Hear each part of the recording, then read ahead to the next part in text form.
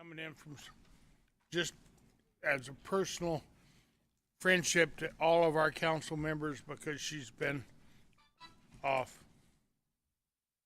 But it's the time to get on now because you don't be late. I thought your deputy would have told you.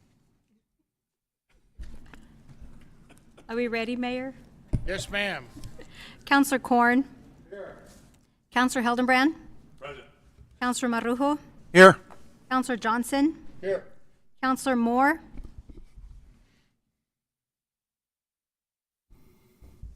Councillor Moore, can you hear us?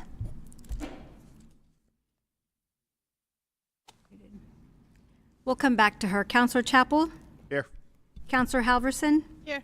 Councillor Cavan. Here. Councillor Oropesa. Here. Councillor Arnold. Present. Councillor Moore.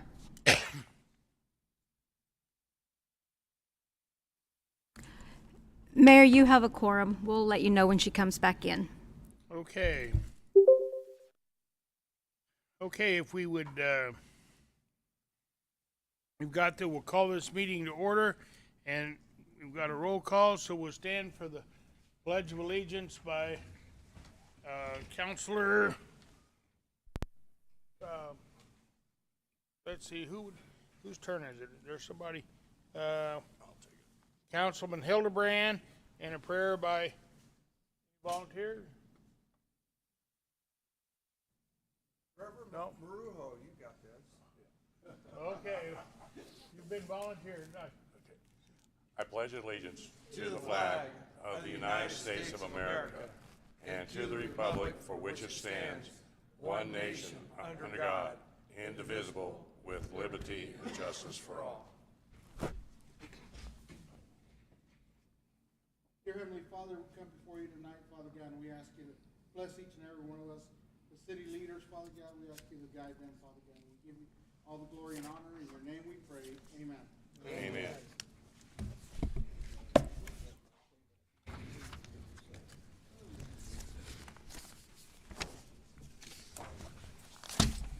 Okay.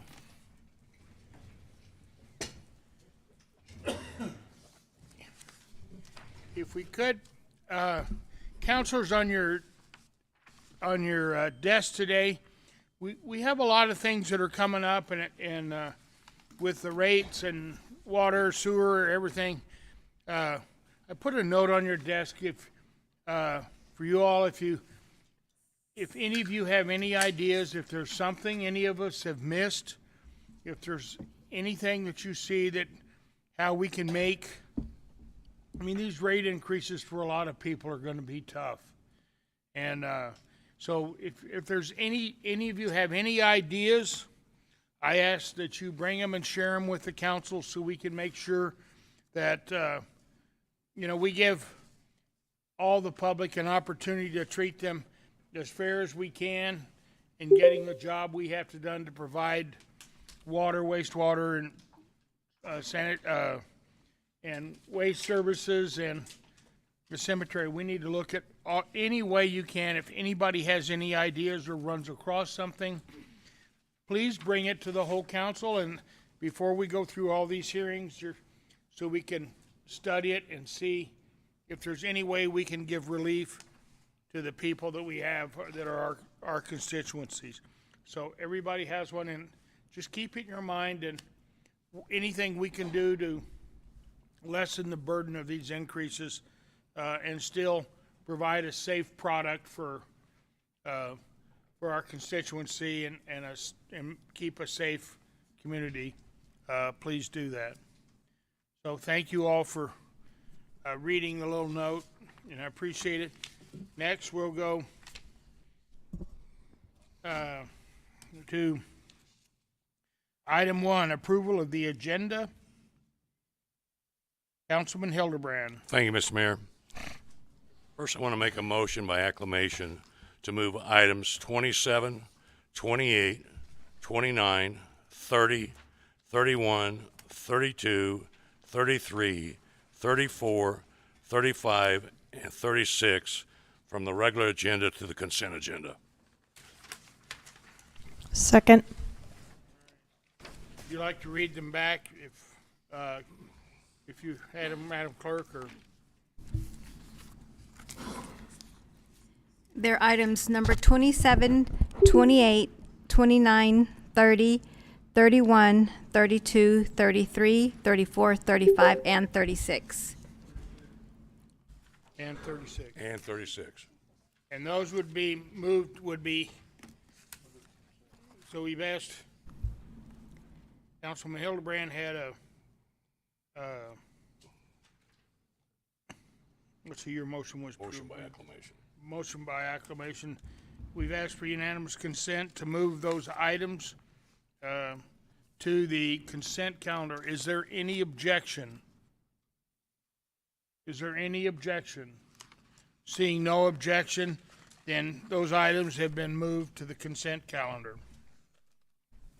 And that's 21 through, 27. 27 through 36. Okay, thank you. Thank you, So Mr. Mayor. now we have, I need to go ahead and make another motion now. yes, now Councilman Hildebrand for item 2, approval of the Yeah. consent agenda. Well, Mr. Mayor, I move that we approve the agenda as amended for the regular agenda for March 14th. Second. Counselor, I'd like to make a motion to change item 20 on the agenda item. Madam Clerk, if we could change the address on page 186 from 611 to 911 South Sunset. Oh, that's good. Well noted, thank you. Thank you, Counselor. Thank you. Is there any objection to change the address from 611 to 911 on item 20? Mayor, Yes. whose backyard is 611?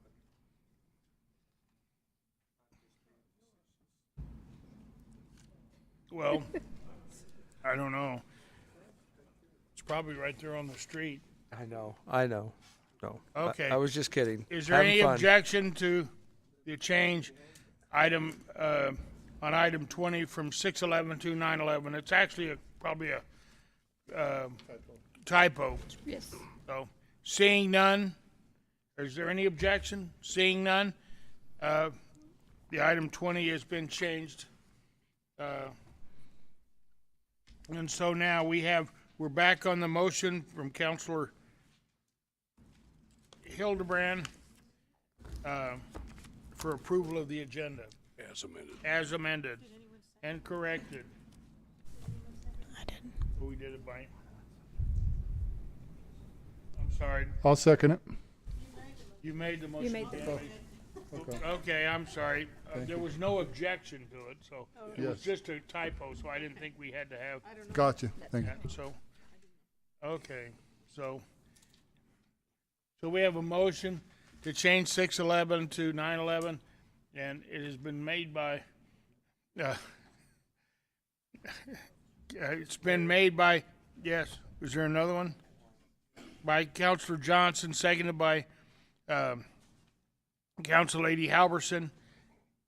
Is there any, all those in favor signify by saying aye? Yeah. Mr. Mayor, What? Councilor, Can I do my usual thing, my usual question on consent agenda? If there's anybody. Yeah, we're not doing that. that. We're just changing the 611 to I 911. thought that was by consent. Well, that's what I thought too, but then somebody wanted to do it the other way, so we'll do it both ways. Okay. I'm trying to get along, it's. So, all those in favor signify by saying aye. Aye. Opposed? Okay. So the 611 is now 911. Now, Counselor, you can. Well, no, we're not. Just the We're not usual, on the consent yet. We still have to approve the regular agenda, item 1, As amended. as amended. okay. So we have a motion by Councilor Hildebrand, seconded by, second by Councilman Johnson, to approve item 1 with regular agenda. Excuse me, Mr. Mayor. Mayor Pro Tem, we have item 39 on page 570, and we need to replace the table charts with the handout that's on your, on the dais. Okay, we have a correction for the on page 570 on item 39. So the handout that was given to you is option 2. That was the one that was approved at finance. The ordinance wasn't updated when we posted the agenda. Okay, so this is just the correct chart for option 2. That is correct. So, Mr. Johnson, when you make a motion to change the charts on page 570, I'll make a motion to change the chart on page 570, okay, and you would, item 39. Council Lady, would you please second that motion? Is there any further discussion on changing the chart on item 39 on page 570 to the correct chart? The chart that was handed out is the correct chart for option 2. Any further comments? Okay, all those in favor signify by saying aye. Aye. Opposed? Okay, now, look at that, we've got item 1 done. So, okay, Did y'all hear my eye?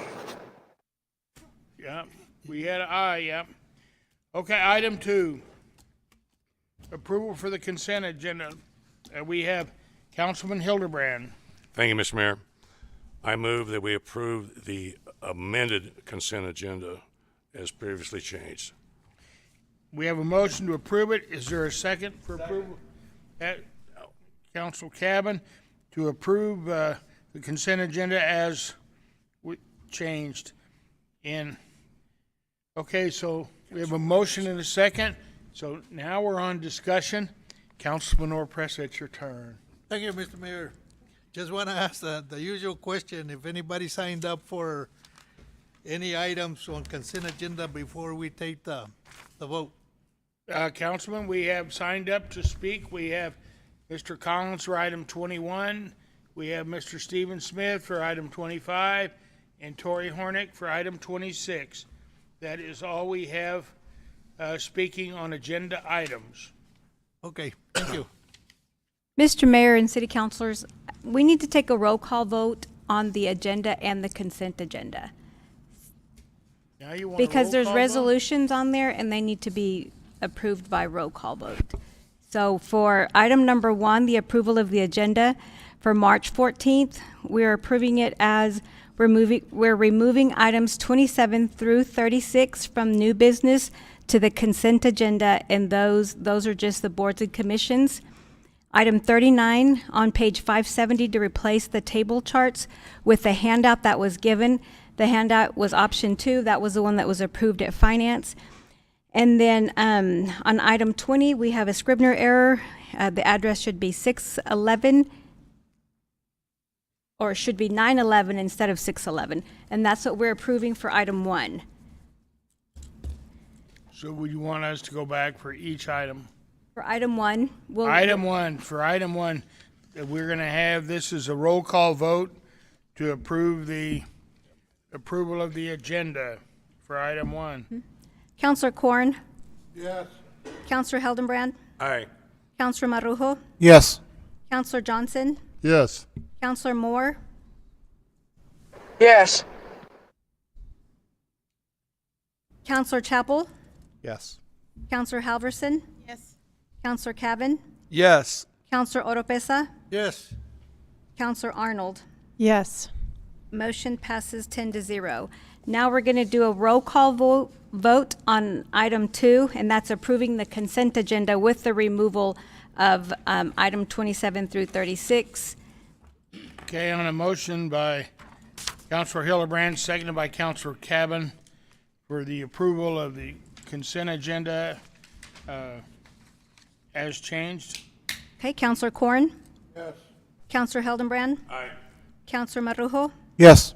Counselor Johnson, Counselor Moore, Yes. Counselor Chapel, Yes. Counselor Halverson, Yes. Counselor Cabin, Yes. Counselor Oropesa, Yes. Counselor Arnold. Yes. Motion passes 10-0. Okay, so we're doing really good now. Okay, so next we have for the consent agenda, well, we have approval of the consent agenda. So let's go to item, what, 15? 16. Item 16. All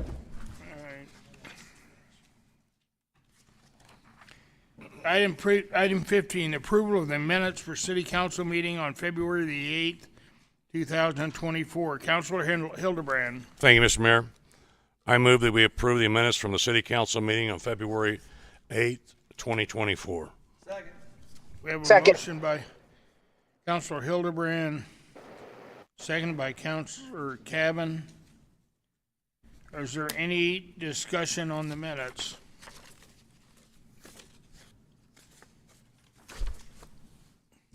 Do you want to have a roll call vote? It's part of the consent agenda, so we're actually on item 16. Well, they just told me 15. I just went by. All right, Councilor Corn. We're item 16. Okay. Well, let's go ahead and do 15 again, because if we do 16, we got to listen to Bud.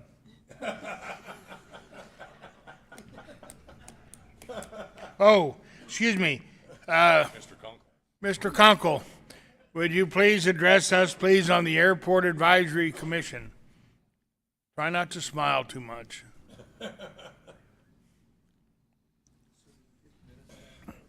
Yes. Yeah. What she said. So, Mr. Mayor, I can make this longer if you'd like me to. I just asked you to be thorough, Mr. Kunkel. Okay.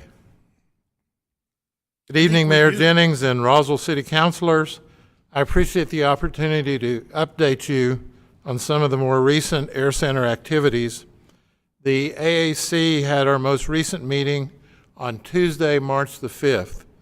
I want to again thank Chad and Hess for being at our meeting, and I continue to encourage attendance by all city councilors when you can. Passenger boardings year to date have increased between 2023 to 2024 with an average of 3,162 boardings per month. Airplane parking fees have increased slightly year to year. February had 242 aircraft parked at the Air Center compared to 233 parked at the airport in February of 2023. Aircraft operations have increased significantly year to date, primarily due to the U.S. Navy flight operations from the Corpus Christi, Texas Naval Air Station. Both the outgoing and the incoming commanding officers of the flight training detachments spoke at our meeting. Both were extremely complimentary of the Air Center and the Roswell community. The flight students gained significantly more experience and flight time while TDY to Roswell than at their home station. This is primarily due to the significantly better weather that we have in Roswell compared to Corpus Christi during this time of year. But it also has to do with the limited amount of air traffic in the area, which provides a better training environment for new pilots. Both commanding officers will definitely recommend that the Navy's pilot training return to Roswell in 2025. The unit will stay here until the end of March. This is a large economic benefit, especially for Roswell's hotels and restaurants during the 2+ months that the Navy is here. And a special thanks is due to Roswell-Chaves County Economic Development Corporation for an evening of food and beverage for the Navy personnel. That is part of the Roswell hospitality that encourages the Navy to continue to come back to Roswell. A bid of $267,000 plus was received by the Air Center to repair/update the taxiway to to the Transaero building. This will allow Transaero to move both rotary wing and fixed wing aircraft to their building for training purposes and refueling. This is an improvement to the infrastructure the City Council needs to consider to better accommodate Transaero.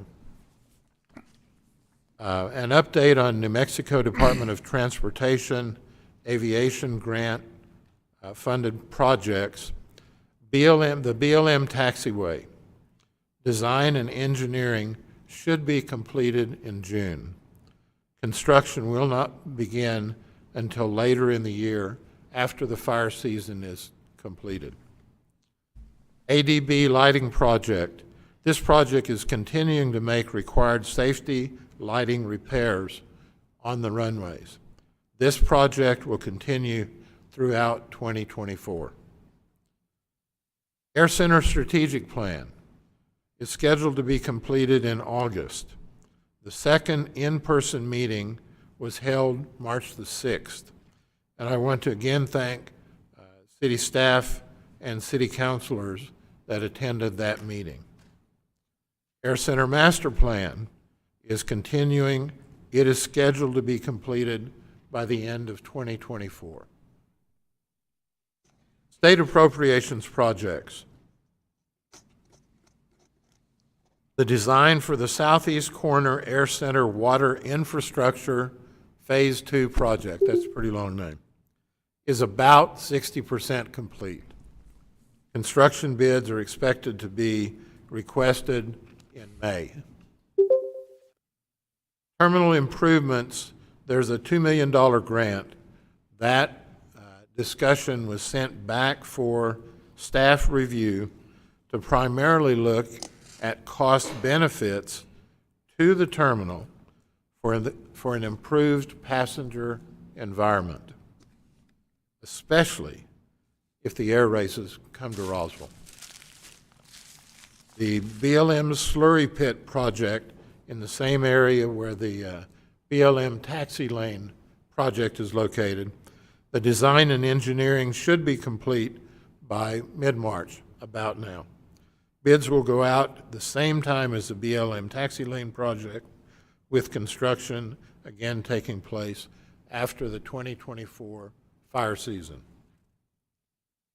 Air Service Development and Consulting Service Contracts, RFPs, are to be evaluated on March the 22nd for a possible award of that contract. Some additional information was provided by Air Center staff reference the automobile storage hangar project. Staff will recommend locations for the auto storage hangars at the April meeting. We are all anxiously awaiting the decision for relocating the Reno air races, which is now scheduled to be decided by the end of April. All indications appear to be very promising for Roswell to be selected for the air races. Insurance claims. The 2021 hail insurance claims projects are expected to be completed by mid-April.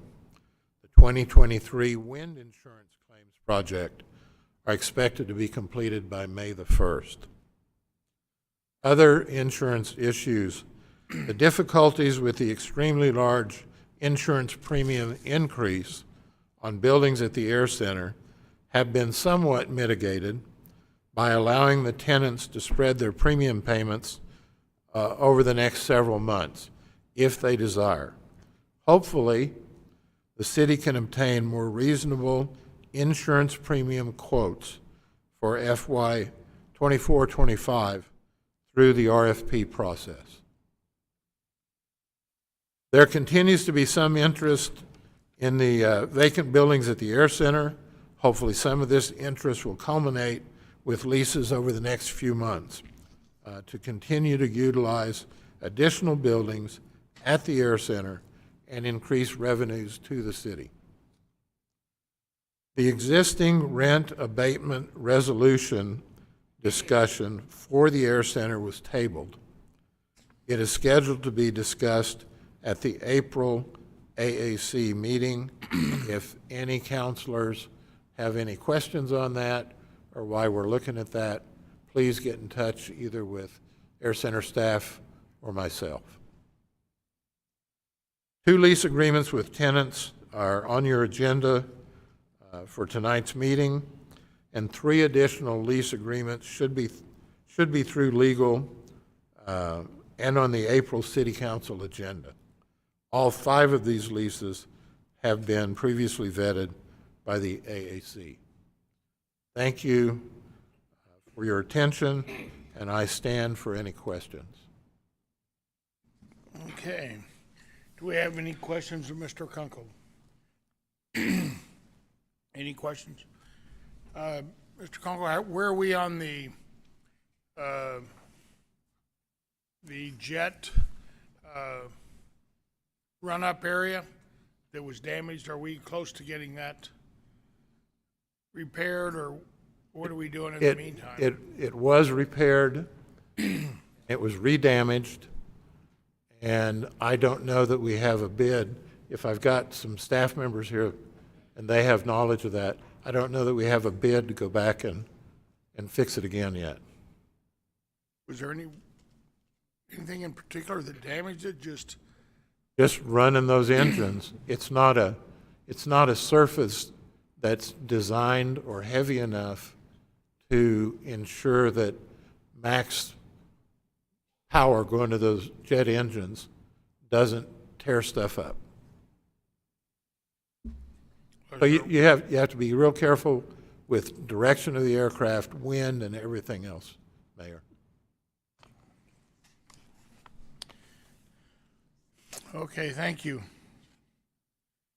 So, I know we did move one thing to the consent agenda. Does anybody wish to reconsider if he talked too long?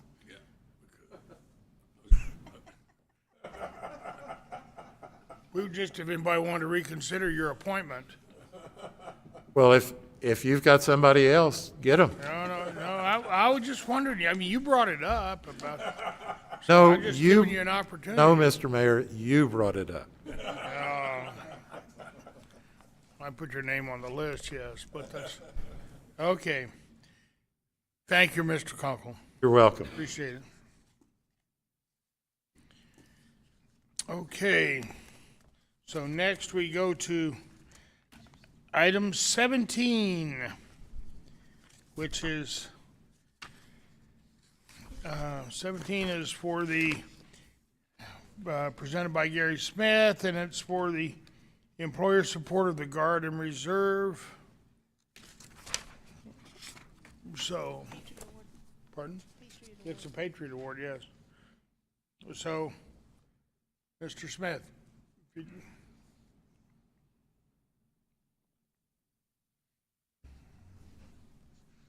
Good evening, Mr. Mayor, councilors, and ladies and gentlemen. It's a real privilege to be here this evening on behalf of employer support to the Guard and Reserve.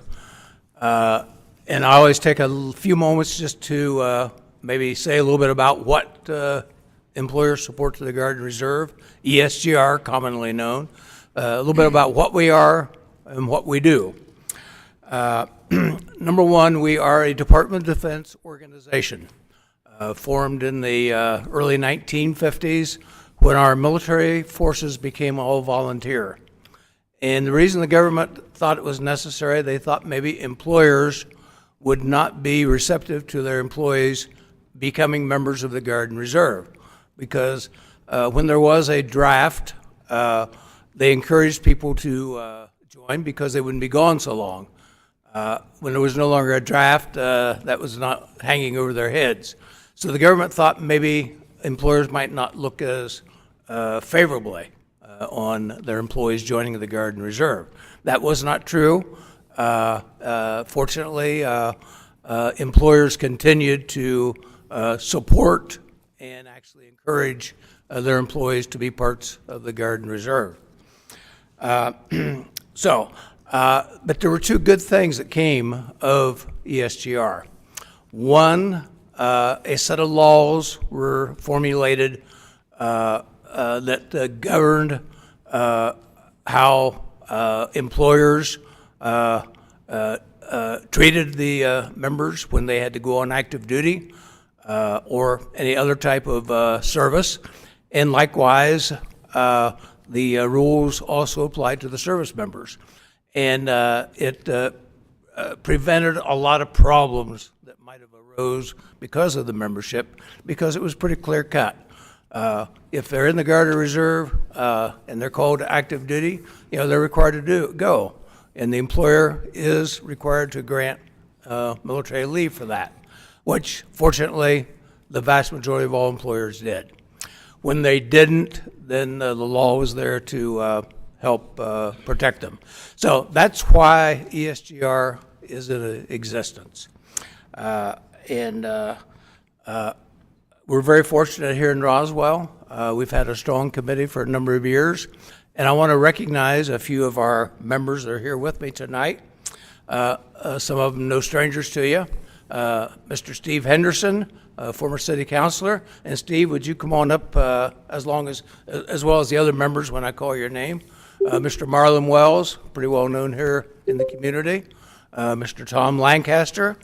And then I'm also proud to say that one of your own city councilors is likewise a member of Employer Support to the Guard and Reserve, Juliana Halverson. And we have roughly over 20 members on our local committee, and they all serve as volunteers. There's no pay. It's all out of the goodness of their heart. So two good things came out of this organization, or them forming it. The law, USERRA, which does have teeth. And then secondly, they came up with an awards program. And this is why we're here tonight. They come up with this award program, and it's one that the service member himself or herself can nominate their employer for an award. And when I go brief the service members, I encourage them to do that. And fortunately, they do it, lots of them. And that's why we're here tonight. And I might say that the city of Roswell over the years has been great. We've had a number of people recognized. We've never had problems. The city releases their members without any problems, gives them military leave. So it's been a great association. So we encourage them to nominate them. And tonight, we have two members of the police that are one getting an award and the other nominator. So I'm going to ask Mr. Alberto O'Donnell, the nominator, if you will come up, please, and Mr. Lance Bateman, the chief, who's the award recipient. If you gentlemen will come up, please. Yes, I guess they are coming up.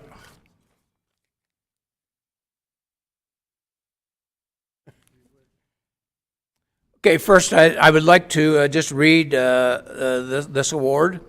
The Office of the Secretary of Defense, Employer Support of the Guard and Reserve, recognizes Lance Bateman, Roswell Police Department Police Chief, as a patriotic employer for contributing to national security and protecting liberty and freedom by supporting employee participation in America's National Guard and Reserve Force.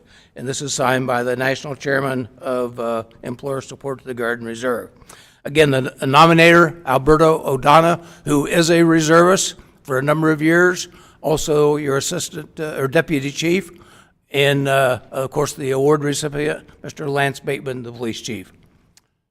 So, there you are. At my back here. Congratulations, sir. Yes.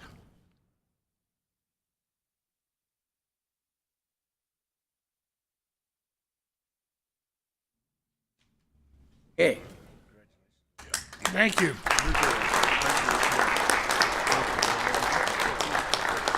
Congratulations again, sir. Thank you so much for the nomination.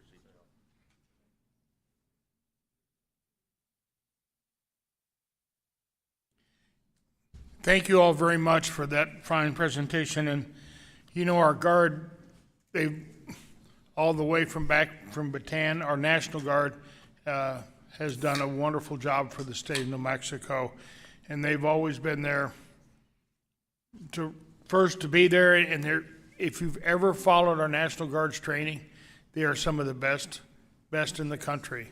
They are fantastic, and we have people that really in our National Guard that really take service to their country to the nth degree. And thank you all. Thanks for the employees' support of the Guard for giving credit to those individuals who have done such a fine job. And year after year, and Councilman Henderson, you were here for years, and I know you've been on that, and you never waver as well as your compatriots that are there with you. Thank you all very, very much for your service. And Chad, thank you. Any further comments? Okay, thank you. I hope your picture comes out. Juliana is quite picky about those, especially when she's in it. I'll get even, you know that. Okay, next we have for Mr. Joshua Sims. Yes, ma'am.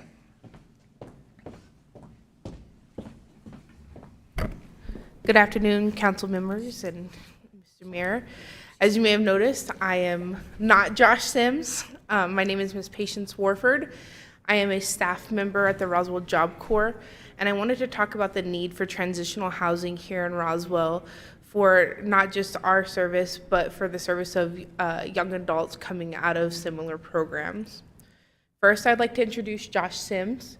He is one of our recent graduates. Let me introduce the program. Roswell Job Corps is a Department of Labor funded program that provides education and hard skills training for young people ages 16 to 24. In this training, students have the opportunity to get their high school diploma and driver's license, but what we encourage, or what the focus of the program is training in areas such as automotive technician, electrical wiring, building and construction technology, painting, and other union trades. With this, we give disadvantaged and low-income youth the opportunity to become active members of the workforce in areas that maybe they would not have before. Josh Sims is a recent graduate from our automotive program, an excellent young man. He scores well above college levels on any of our educational tests. He finished his high school diploma within 6 months with our program, and our automotive program within a year, along with AESC certifications. Josh came to us as a young man. He was 17, and through his graduation, he turned 18, in which his guardian at the time decided that they were no longer going to be able to support Josh and facilitate his transition out of the program home. Through a lot of hard work with the people around you, Ms. Ringer, who is our TAP coordinator, or our drug and alcohol counselor, basically, Josh was able to find housing through the community, but it was not without struggles.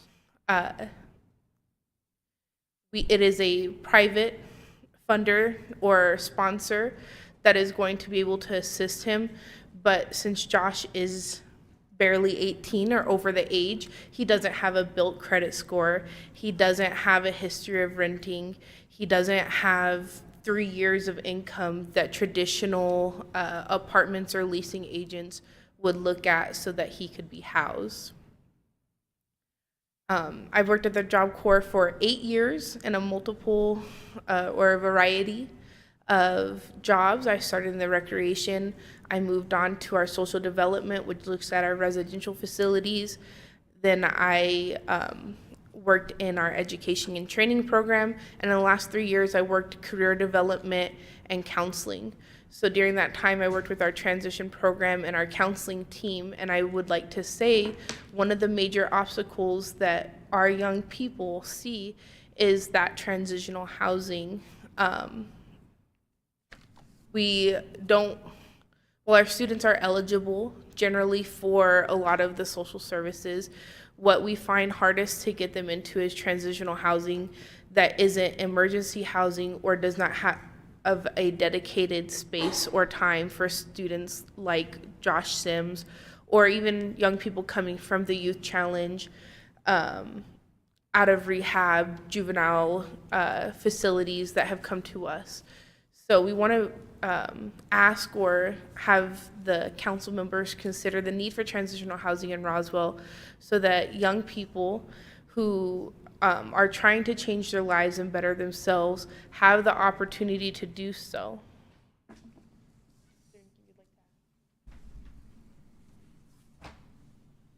Mr. Mayor, Council, I actually asked that we recognize Joshua Sims tonight for a couple of reasons. First thing I want to do is welcome him to our community. I brought you a very special pin. This is the UFO bash pin that Tori Hornick had given to me, and I want you to have it. But I wanted to point out two things that I've learned from meeting Joshua Sims. Andrea Ringer, in looking for housing, reached out to our affordable housing team that's kind of been formed, and basically put us on a hunt to find this gentleman a place to stay, because it's actually very exciting to have a young person come into our community and choose to stay here in Roswell, get a job, and have some true desire to be part of our community. We all hear about a housing crisis. We all hear that we have a serious issue with finding housing. And I've been working with Councilman Hildebrand in it for 18 months now. And so it's been on my mind. But until I was actually asked to help find housing, I didn't really understand the depth of where we're at. I called 5 realtors that I knew personally, called 2 that actually had 2 individuals who had property in the community, and nothing. They had nothing, not even an extra room. And just by the grace of God, I happened to decide to go get into my garage, which is rare, and my neighbor has an efficiency attached to that. Well, the gentleman staying there informs me that he's moving out. So I then call my neighbor, Miss Sylvia, and she tells me it's taken, but her daughter happens to have a small studio. And so all of this super connecting is what was required to find housing. So I wanted to take a moment to make a point that, yes, we have a pretty severe housing crisis, and it's hitting certain age groups. And I kind of want to reach out to the community and the council and say that in order to truly address this at the level we're at right now, it's going to take some serious super connecting and actually doing kind of what happened to me, just, asking one person who has a lead to the next person and to the next person and following it through. So I am very excited that Mr. Sims now has a place to stay in our community.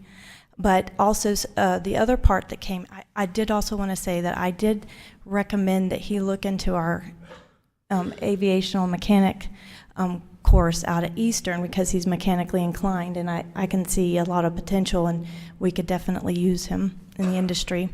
But the other part that came out was learning from the behavioral health subcommittee that I participate with, the affordable housing. They're all kind of connected, but we actually have an age group that is extremely important, and Ms. Ringer here is actually a therapist for young children, and she's very valuable to our community at this point. But the age group of 18 to 26 is huge, but that's a transition. When we have people coming out of Job Corps or Youth Challenge or University High or Roswell High or Goddard, and they don't have the life skills to figure out how to adjust to blending in or basically getting a house, fixing a flat tire, doing a budget, those kind of things, that is when we lose them in transition.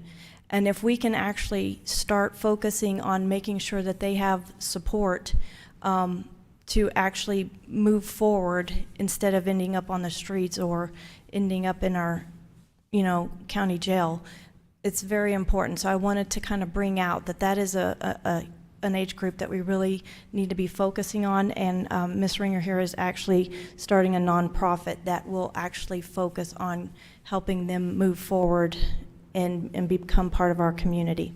But that's pretty much all I had. I just wanted to, did you want to, real quick? Thank you. Yes, ma'am.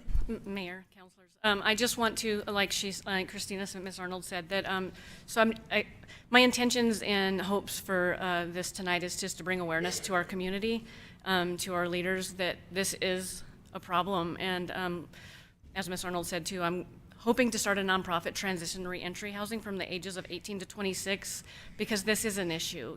These individuals are trying to better, and better yet, they want to be a part of, Roswell, Chaves County community, and we're sending them to the streets because there might be funding, but there's not housing. So just that being said, I hope that we all are aware that this is a need. And so when something does come along, I hope that we're all, hand in hand, and that we all realize that we can make a difference, and this is the age group that we need to start with. So to be more. So just, I hope you guys look forward to it, and I hope we can all work together. So. Okay. Thank you. Are there any questions of Joshua or these ladies? I would just like to say thank you, all of you. Joshua, welcome to Roswell. We're glad to have you here, and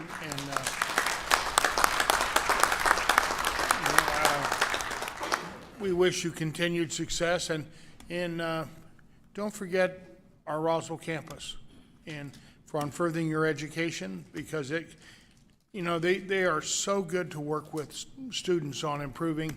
If maybe you want to go in from automobile to aviation mechanics, whatever. I mean, we have such a wonderful program out there, and they assist you a great deal on moving forward with your life. And thank you for picking Roswell. I hope you look around, get to see our museums, and tell some of your friends. I think this can be a very friendly, loving community, and we're glad to have Job Corps here, and we're glad that you chose to stay in Roswell. Thank you. Thank you all very much. Okay. So next we have, for public participation, if I could, I might, yes, I didn't see where you were, Mr. Cole. You have a empty seat there. Mr. Cole has a surprise announcement that he would like to make concerning our staff, as they have another engagement. So, Mr. Cole. Thank you so much, Mr. Mayor. Mayor Jennings, members of the council, last month at our last council meeting, I had to give you some news that we were losing our HR director. I've got some great news. We have a new HR director, human resources director. She starts tomorrow. She is a hometown girl. And she has gone on to Texas to work for some very large corporations in the human resources field and has extensive experience. And we are thrilled that Miss Molly Montano is moving back to Roswell to be near her family and to come work for the city and join our team. So I'd like to introduce you to Miss Molly Montano, our new human resources director for the city of Roswell. Welcome, Molly. Hello. You would like to make a statement? We'd be glad to hear from you. I'm just incredibly excited to be a part of bringing quality back into my hometown.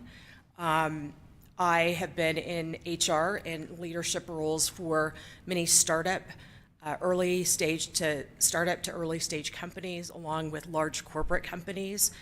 And I think that the experience that I bring from that vast variety of various employers that I've supported, not only from an HR perspective, but also from a talent attraction perspective, will be very meaningful to bringing that into Roswell. It's interesting hearing about the fair housing. I was missed recently with Realtor.com, and I actually led the new internship and college graduate program.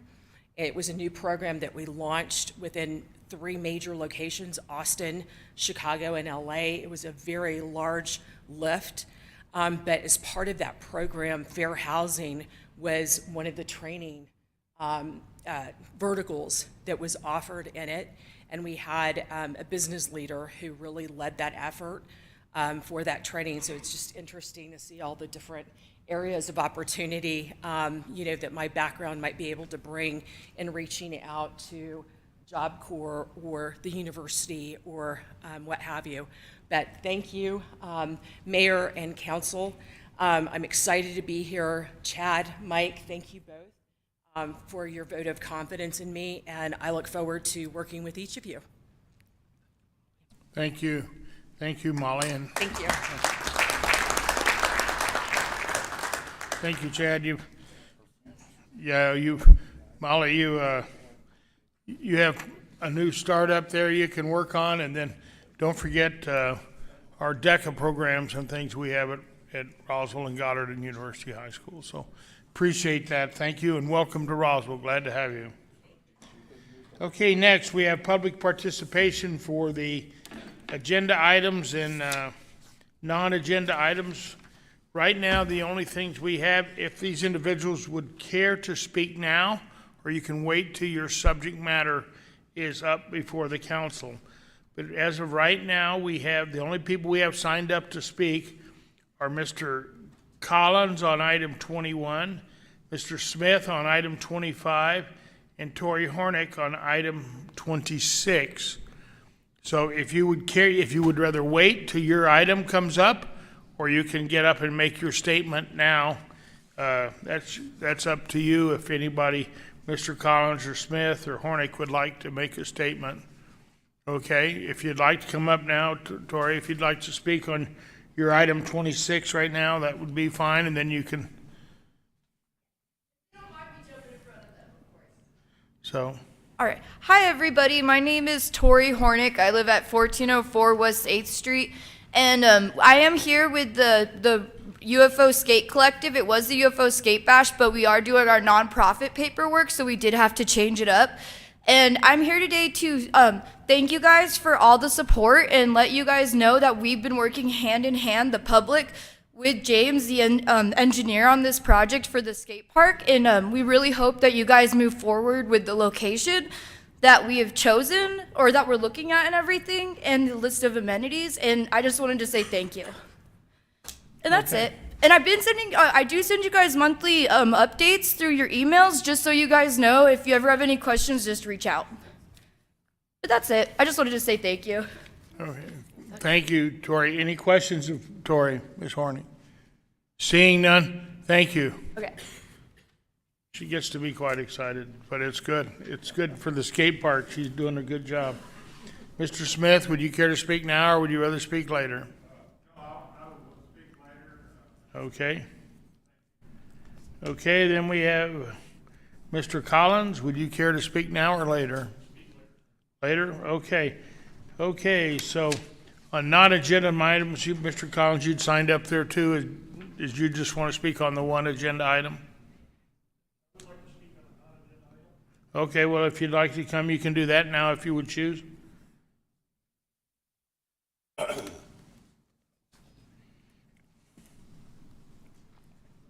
Collins, live at 501 Twin Diamond.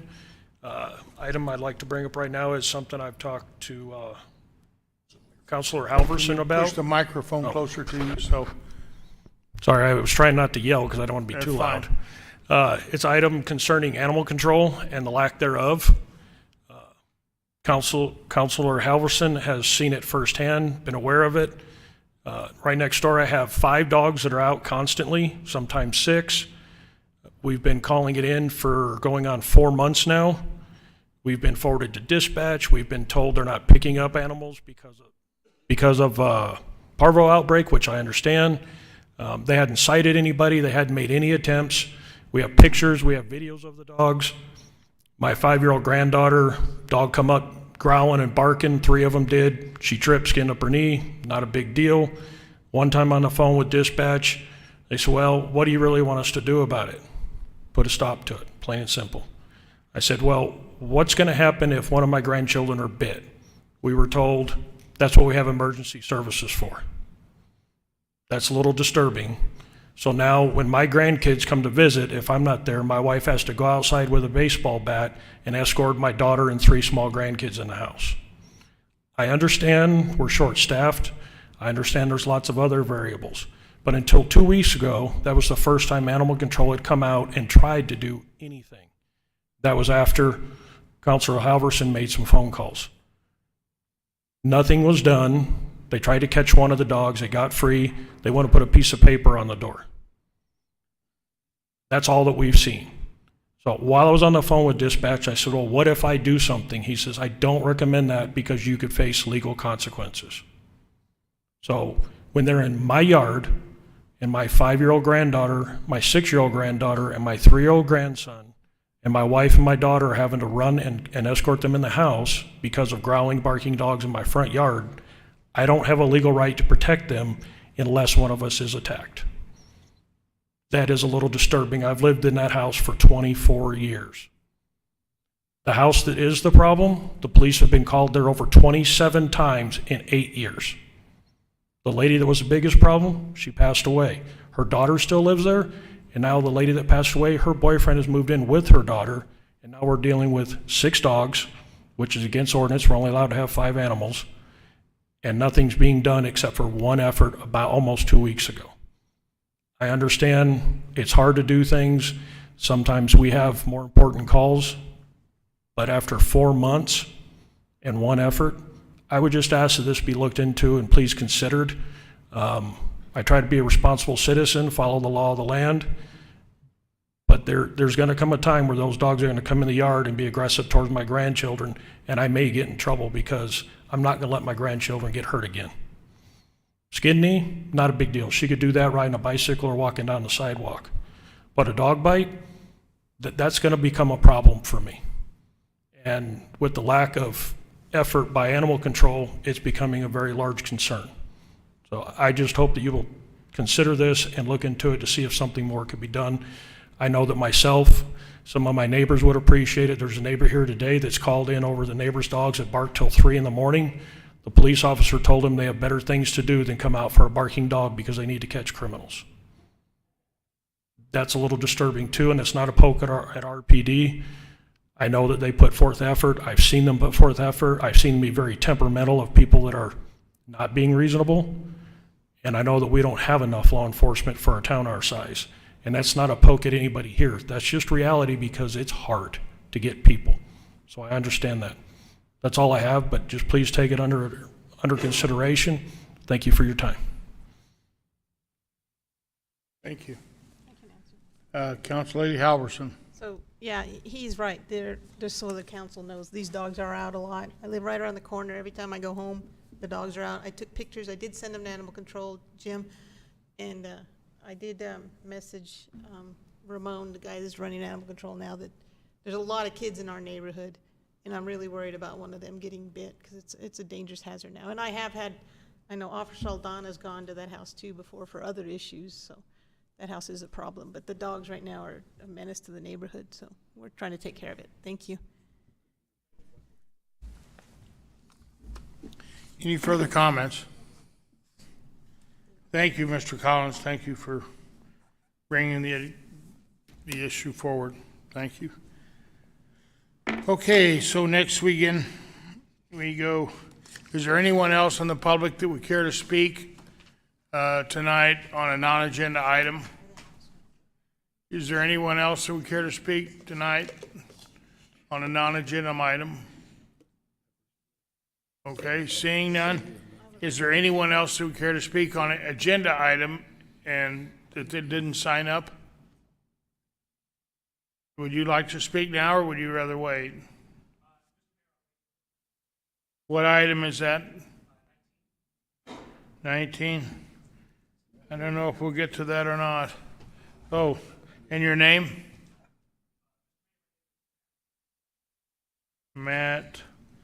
Kennecott. Okay. Okay, so seeing no one else that care to speak, then we'll go next. We'll move right on. Oh, now let's try case number 19, item 19. Councilman Hildebrand, this is to hold a public hearing, consider zoning change 24-005, which includes a variance to residential distance zoning change for commercial cannabis establishment and a conditional use permit at 1725 Southeast Main Suite B. Okay, Councilman Hildebrand. Thank you, Mr. Mayor. I make a motion to what you just said. Okay, Councilor Hildebrand makes a motion Second. to hold a public hearing on zoning case 24-005. And a second by Councilor Lady Halverson? Right. Oh, shoot. Pardon? Arnold? I'm sorry, I didn't. Councilor Lady Arnold. Okay. So let's see. Okay, who we have that's going to do that? Meredith, where art thou? Here you are. Okay, Mr. Mayor, Meredith. we have items 19 and 20 we need to swear in. So if, Okay, anyone who wishes to speak on items 19 and 20, if they would stand so we can swear them in. we can do both of them at the same time. Is that what you're asking? 22, item 22. And item 22. So if we can get anybody that's speaking on item 19, which is the cannabis, item 20, which is game day, and item 22, which is the annexation. If you please stand and raise your right hand. You too. And just repeat after me. Do you solemnly, sincerely, and truly declare that you affirm that the evidence that you shall give shall be the truth, the whole truth, and nothing but the truth? Thank you. Okay, thank you. Okay. Meredith. Good evening, Mr. Mayor, members of the council. Item 19 is a request for a cannabis establishment, retail cannabis, zoning case 24-005 CAN. And it's a request for approval of a variance to residential distance requirements, a zone change to C-CAN, which is commercial cannabis, and a conditional use permit to operate an adult use retail cannabis establishment located at 1725 Southeast Main Street, Suite B. These are staff photos of the property under consideration. You can see that the NMDOT right-of-way that's not part of the actual streetway is some of the parking area, and that's because the facades of the buildings on Southeast Main come up to the property line. Here's an assessor map aerial and the zoning map section showing the C2 in the C2 commercial corridor. This is a map of the comprehensive land use plan, also showing commercial corridor. As of today's date, we've received 0 written protests and 0 inquiries pertaining to this case, and no one spoke from the public at the Planning and Zoning Commission public hearing. During the February 27th, 2024 Planning and Zoning Commission public hearing, City Engineering provided vehicle crash data maps generated by Fries and Nichols for the Safe Streets for All study that is undergoing right now. The maps are in the council packet.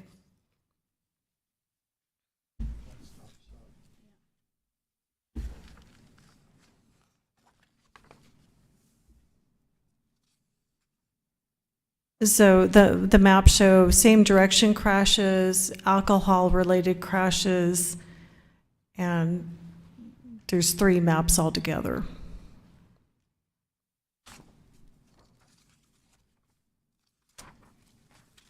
And if you have any other questions on that, James McCornack is in the audience.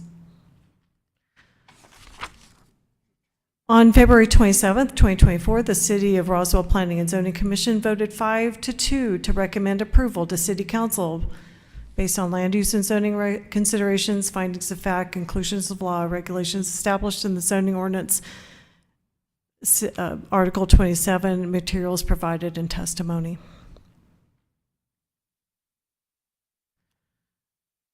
So, based on all that, staff recommends City Council hold a public hearing, which you're doing now, that City Council make a motion and vote on zoning case 24-005, including a variance to residential distance requirements, zone change to C-CAN, and a conditional use permit with draft conditions of approval specified in Exhibit F in your packet. And I stand for questions. Mr. Kennicott is here to speak on behalf of the cannabis establishment. Okay. Mr. Kennicott, would you care to speak your mind, please? No. Thank you, Mr. Mayor and members of the council. Again, my name is Matt Kennicott. I am one of the co-founders of Weeds Cannabis Consulting. I've been working on cannabis policy since 2008 when I was a junior staff member in the legislature on the Lynn Aaron Compassionate Use Act. And most recently, I served as a policy analyst on the current governor's task force, where we helped write the Cannabis Regulation Act, the law that we're currently operating under as cannabis operators. As a firm, we've licensed over a quarter of all cannabis operations in the state, so I've seen a lot. And I've personally conducted hundreds of site visits at licensee locations across the state, and I've seen the maturation of the industry in just a short amount of time. In addition, I operate a small cannabis farm in Socorro with my significant other who's here with us tonight as well. Mr. Salcido and his team have been working on their dispensary with great professionalism. In fact, out of all the clients that I've had, I wish they would show more professionalism and be as prepared as Mr. Salcido has been. They've already invested a significant amount of money into this location, over $10,000 at this point, in addition to rent that they've been paying since September. They're ready, in my professional opinion, they're very much ready to operate this location. In addition to being as prepared as they are with the building and everything else that goes into it, they have extensive experience with cannabis compliance due to Mr. Salcedo's wife working at Dreams Dispensary. Just a couple of additional points tonight. Based on data available from the state, Roswell was actually one of the top 10 cannabis markets last month, with close to $800,000 in sales and a growth of 2.2% in recreational cannabis sales. There's room for growth in this market, especially with the number of visitors that regularly come to the city. Since the beginning of adult use or legalization, Roswell has seen over $13 million in cannabis sales to date, with the state now being a $1 billion cannabis market. Not too many $1 billion industries in the state that pop up overnight. This brings gross receipts tax revenue and cannabis excise tax revenue to the community that would not have otherwise been generated. I do like to say that we are in the compliance business and not in the cannabis business. Selling cannabis or farming cannabis or anything else comes secondary to the compliance piece. Compliance is very important. It's not only important to keep operators out of legal trouble, but it helps protect consumers. And I believe 285 South Dispensary has a very major leg up in that regard. They're ready to move. In fact, we came from Socorro early today, did a compliance walkthrough with them, and in my opinion, again, they are more than ready to go.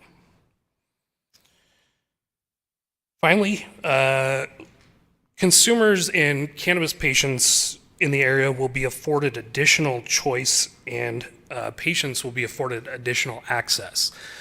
The nearest dispensary is 1.5 miles north of where 285 South is located, with no dispensaries being located south of them.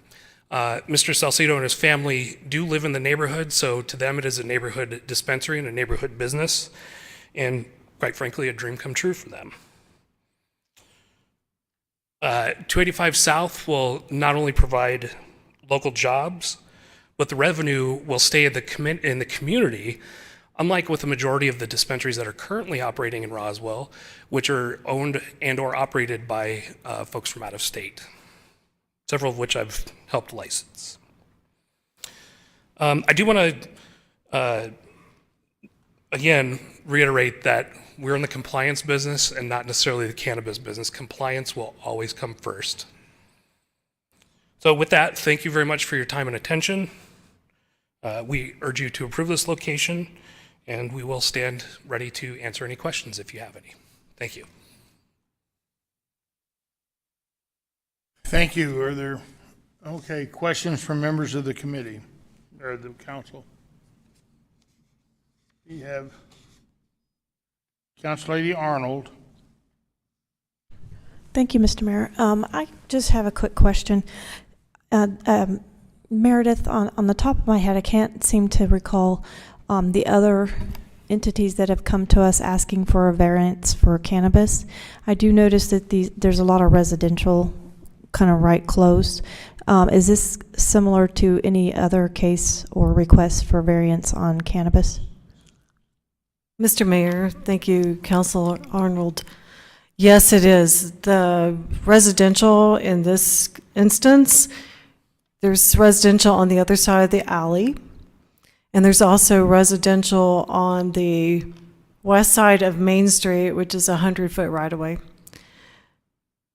This is very common because commercial corridors are often on the other side of the alley from residential or a nearby street that divides residential from commercial. So while it's common, I'm saying, so how many of our other, I know we've done some, I just was trying to be reminded of. Sure. So for instance, the one next to the newspaper in the Cass Plaza in the 2300 block of North Main Street, there's residential within the 300-foot notification area, so that had to have a variance as well. There's also an R3 zoning district, although it's more like professional office right there at the Sally cul-de-sac right behind the newspaper and the Cass Plaza. That's one instance. The swap also had a distance variance to residential because there's residential right behind swap and nearby. Okay. This is a common thing. I think you're going to see it over and over. Yeah, I was just trying to establish precedent, so thank you Yes, very ma'am. much. Right behind it.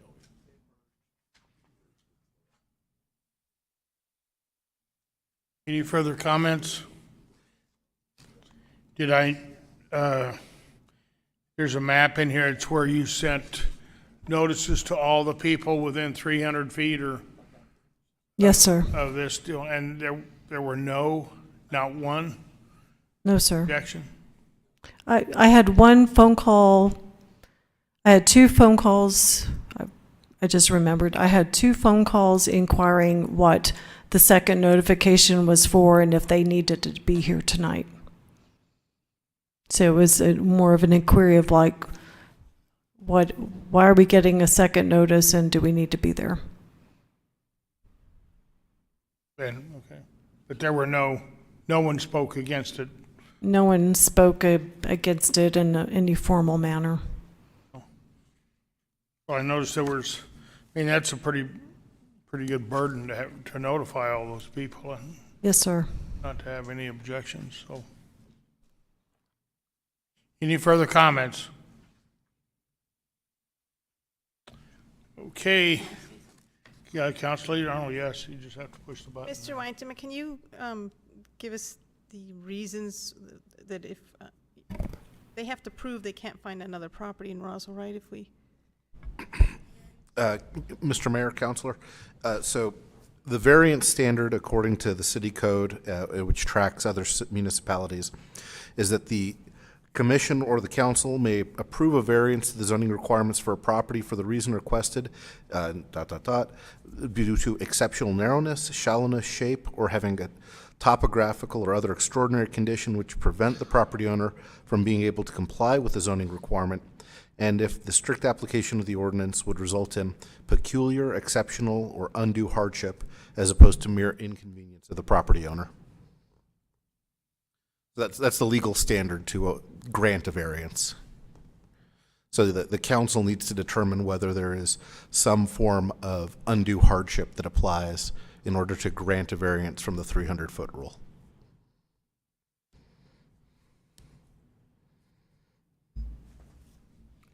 Council Lady Arnold.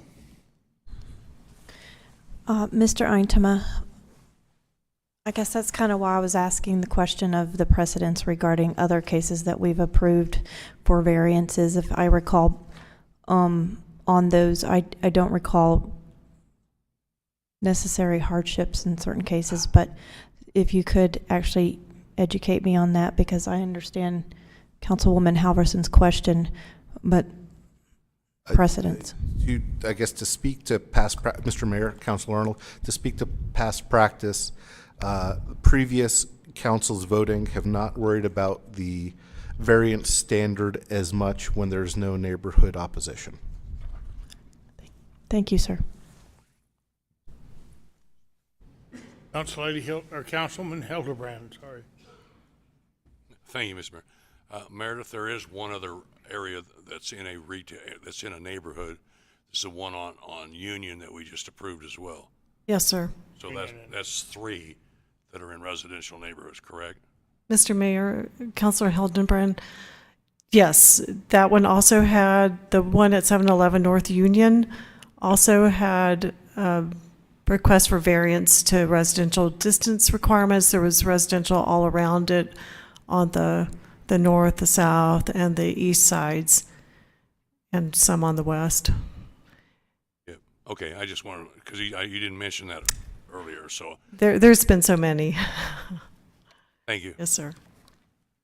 But any further comments? Meredith, didn't we approve one on South Main, and the schools just announced that they might move the junior high relatively close to that? Mr. Mayor, yes, sir. I received a call from the school this afternoon,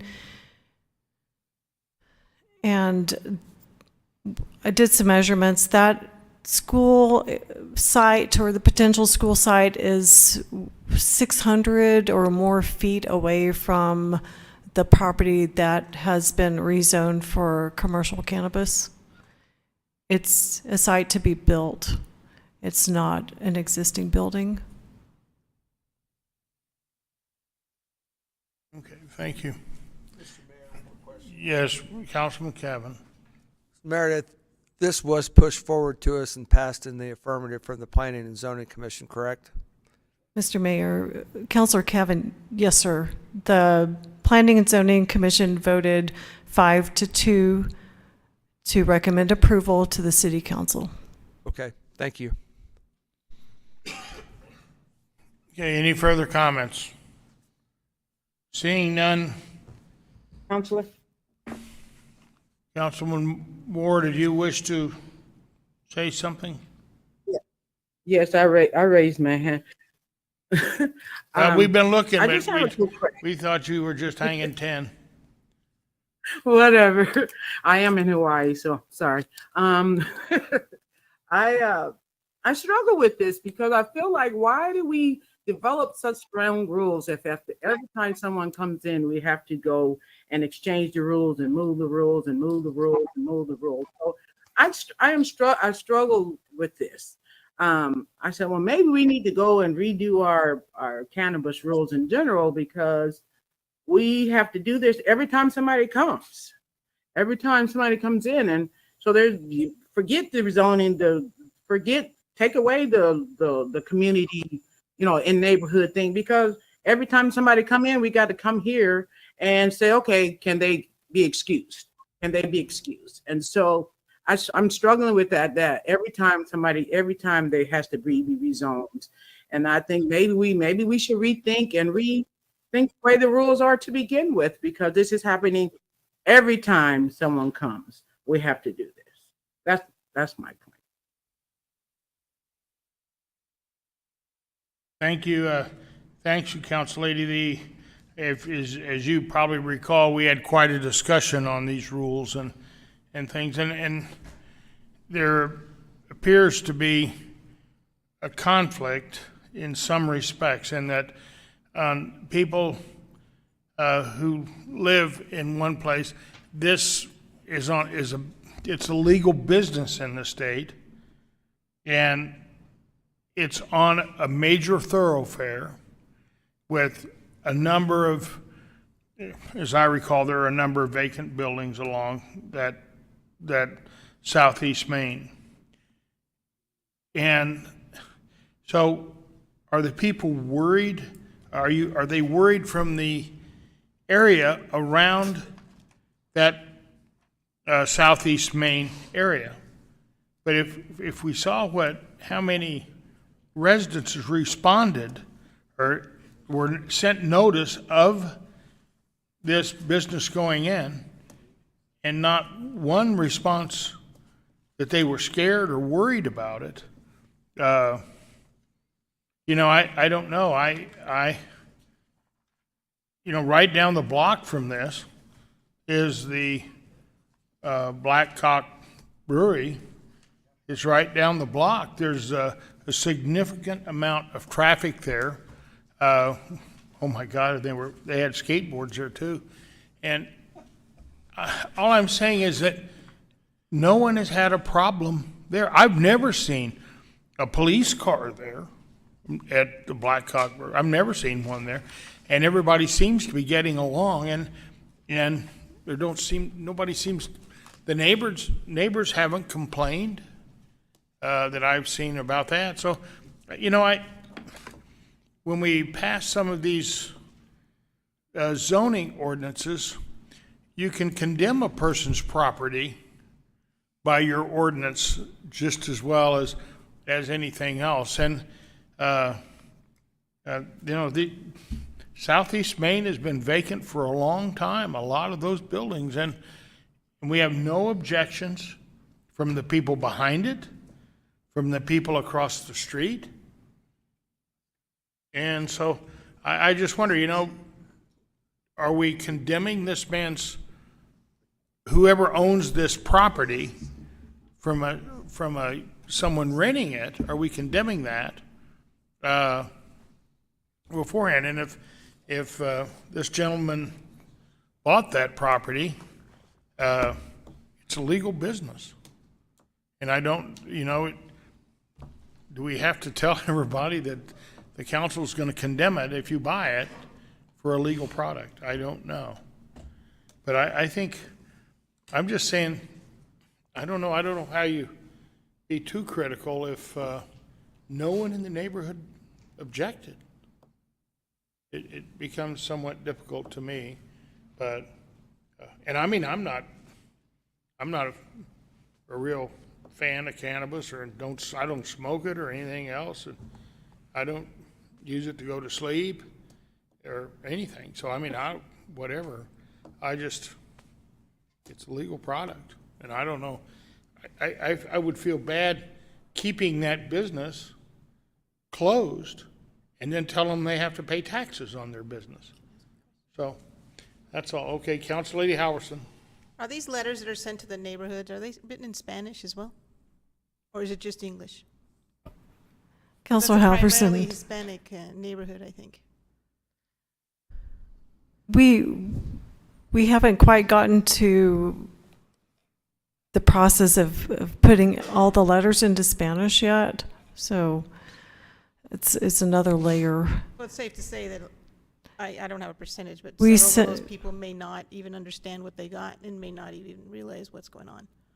We did send a letter out for a notification letter for the Planning and Zoning Commission hearing, and also a letter out for this meeting tonight. But if it's not in Spanish, I'm just assuming, maybe I'm wrong, but they may not understand what they've received in the mail.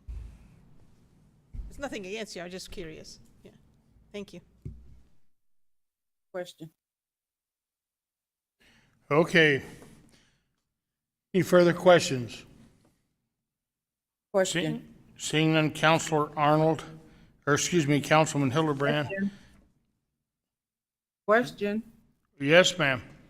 Yes, Miss Moore. Only other thing is that sometimes, a lot of times we say we don't get letters, but a lot of times we just don't respond. We're not sure how to respond. So they keep saying they understand the sending out the letters. I understand that's the way we do it. But sometimes I think you feel like some people are just lazy or just don't respond. So don't mean just because people don't respond that they don't care or they're not opposed. But I think it's some of the times is when you get all these notices, you're not sure how to respond or what to reply to. So I think we can't put all our eggs into people are just not responding because it doesn't matter or they don't care about these businesses in the area. And I have my own personal thing about this, the marijuana thing, the cannabis thing. So I'm in a different boat with that stuff. But I think a lot of people, let's not just, because we keep saying nobody responds, but that doesn't necessarily mean that they don't care or they're not against it or whatever. So I do appreciate the notices going out, and I do understand since this is my era when Councilor I'm sorry, where she just said about mostly being in Spanish, since this is my area, I think most of that area is that Southeast Maine is a lot of Spanish speaking. So I'm not saying that, so we won't say that they just didn't get it or maybe they just, so let's don't say they don't, we didn't get enough notice. But I do appreciate the letters going out, and I think this is different, and it's different in the neighborhoods. Some neighborhoods, since that is the quote unquote Devil's Triangle, quote unquote hood on that Southeast Maine, it's a little different in that little area. So the type of people that's going to be in that area is different. So them reaching out or replying is less likely, is all I'm saying. Thank you. Thank you. Mr. Mayor. Yes, ma'am. Councilor Moore, thank you for your comments. We did send out roughly 76 letters, certified mail. We received a whole lot of green cards back on both occasions that we sent out this notification. Great, thank you. Glad to know that it was certified. I appreciate that. Thank you. That's good. Well, then the messages got out. So, okay, so I believe we can now, we have a motion to hold a public hearing to consider the approval. So I guess now we would vote to approve it. So if you want to approve a zoning case 24-005, you would vote yes. If you want to disapprove it, you would vote no. And it takes 6 members of the governing body, which would be if there have to be 6 counselors, we're all here, so there's 10 counselors here. So if it becomes a tie vote, then I would vote. That's the way I understand it. And would you like us to use the boxes, ma'am? Okay. Well, Ms. Moore, can you give an ET finger for your box down here? Oh, you'll have to vote in person there, Ms. Moore. Okay. Members. I'll fly right down. All those in favor, vote please by using your box. And we also need to do a roll call vote. Counselor Corn? Yes. Counselor Hildenbrand, Aye. Counselor Marujo. What was that? No. Thank you. Counselor Johnson, Yes. Counselor Moore, No. Counselor Chapel, Yes. Counselor Halverson, No. Counselor Cavan, Yes. Counselor Oropesa, Yes. Counselor Arnold. Yes. Okay, by a vote of 7-3, the zoning case number 24-005, concerning the, in order to operate an adult use facility for retail cannabis located at 1725 Southeast Main, Suite B, has been approved by a vote of 7-3. Okay. Thank you very much, sir, for coming. And, okay, next we have item 20, to hold a public hearing and vote on a club liquor license on the premises for consumption only at Game Day USA, doing business as Game Day, located at 911 South Sunset. And we have Councilman Hildebrand. Thank you, Mr. Mayor. I move that we hold a public hearing and vote on a club liquor license on the premises consumption only for Game Day USA, DBA Game Day at 911 South Sunset. Councilman, excuse me, we have a motion by Councilman Hildebrand, second by I second. Councilman Johnson. Okay. Okay, thank you. Mr. Eintema. Mr. Mayor, members of the council, do you mind, Madam Clerk, do you mind going to that, I think it's the second or third slide that has the legal standard? Oh, it's just the first one. Any case, this is a public hearing for back one, please. Up on your screens, you'll see that this is a quasi-judicial public hearing. The council, the default rule under state law is that the license is granted unless the council makes a finding that one of the three, based on substantial evidence, that one of the three elements is not met up there. So the location would be prohibited, it would be in violation of the zoning ordinance, or it would be detrimental to public health, safety, or morals, looking at the specific case. Number one and number two, speaking for staff, those are met. So you'd be basing your decision on number three. So the council has to make a finding of fact that it would be detrimental to the public safety or morals in order to vote against granting this license.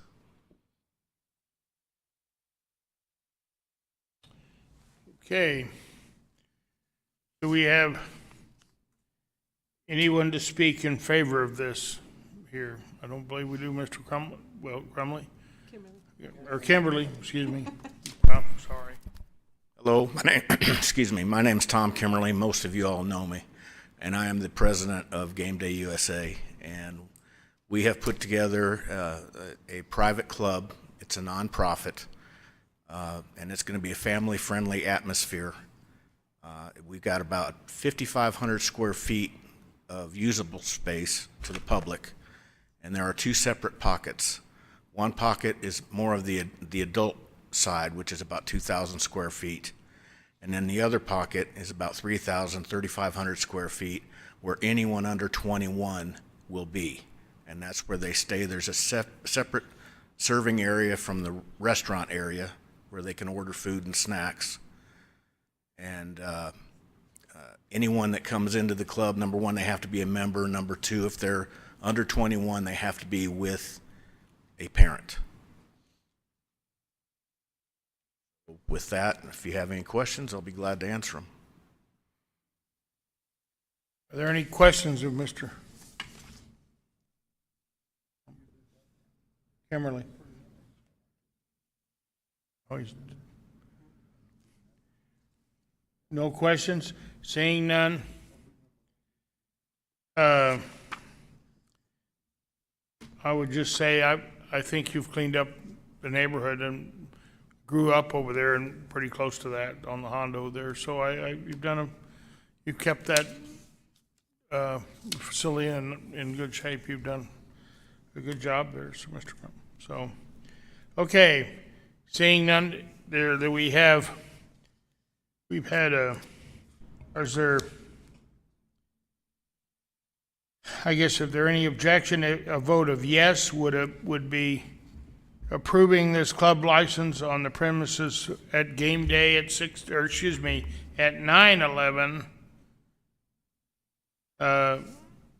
South Sunset. And so if you would vote, you want to have a roll call or do you want to use the machines again? Both, please. Okay, if everybody use your machines and vote, please. Counselor Corn? Yes. Counselor Hildenbrand? Aye. Counselor Marujo? Yes. Counselor Johnson? Yes. Counselor Moore? No. Counselor Chapel? Yes. Counselor Halverson? Yes. Counselor Cavan? Yes. Counselor Oropesa? Yes. Counselor Arnold? Yes. Okay, by a vote of 9 in the affirmative, 1 in the negative, your club liquor license has been approved. Thank you, sir. And I do compliment you on your work on your facility there. Thank you.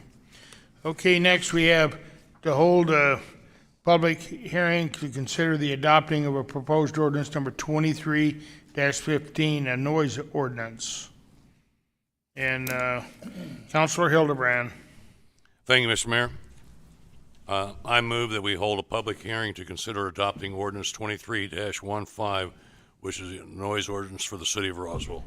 Second. We have a motion by Councilor Hildebrand, seconded by Council Lady Arnold.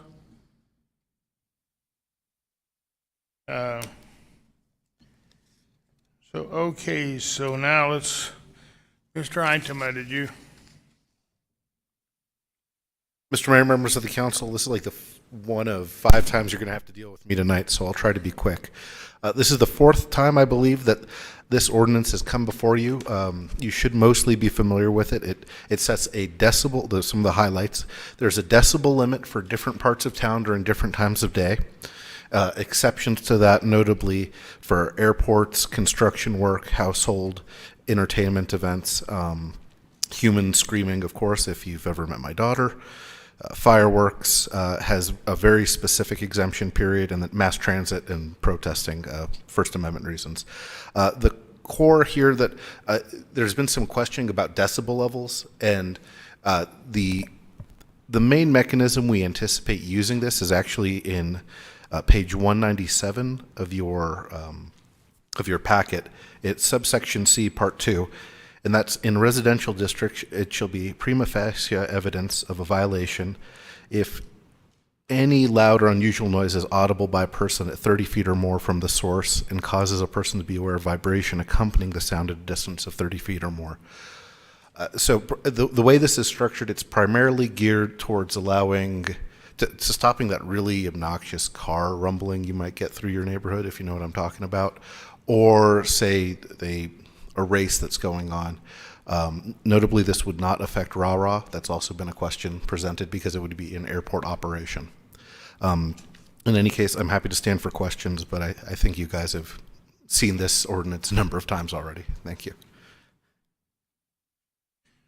Okay, any further questions of Mr. Eintema? Any further questions of Mr. Eintema? Councilman Hildebrand. Thank you, Mr. Mayor. I do have a question. Page 198, top line, says the mayor as designee may grant a temporary permit which allows non-compliance. It says the permit can only be for 3 consecutive days. I'm not sure that it grants us. If there was something,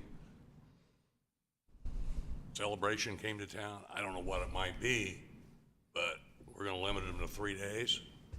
They would just apply for 2 permits. You have to apply for another permit? Right. So you get back-to-back days then? Right. Okay, that answers my question. Yeah, and so, Councilor, the idea there is that anything longer than 3 days, the subpart 2, the mayor or his designee has to actually analyze criteria before granting it, and saying something's a week long might have different criteria on a Saturday as opposed to a Tuesday.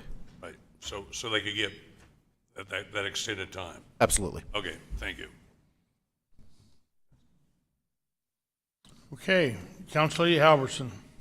So although I agree with most of these, because I have dogs that don't like the fireworks, and I know the loud cars are a bother, I do have a concern because I think it's hard for the police to enforce a lot of this. Because, you know, if someone blows the fireworks off and they don't show up, it's hard to find them. And my fear is the public lambasting the police department for not enforcing this when it's almost impossible. And I probably shouldn't say that publicly, because then everyone will be breaking the law anyways. But that's my concern. But I do agree with a lot of this. I just worry about the enforcement and the police department catching a flack for not enforcing the law. And Mr. Mayor, Councilor Halverson, that's part of the core idea of having that 30-foot rule. You don't need an officer to be there to enforce this. The code enforcement can get called up by a neighbor or two neighbors, ideally. You know, more than one witness is preferable, and say, hey, this guy was doing X, Y, or Z thing last night. We went over and he wouldn't stop, and we want to lodge a complaint. And they can initiate something through code enforcement in lieu of the police department. So you're worried about the police being lambasted about this, but you're not worried about being lambasted by the dogs and the stuff that are running loose. Well, it's not the police department. Well, I know, but the poor guys are getting lambasted anyway. They didn't do anything. No, James said he didn't blame the police department at all. Oh, man. Okay. Okay, any further comments?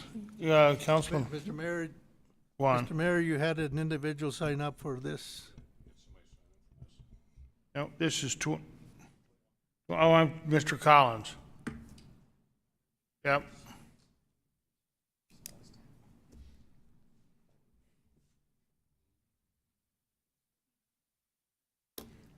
Mr. Mayor, councilors, before I speak on this, I wonder if I might have a moment to apologize when I was speaking earlier. That's fine. I don't feel I fairly acknowledged Councilor Halverson's efforts to help with this, the previous concern. And I got a little bit aggravated, so I stepped away, and I didn't give anybody time to see if there was any questions for me, so I apologize for that. I know that that's the standard. And if I got a little overly excited, I apologize. It concerns my small children, so I figured I would step away at that time. With regards to this ordinance, as with several counselors, including Councilor Halverson, there are several things that I do agree with. The fireworks, some of the items that are exempt, I agree with 100%. Most of you know that I've represented Alien Motor Speedway Hoorah events in a number of things. After speaking on it last time and reading it and having it here in front of me, I can see that there's been great effort to rectify some of the things that I felt had left too much to the imagination or variation of what could be enforced or how it would be enforced. However, I do still have two concerns. Under B exemptions, item 6 is entertainment events, and I agree with school bands and everything like that. But item I of that says it shall be unlawful for sound in any place of public entertainment to achieve a greater than 90 decibel, unless a sign is put up that says sound levels within may cause permanent hearing impairment. However, it still reads, if in no event shall the sound level measured be as indicated in this section exceed 110 decibels. So through the track's conditional use permit, we have put mufflers on. The city and everybody has agreed that the mufflers are acceptable. They're rated at 100 decibels at 100 feet. However, the stands on the front straightaway are approximately 45 feet from the front straightaway. Now, I've done decibel testing out there, and we haven't exceeded 100 decibels at 60 feet. My concern would be that if somebody is 40 feet away and something does come up close to the wall and it exceeds 110 decibels, are we going to be in trouble with this? That's my first concern. Second concern under evidence of violation, item 2, the track is near residential. And it shows that it will be evidence of a violation if any person at a distance of 30 or more feet from the source can cause a person to be aware of the vibration accompanying the sound at a distance of 30 feet or from the source. So if we're already at 90 decibels at 60 feet, They're going to be able to feel it because it will cause a slight vibration and will cause the decibels to exceed what a residential decibel rating is at 30 feet. I know that he mentioned, I don't remember your name, sir, so I apologize. But you mentioned rah-rah events. I don't know who that is. Oh, my gosh. Rah-rah, I mean, the people I work with is hoorah events. The Reno air races. Oh, okay. I just didn't know who that was specifically.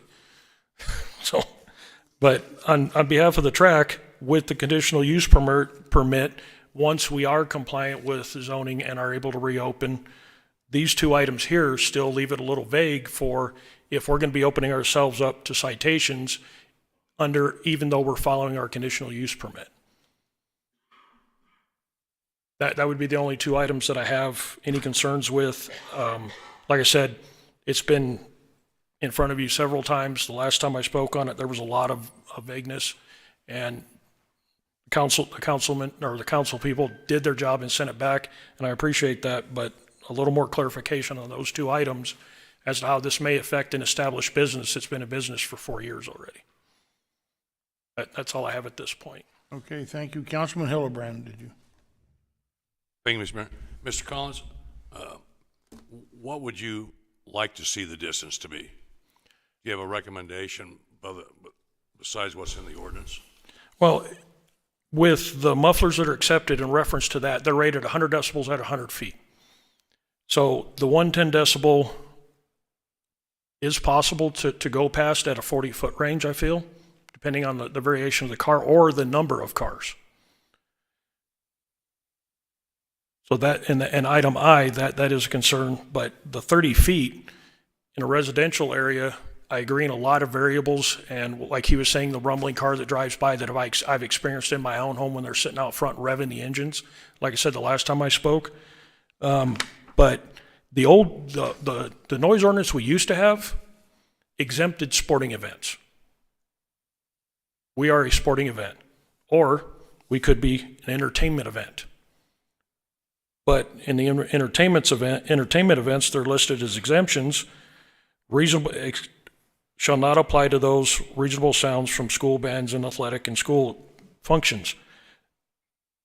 It doesn't mention sporting events, so would we be considered an entertainment event and fall under the item I and not under item 2 because of because of how close we are to residential?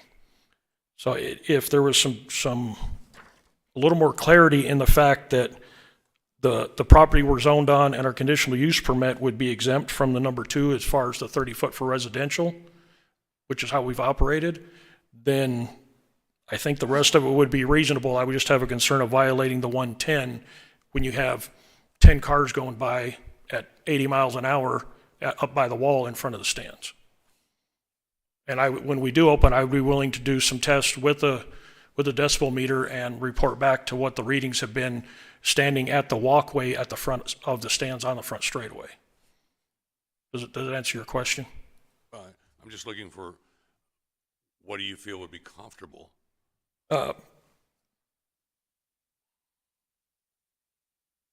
Item I, as it pertains to entertainment events, if we fall under an entertainment event, then I think 112 decibels would be reasonable for what we're going to be doing. As far as evidence of violation with the residential districts, if we have the 100 foot or the 110 foot, which goes with the mufflers, and that was written in to where we were allowed to do that, my concern with putting in an item 2 would be other items that exceed 100 decibels at 100 foot that's going to cause an impact to the neighborhood. So an exemption from item 2 I think would be in the best interest for both, because item 2 represents residential districts, like he said, the rumbling of the cars and stuff like that. If it was written at 100 feet, then it is going to impact some of the people in other neighborhoods that are not near the track or anything like that.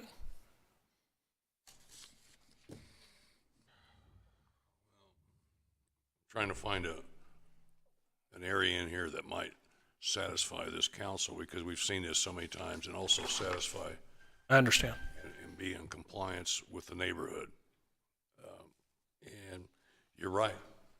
Maybe you are an entertainment event, and you probably are. It's not defined. Is that correct, Mr. Antema? No, the entertainment events are defined. That that it would be high school band, school athletics, and school entertainment events. You can add more things in there. I guess to give some background, the reason the 110 was set up is that typically at a NASCAR event, you're going to hear about 100 decibels if you're in the stands, and 15 minutes at 115 decibels will start damaging one's ears. So I can tell you, sorry. So yeah, 112, like 115 is real loud. You can't take kids to that or you're going to hurt their ears. So you're saying that that entertainment is definitely defined by saying it's school band, school athletic, and school entertainment. Correct. That is entertainment. That's the only way we define entertainment in this city. For the purposes of the noise ordinance. And with the racetrack, they would simply need a permit for each weekend they want to operate. You can't get a permit. Mm-hmm. And the idea being, the first permit, probably, well, this is up to the mayor or his designee based on the criteria, but if the event's so loud that somebody a mile away can hear it, we know that it's a very loud event that has to be considered carefully for a future permit. So that would mean that we've been allowed to operate 4 years. We have a conditional use permit. You do not have a conditional use permit presently. We do not have an occupancy permit. There was a conditional use permit issued 8 years ago before the track was built through planning and zoning. That hasn't been revoked. The occupancy permit has been revoked. The conditional use permit was not granted appropriately, but in any case. But we do have it. No. It passed P&Z and we received it. So we haven't been notified that that permit's been pulled. So we have a conditional use permit. We don't have an occupancy permit because not being in compliance with handicap parking, and that's still being addressed. But so we would have to get a permit for each event when we schedule a race season of 22 to 25 races. Every week we would have to go down and file for a permit. And if it's not granted, then we would have to know all the people that travel from other states and cities to come race that we didn't get a permit to run. Even though once we're compliant with code enforcement, it'll be an established business with an occupancy permit. I would dispute that assertion, but sure. I mean, just to say, even when a sporting event was exempt from a noise ordinance, we still followed the conditional use permit. We still put the mufflers in place, and all it was approved in numerous meetings, and those mufflers have stayed in place the whole time. I have personally made people leave the track and not allow them to run when they showed up without them. That's been in subject of many discussions that we've had with code enforcement and et cetera, and some of the counselors. And you're saying you were given a conditional use permit before it all started from the city? It went in front of planning and zoning, and the conditional use permit, everything was approved before construction started on the track. And planning and zoning still had to come before the council? I was not present when that happened 7 or 8 years ago, but in the dealings I've had with the city for the last 4 years, it was established we had a conditional use permit. The person that was handling city development prior to, who's left now, he and I did review that. The owner of the track does have a copy of that paperwork and all the conditions that had to be met for that conditional use permit before we could receive an occupancy permit. The reason they don't have an occupancy permit right now is the lack of handicap parking, and they're not going to open until that is done and everything is approved by code enforcement for the occupancy permit. Okay, well, does the council have to approve the ability of the mayor to do a conditional use permit? Councilman, or Mr. Antema? No? Yeah, so Mr. Mayor, the two issues. So first, the conditional use permit, you have to maintain the use, which they have not because they were shut down for violations of the building code. And the second part is the conditional use permit to operate a dirt track does not allow them to supersede any other lawful rules of the city. So it's a violation of the condition. For example, we had repeated and confirmed complaints from neighbors that were over a mile away that they had heard this. That was in violation of the city's previous ordinance and would then necessarily vacate the conditional use permit. So that's, If it was granted properly to begin with, which this would have been in 2016, so a little before my time. oh, mine too. Okay, Councilman Orpresa. Thank you, Mr. Mayor. You know, what I understood when this was passed in 2016 was that it went to, before the, what's that, commission? Planning and zoning? Planning and zoning. And even though they had some individuals that came and spoke against it, there was not enough people that signed to be able to take it to the city council and so forth, and therefore this ordinance did not come to city council. And the planning and zoning is the special permit that Mr. Collins is talking about. They gave him permission to run till 11 o'clock.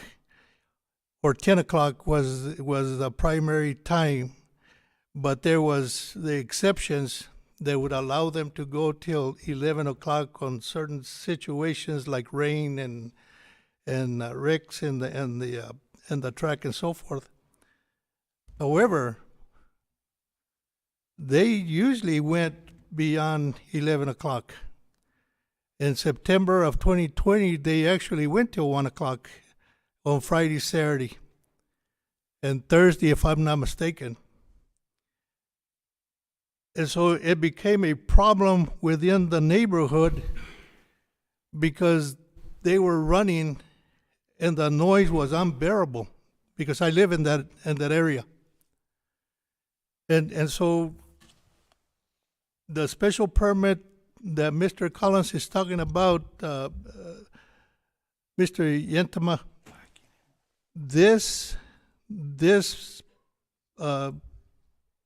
ordinance would supersede whatever the planning and zoning approved. Is that correct? Yes, sir. And the question that Mr. Collins asked, if they run on a weekly basis, would they have to come in and get a permit every time, every week? Well, if they have a season planned out, they would just apply for each weekend. If that, right? It isn't like you have to go in every week. It's if there is, you just say, we have to write the form based on if the council passes this or not. But the way I'm envisioning it is they simply go in and it's going to be the exact same application with just change of dates. So it'll be a very simple process. But if they violate the terms of the conditions and the public files a complaint, No more permits. At that point, the city will get involved? Am I understanding Right. that If they correctly? violate the terms of the permit, then it would be an ordinance violation. Okay, thank you.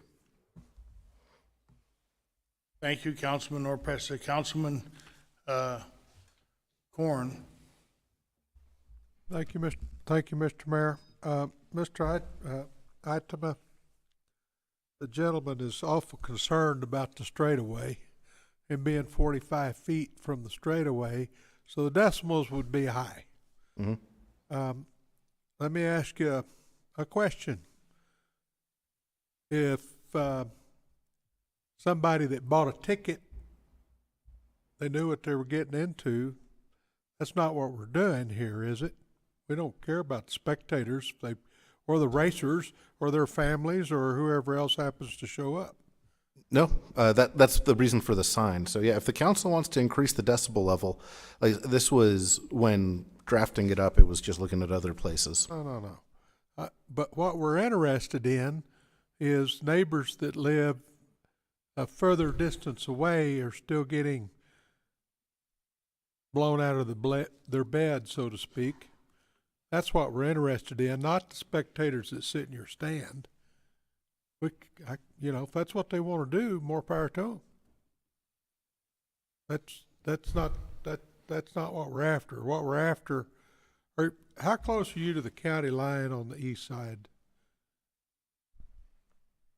I believe it's a few hundred feet, but I'm not 100% positive. So it won't even, those people call on the east side, we don't care, because it's not a county ordinance, it's a city ordinance. But the people across the railroad tracks there from you, across Atkinson, the railroad tracks, those are our folks. They're empty lots, sir. Not on the other side of the railroad way, for a little way. There's some people live right there on the railroad. Just within a few hundred feet of your gate entrance. That within a few hundred feet of the gated entrance is mostly vacant lots until you get approximately an eighth of a mile.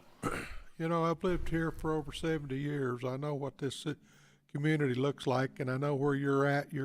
Used to be a cotton gin 100 years ago.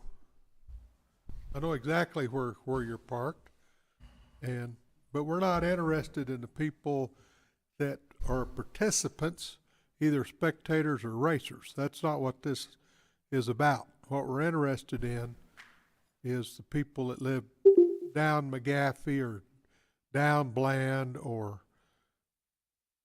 because you're right off of Atkinson there, probably 300 feet. Or, excuse me, you're not that far off Atkinson, but McGaffey, you're not very far off of McGaffey to the north. The distance from the track to McGaffey, I don't know exact, but I know it's more than 300 feet. Oh, okay. But the reason I brought up item I is we can put a sign up, but it still said we would be in violation. I think your original comments were unfounded, because we don't care about the people sitting in the stands, because they're one of the participants, and they paid their money to come hang out with you guys and gals. So that's not. I don't feel it's unfounded when I read item I, and it is any place of public entertainment as a sound level of 90 dBA must put a sign up, and in no event shall it exceed 110. That means even if we put a sign up and we exceed it, somebody goes out there and we exceed it by 1 or 2 decibels, we're going to be in violation. Well, as item I reads. We got to figure this out, but you mentioned the people in the straightaway, cars going right next to the outside boundary of your track was a concern that you voiced. Is that correct? Yeah, because I'm afraid that there would be a chance at 40 feet we could exceed the 110 decibel. That ain't a problem. Thank you, Mr. Mayor. Thank you. If I might just point out on I, it shall be unlawful for any sound in any public entertainment at a sound level greater than 90 dBA, as long as we don't call you entertainment. Isn't that right? If we name them entertainment, then they would fall under this 90 dBA. If we don't call them entertainment and you don't put you in entertainment, then it's silent. So I don't think then you become get hit somewhere else. As long as we don't put you in entertainment, this I would not apply to you unless we put you in there. That was one of my questions, yes. Yeah, so you're not in there now, so unless you want in there, then you'd cause your own problem. But I think we'd be better off just leaving the thing silent if we're gonna. But I haven't studied this a lot I've left that for the legal committee. That was why I asked that question, because in item 2 under evidence of violation, item 2, because of our proximity to residential, they would be able to hear it and feel it in excess of within 30 feet. Mr. Mayor? Councilman Orpresso. And if you go that route, if you take them out of entertainment or put them in an entertainment, whatever you said, that it becomes silent if it becomes silent, that means that they can go as loud as they can?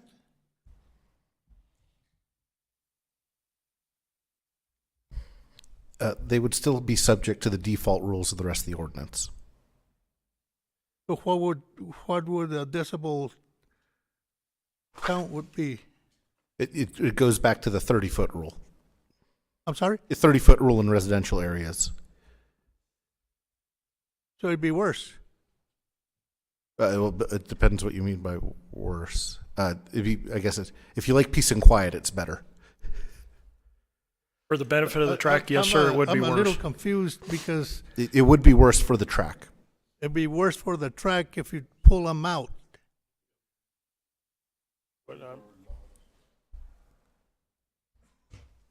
I just want to make sure that we understand the policy as it will be applied to the racetrack, because whatever policy is applied, it's going to have a big impact on that specific neighborhood. And as far as 30, 40 feet or 400 feet, I could tell you I live like 1,600 feet from it. And when they are running, it sounds like they're right in my living room. So that's how loud it is. So, Counselor, to explain, the entertainment event rule applies to school bands, school athletic, and school entertainment events. But the suggestion that the mayor has made, that if you, I guess you're trying to. May I, Mr. Mayor, Counselor? I think the core of it is the racetrack wants to have less strict rules than what this presents. And that's something that the council can change. This was written in such a way that, in part because of a significant number of constituent complaints with the racetrack not abiding by its agreed upon, and sorry, I ended up looking it up. The conditional use permit was voted on. However, the city never got, there was a 1, 2, 3, 4, 5, 6, 7, 8, 9, 10, 11, 12, 13, 15-point plan that they had to comply with, and the city did not receive all of that documentation. So the conditional use permit never activated. When they were operating, the city simply didn't enforce its own rules at the time.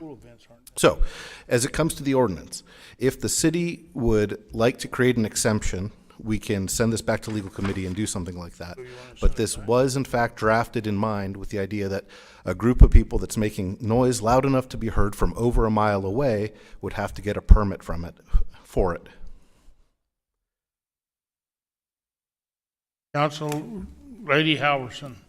So if they get a permit and they violate this, which they probably will with the permit, right? Then any other permits, subsequent permits won't be allowed?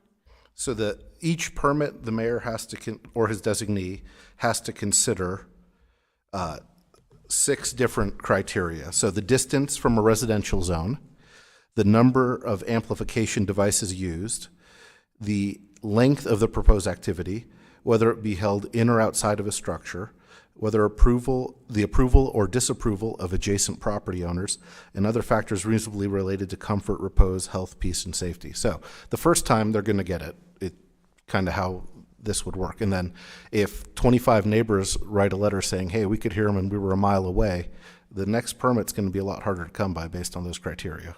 Can they apply for the entire season's permits at one time? They could. They don't have to be granted at one time. There's no timeline for granting. Can they get a conditional use permit for the entire season? A permit can always be conditioned. So I guess back to what Councilor Helderman was saying, what can we do to resolve this so they can still race and still not bother the neighborhood to the extent? I'm guessing the biggest thing was the time, right? They were going way after the hours they were supposed to race? Well, may I, Mr. Mayor? Yes, Councilman. There were a couple of issues when it started. Number one, they were not abiding by the so-called special permit. Number two, the sound was so loud that even there was a couple here that runs that recreation park down East Second Street. They're about, I guess, about a mile and a half or two, and they came in to complain because of the noise as well. So those were the two issues. So, you know, and there is a petition that I personally went and to the neighborhood and got, and I think it was like 169 signatures on that petition, and some of them live on Cherry Street, Apple Street, and some of them on Staten Street, way down there on the south side. So the noise is very, very loud. May I? Hey, Councilman Hildebrand. Thank you, Mr. Mayor. I'm having a little difficulty understanding the difference between an entertainment event and public entertainment. I don't think it's well defined at all. And I'm appreciative of your neighbors and you, and we need to do something.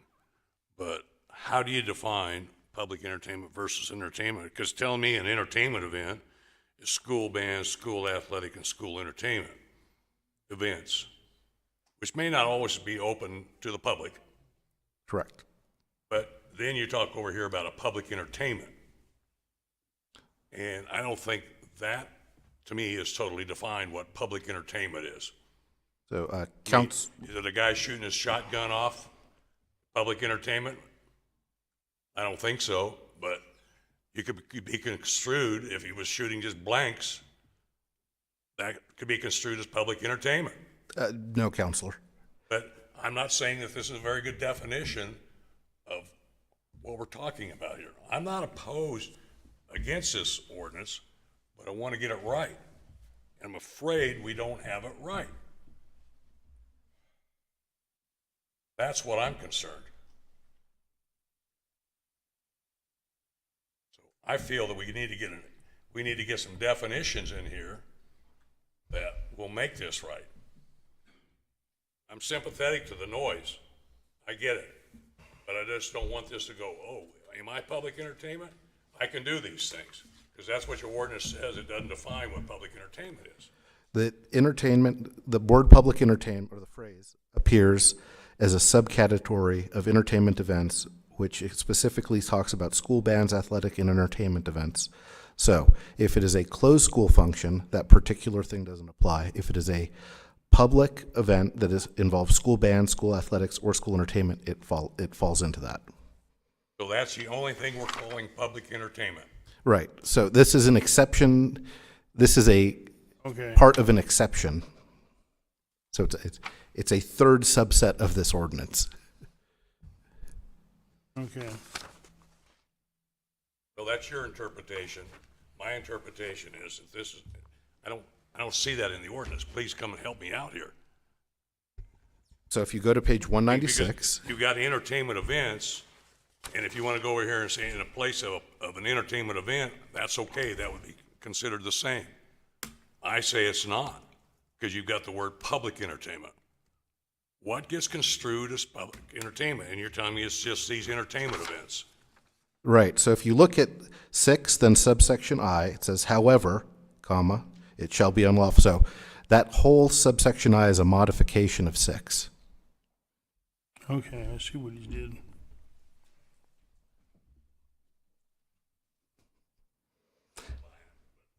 That's just me. Mr. Mayor, Yes, sir. addressing Mr. Hildebrand's concern, is in public entertainment also like dances and quinceañeras and that kind of stuff, that it's more in a close building? So, Counselor, if they are part of school band, school athletics, and school entertainment, they could be. But where does the wedding dances, some other type of family gatherings? So the entertainment, if you look at the ordinance, there's default rules about indoor and outdoor noise. Then there are exceptions. Entertainment events is the 6th exception, and then there's a qualifier to that 6th exception. So a quinceañera is not affected by the entertainment events exception. They just fall under the default rule for the city. Okay. So in quinceañera that exceeds, A concert falls under the default rules.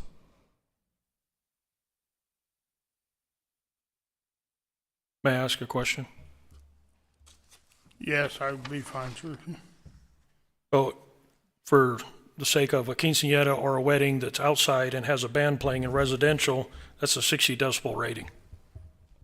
So if it falls under the default rules in residential, as outlined in the first 2 pages, that would exceed the decibel rating for daytime and definitely evening time after a given time. So they would fall under the same rules. So as of 10 o'clock, if they went over 50 decibels, they would be in violation because there's nothing that shows what a family function or a wedding gathering that could be placed outside or under a canopy or under a tent. They would be in violation if it's in a residential area. That affects family gatherings also if they do, and it's not screaming a human voice that's under the exemptions. But if they're playing music from 7 to 10 and it goes over the 60 decibel range, then they would be in violation also, according to this ordinance, the way I read it, unless I'm mistaken. And I very well could be, but. No, I think you're correct on that. We're all familiar with the speeding rules, right? Can't go past 30, can't go past 20 near a school. Everyone in this room who's driven has definitely gone past 20 with the lights on at a school. We're not dinging you if you go 21, not 22, but if you go 80, you're going to get lit up. That's how this is designed to work. So there's a line that you're not supposed to cross, and if people cross it a bit, that's fine. But if people really go above and beyond, that's when enforcement would occur. So when my neighbor that's dealing with the barking dogs till 3 in the morning and it goes over 50 decibels, how is that going to be enforced? They don't enforce the car noises on the street or anything else. So as I said earlier, you call code enforcement up, they'll help you write a complaint. And yeah, if that happens, I totally know what you're talking about there and hate it. And I will absolutely have my office help you prosecute. How do I report a car that sits in front of my house at 2 in the morning for 10 minutes revving his engine with straight pipes like a Mustang? How do I report that to code enforcement the next day after he's left? Well, if you get the plate, that'd be helpful. But otherwise, I'm not sure. That's a straw man argument because the current rule doesn't allow you to address that either. Well, I mean, So, last time it was brought up about the we can exhaust. have, The exhaust we can was have better removed from or this. perfect. It's really up to you. But you're the one that brought up loud exhaust. You were speaking earlier as an example. Mr. Mayor. Question. Council Lady Arnold. Okay. So at this point, I'm slightly confused and kind of highly frustrated. I actually understand a lot of the concern, but I think when you say the exceptions on entertainment events, and Mr. Collins, I would say, yes, that means quinceañeras, that means any event that's outside that is over a certain decibel, because the point is you actually have to have something written down to actually create the ability to enforce. If things are vague, like they were previously, it is hard to enforce them. So the whole point of this is to create something that establishes a little bit of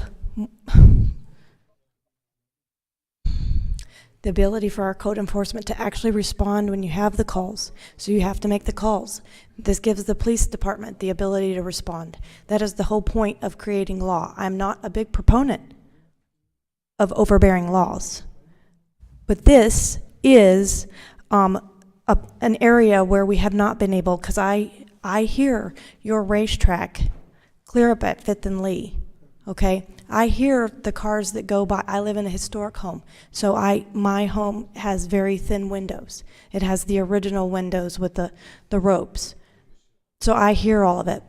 But I have a car that seems, it's the same car for the last 4 years, and he still has not fixed his tailpipe. But when you look at how the current ordinance is and moving into, we have to have the ability to create opportunity for clearing that up, and we do not have that currently. This entertainment portion, the entertainment events, the original ordinance actually noted that school bands, school athletics, and school entertainment events were an exception. Those are public events, and usually they're actually ended by a certain time. However, that meaning everything but those 3 or those 4 does not have the exception. Am I correct? Thank you, Mr. Eintema.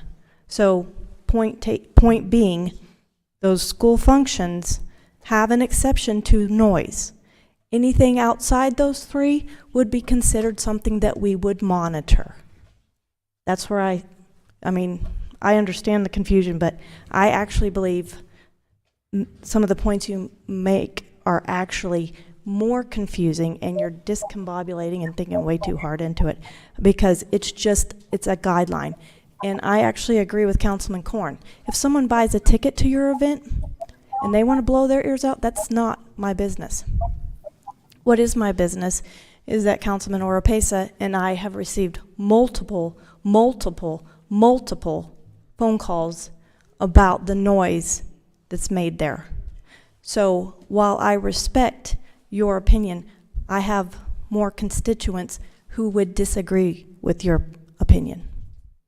Thank you, Mr. Mayor. Thank you. Next, we have Council Lady Moore. Council Lady Moore.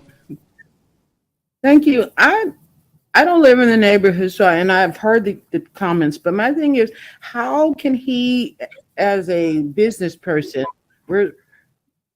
that they put him there in a neighborhood, so how is he supposed to function? And if you know what I mean? How can he be a drag race in the neighborhood and be able to function? We're talking about limiting people's business, y'all, so they don't want to limit the marijuana business, but y'all want to limit him because he's in a neighborhood. I understand the noise problem. I understand those needs. I do. But I feel like, they're so concerned about limiting people's business. He's a business. How can we help him function? He's trying to comply.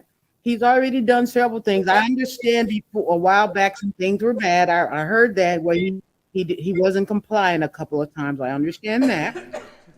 But I understand he's working on those things. So I understand. I'm not saying that to change those numbers or anything, but how can we help him to be, continue to operate his business? Of course, his license is non-conditional because he hasn't been able to operate. But that he hasn't been able to operate because we said no to, because he wasn't compliant. So I struggle with trying to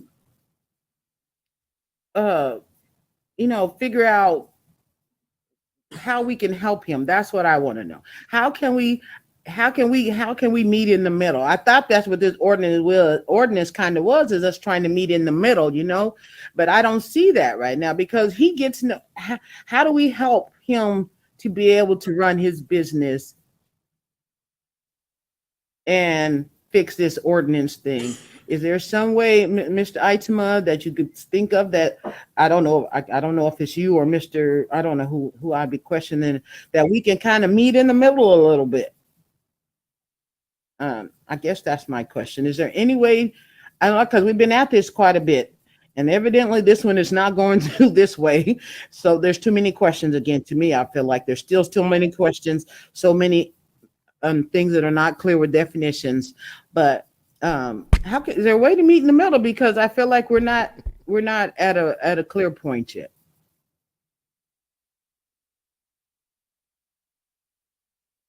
Are you through, ma'am? Okay, next we have. Yes, sir. Okay. Thank you. Next we have Councilor Johnson. Mayor, I call the question. We have a motion for the question. Second. A motion for question and a second. Any further discussion? The clerk will call the roll. Councilor Korn? Yes. Counselor Hildenbrand, Aye. Counselor Marujo, Yes. Counselor Johnson, Yes. Counselor Moore. Is this the call for the question, right? That's correct. Yes. Counselor Chapel, Yes. Counselor Halverson, Yes. Counselor Cavan. Yes. Counselor Oropesa, Yes. Counselor Arnold. Yes. It's close. Motion passes 10-0. Okay. Okay, we have a motion for the question. Okay, we have a motion. If I read this right, we have a motion on the table by Counselor Hildebrand and seconded by Council Lady Arnold. And so to hold a public hearing, we've done that, so we would have a motion to vote yes if you want to pass ordinance number 23-15, or vote no if you want to vote no. So if the clerk could call the roll. Counselor Corn, Yes. Counselor Hildenbrand, Aye. Counselor Marujo, Yes.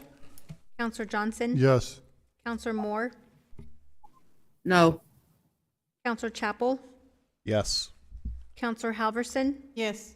Counselor Cavan. Yes. Counselor Oropesa, Yes. Counselor Arnold. Yes. Motion passes 9-1. That votes 8 in the affirmative and 1 in the negative. Ordinance number 23-15 has passed. Nine in the affirmative. Excuse me, 9 in the affirmative, I'm sorry. I just misread it, 9. So next, okay, thank you, Mr. Collins, for your testimony, stand with it.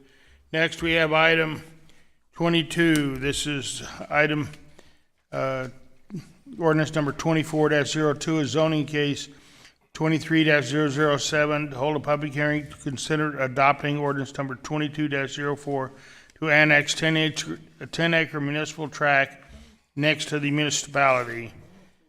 Councilman, we have a motion by Councilman Hildebrand Correct. and a second by Councilman Corn. Okay, is there any discussion? This is the track we've been working on Brasher Road, I believe. So this is a public hearing. So do we have, for item 22, we have no one signed up to speak for it or against it. Meredith, would you like to enlighten the public about which case we're talking about, the property? Thank you, Mayor Jennings, members of the council. And we do have the owner of the property here. Juan, carry on.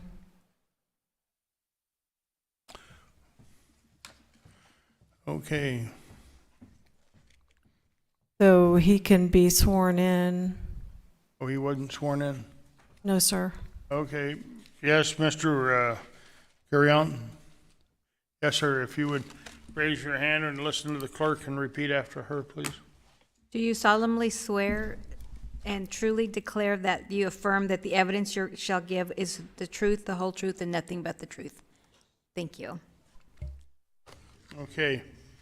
So this is at 402 East Brasher. And this is the one for the city. Well, go ahead, Meredith. You can do it. Thank you, Mayor Jennings, council members. Yes, this is a request to approve ordinance 24-02 and annexation 23-007 annex.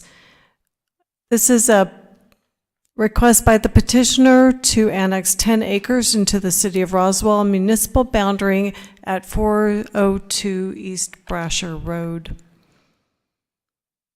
The background of this annexation case and request and ordinance is the applicant petitioner, Carry On Spooling Services, LLC, submitted a voluntary petition for annexation of 10.00 acres at 402 East Brasher Road in order to connect to city water and sanitary sewer for light industrial use.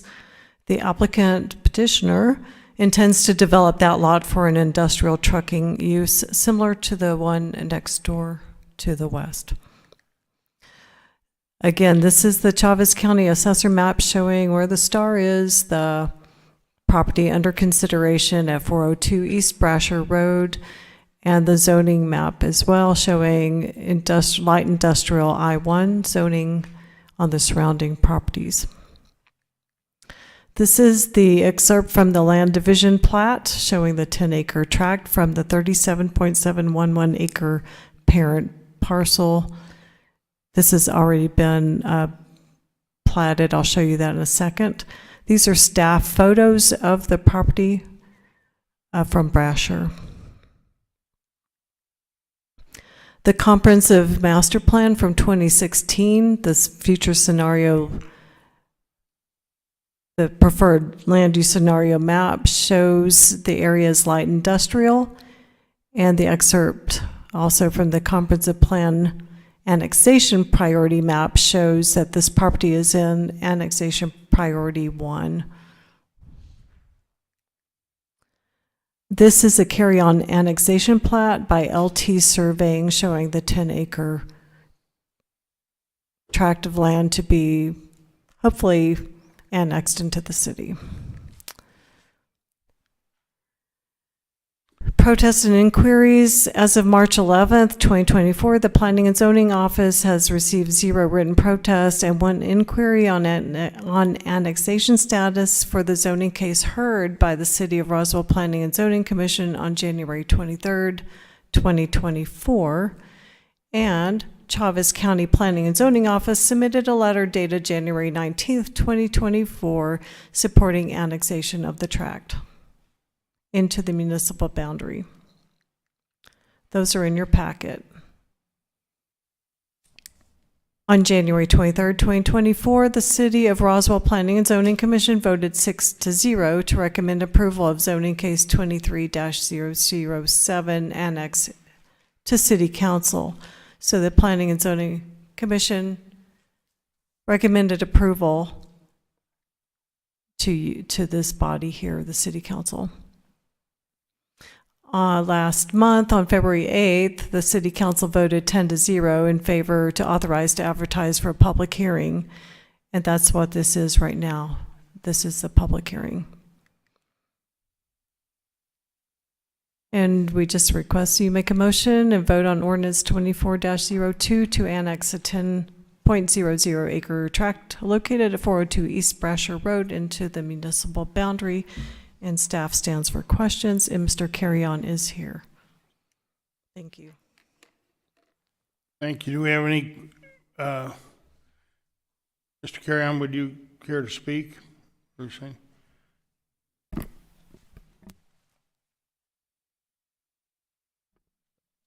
Yes, my name is Juan Carrion. I live here in 25 Haley Circle, Roswell, New Mexico. We have an oil and gas service. We do services to the oil companies. I have about 10 trucks that I will need a parking spot for them trucks for storage, to park the trucks, and for an office. I would like to make an office there as well. And your business is spooling? You spool like 3-inch pipe, or? It's a copper cable that is being used in the submersible pumps for oil and gas. Cable, okay.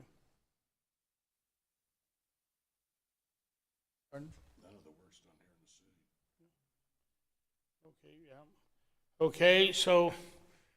Okay, your work's all done in Hobbs and Carlsbad and Artesia and everything, Eddy County, Chavez mostly? Yes, sir. Okay. Any questions of Mr. Carrion? Any questions? My only question on this when I look at this is the property, I'm sorry, Daryl, but the only question I have is the property behind your star. It looks like there's another 10 acres behind it.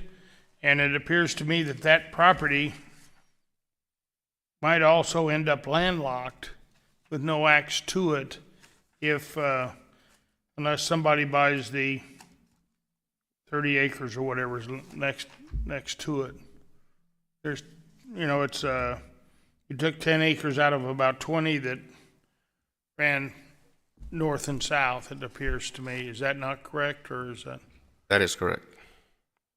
Oh, Meredith? Oh. Is there access to that land? Yes, sir. I'll back up the slides.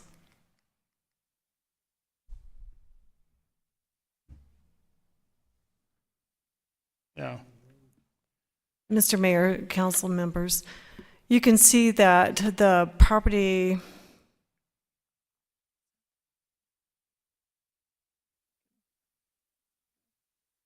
I mean, where his star is. where the star is, the surrounding property is the parent property that this property was was platted out of. So the parent property all has access to Brasher. Well, if he puts this here, and what about are they going to let someone else buy the 10 acres immediately to the east of that property? If they buy 10 acres that way, you're going to have a whole 20 acres or something on the backside of that there's no access to. Where your star. So this is the parent property with the 10-acre taken out. Okay, tract. that's fine. It's taken out. Now, so is the requirement going to be that whoever buys what is labeled in this as tract 2 buys all 30 acres there? So Mr. Carrion purchased the 10 acres out of the 37-acre He parent tract. purchased the 10 with a star in it. Correct. And So immediately south of that yes, is about 8 or 9 acres or 10 acres there. And the other tracts over there were purchased 10 acres deep. Where the other tract immediately to the west of the star, it looks to me like that is a 20-acre tract that was purchased there. That's what it just looks to me like. That's about 20 acres.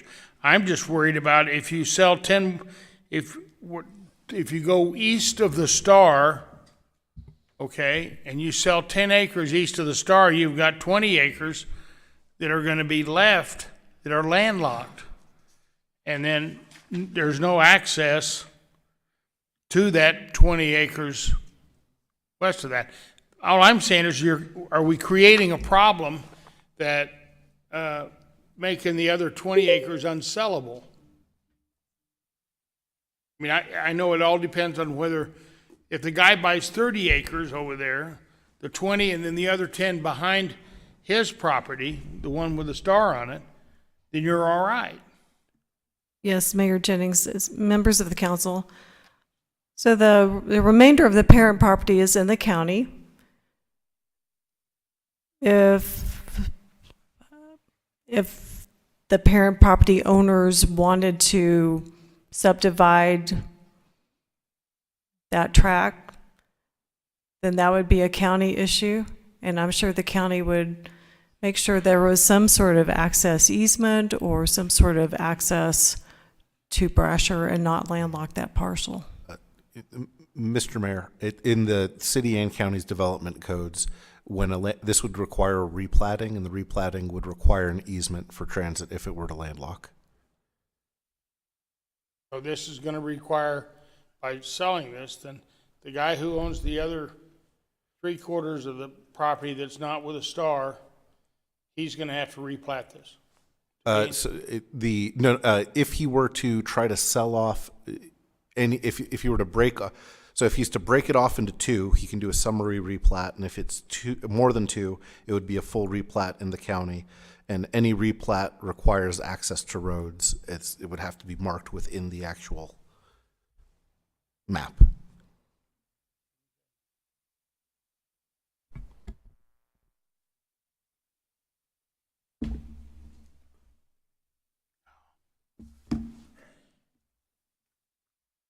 Okay. I just look, okay, so we let him in the city, that's fine, and everything, but we're creating to me, appears to me like we're creating a problem, by doing that. But that's just me. And I understand they'll have to replat it, or that somehow somebody's gonna have to fix something and build a road in there or something. As long as you break it up at 10 acres, so. Okay, that's all. Councilman Johnson. Councilman Johnson. How many are you gonna employ over there? How many employees you got over there?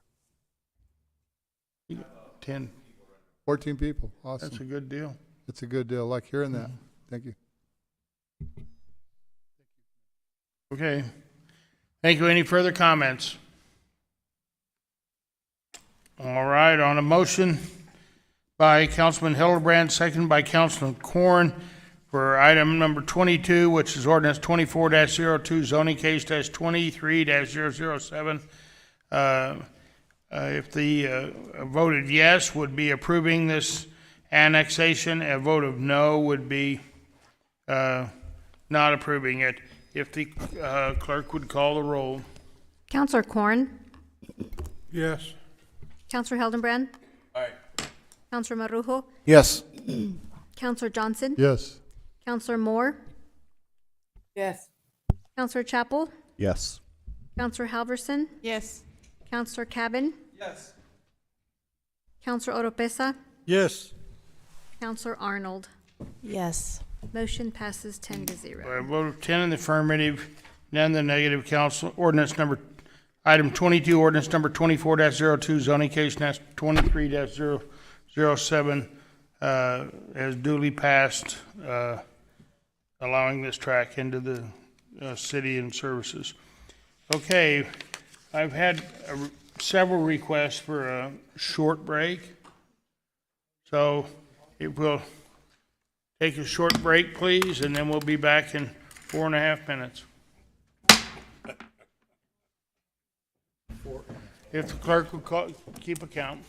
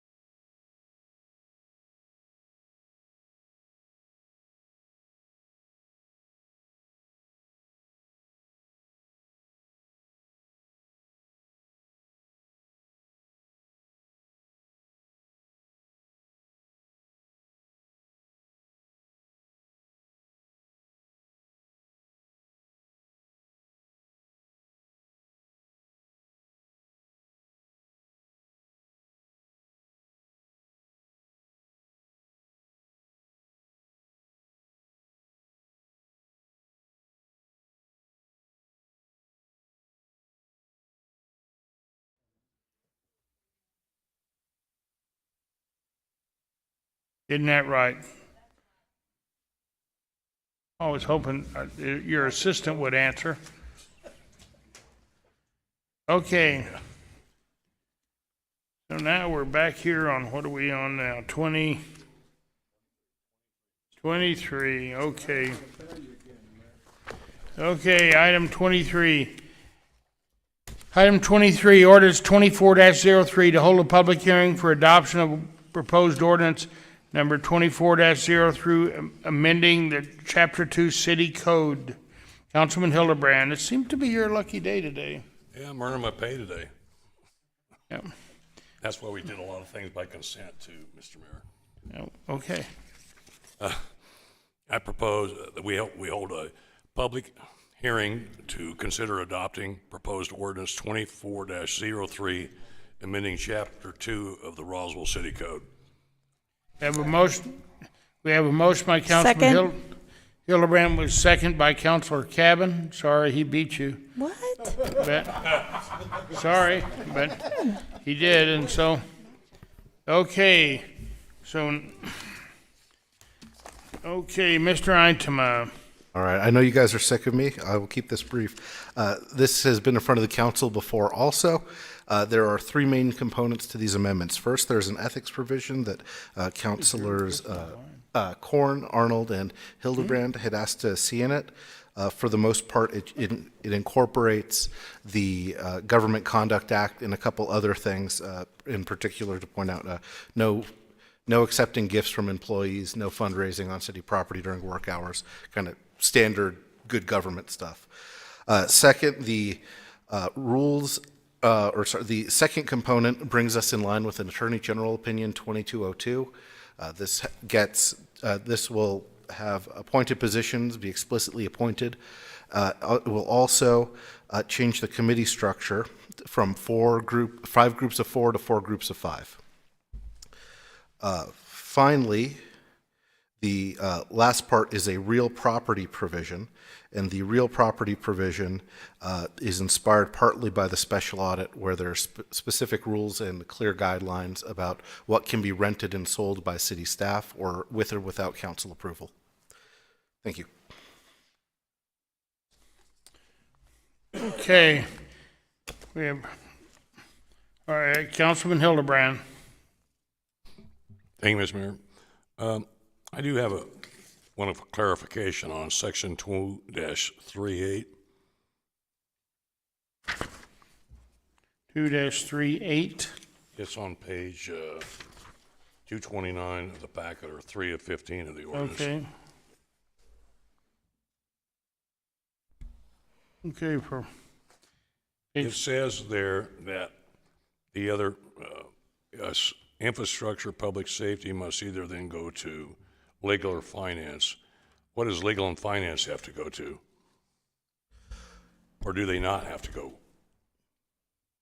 They do not, and it only goes to legal or finance on any financial or legal consideration.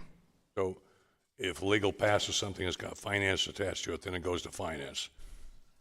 If finance has something attached that's legal, it's got to go to legal. Correct. Otherwise, it doesn't. It passes those two committees without going.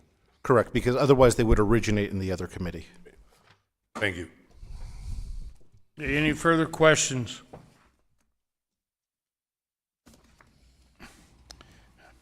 Seeing none, there's no one to speak for this or against it from the audience. So does anyone care to speak for or against this public hearing for ordinance number 24-03? Seeing none, and no members of the court, if the clerk would call the roll. Councilor Korn? Yes. Councilor Hildenbrand? Aye. Councilor Marujo? Yes. Councilor Johnson? Yes. Councilor Moore? Yes.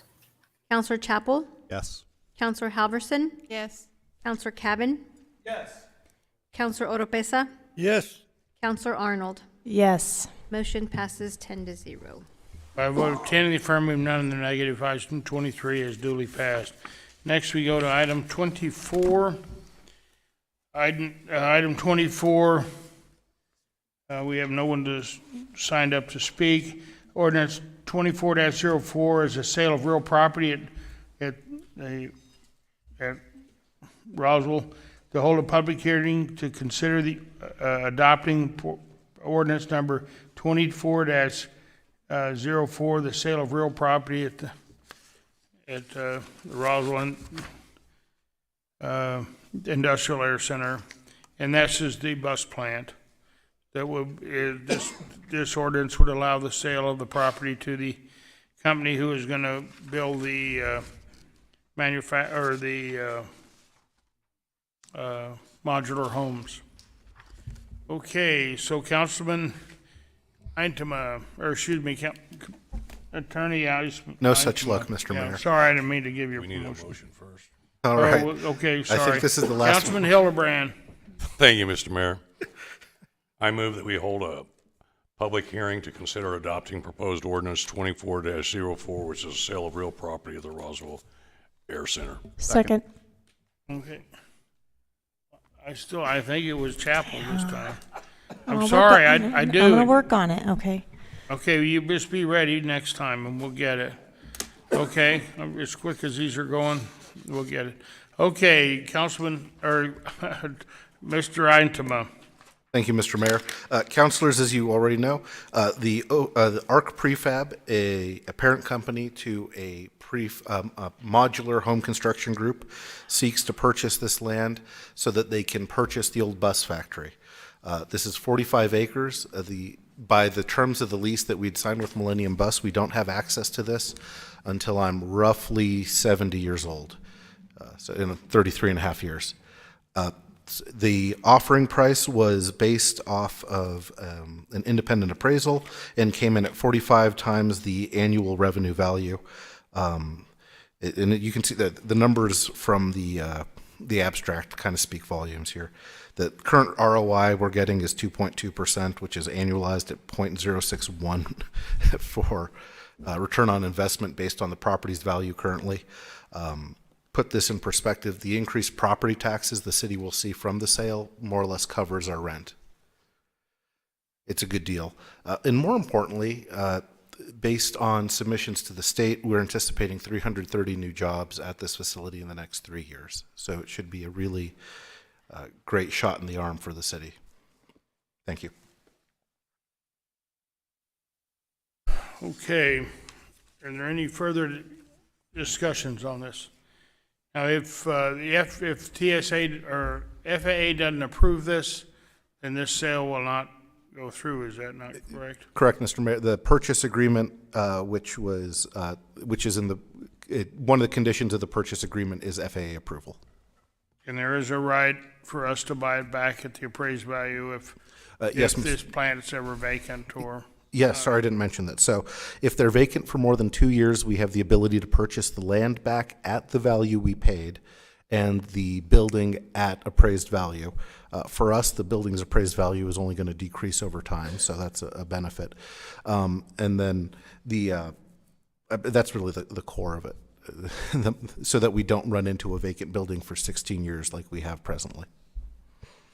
Okay, are there any other questions? Seeing none, is there anyone in the audience that would care to speak for item 24? Yes, sir, Mr. Espiritu.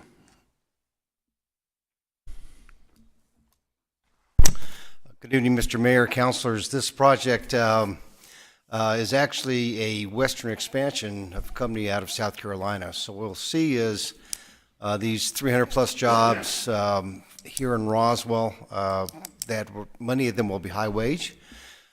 They've also are partnering with our public schools and our university to create a pipeline of talent. So we see that as a very positive stroke on helping create some jobs for people here in Roswell.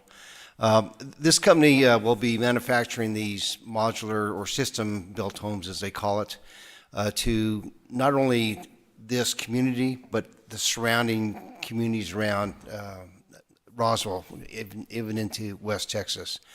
We see a tremendous growth and an ability to provide a lot of opportunity for a lot of local business people as well, because they'll need parts and supplies and what have you.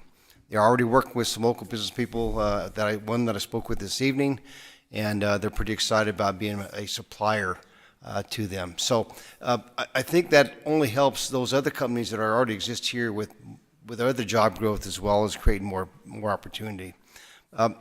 This is a good deal, you know, as the city attorney said, Mr. Mayor, councilors, because you know, that bus plant's been vacant for a number of years. And we see the expansion, a western expansion with this company to be quite significant. The company has several stakeholders, and one of them is J&H Industries or Enterprises, I'm not sure the last word, which is Jim Mitchell. And many of you know and have spoken with Mr. Mitchell, and he is considering or working towards decreasing some lot sizes over there in the Oaks area that we've talked about for a number of months to create more affordable, smaller homes. So he's part of this mix on how we can create some other opportunity versus a high-end home prices in that area. So I'm pretty excited about the opportunities it can provide as far as housing for people here in Roswell, but also the folks that need it throughout our part of the state, and also again into Texas. So appreciate your support. We did check on the FAA approval, and it appears that we may know something as early as next month. But in their words, they could take 6 to 12 months to approve this. I've spoken with a company just day before yesterday to the CEO, and he says we're ready to move forward. We want to create jobs in Roswell, and we have product that we need to build now and sell because we have orders, and they're anxious to be here and get going. So they will work through whatever needs to be worked through when it comes to FAA. If that means a delay, they'll do that. But I think they fully intend on being here. In fact, we closed the deal at this council meeting in November. You probably didn't know that because I was in the hallway talking to the business owner, and he then was very excited about being here, and he still is. As you may recall, the State Economic Development Department, the Governor's Office, has intended to award $400,000 for LEDA money. So we'll see that come up once they do the paperwork through this body for the IGA, the Intergovernmental Agreement and the Project Participation Agreement, which is a PPA, with the company and this body. And also, we'll be working a JTIP application already in progress. We anticipate it's about a $2+ million in training reimbursement back to the company. So they'll make out pretty good in that regard. But more importantly, there's some great benefits to being in New Mexico that they're going to take part of that we've been assisting them with as far as incentives. So they feel that they've got a good home in our community and anxious to get started. And I stand for any questions you may have. Thank you, Councilor Halverson. So as I understand, they're buying the Millennium building from Millennium, correct? That's well, from the owner, that's correct. So if the FAA doesn't allow the sale to go through, can they still open their business? Yes, because they can still purchase the building, but they just can't purchase the land. But they can still, that won't deter them from opening. Okay. That's what I just want to make sure. Thank you. Thank you. Any further comments there? One thing I would just note that I believe in their plant in South Carolina, as I recall, a majority of the people employed in the plant were women. So it's kind of it's putting a whole new, it could be putting a whole new line of employment for women and making higher salaries. So, okay, any further questions? Seeing none, the clerk will call the roll. Councillor Korn? Yes. Councillor Heldenbrand? Aye. Councillor Marujo? Yes. Councillor Johnson? Yes. Councillor Moore? Yes. Councillor Chapel? Yes. Councillor Halverson? Yes. Councillor Cavan? Yes. Councillor Oropesa? Yes. Councillor Arnold? Yes. Motion By- passed. By a vote of 10 in the affirmative, none in the negative, item 24 is duly passed the council. Item 25, this is Item 25 is approval of the project concept for up to $200,000 in legislative grant funding for the Spring River Corridor Foundation for the proposed Least We Forget walk. Least We Forget Park. And Councilman Orpresa. Thank you, Mr. Mayor. Mr. Mayor, I move for approval of the project concept and to accept up to $200,000 in legislative grant funding for Spring River Corridor Foundation for proposed Phase 1 of Lest We Forget Park. We have a motion by Councilman Orpresa, a second by? Second. Oh. Councilor Marujo, say he's got the second.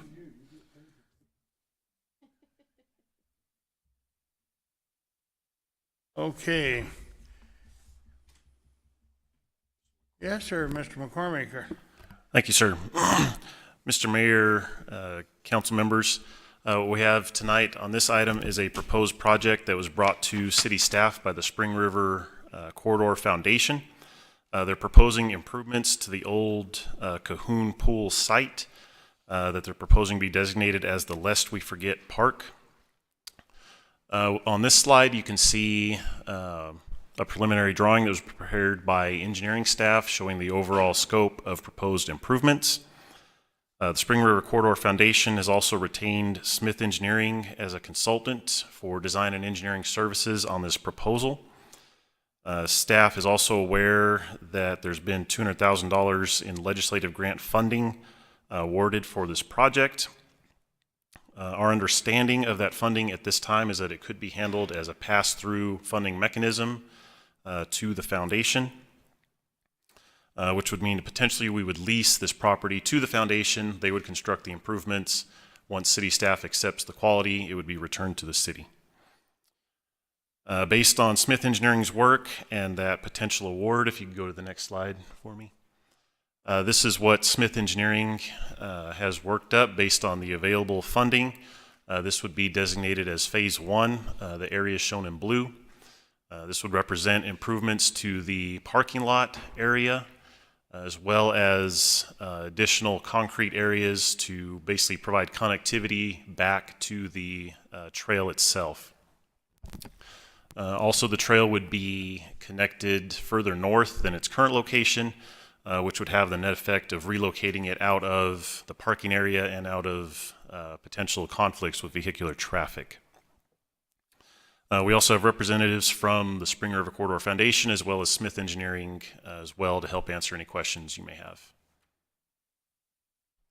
I'll stand for questions. Okay. Do we have any questions on the Least We Forget Park? Or Lest We Forget Park, not least. I have a dumb question. Yes? Where did that name come from?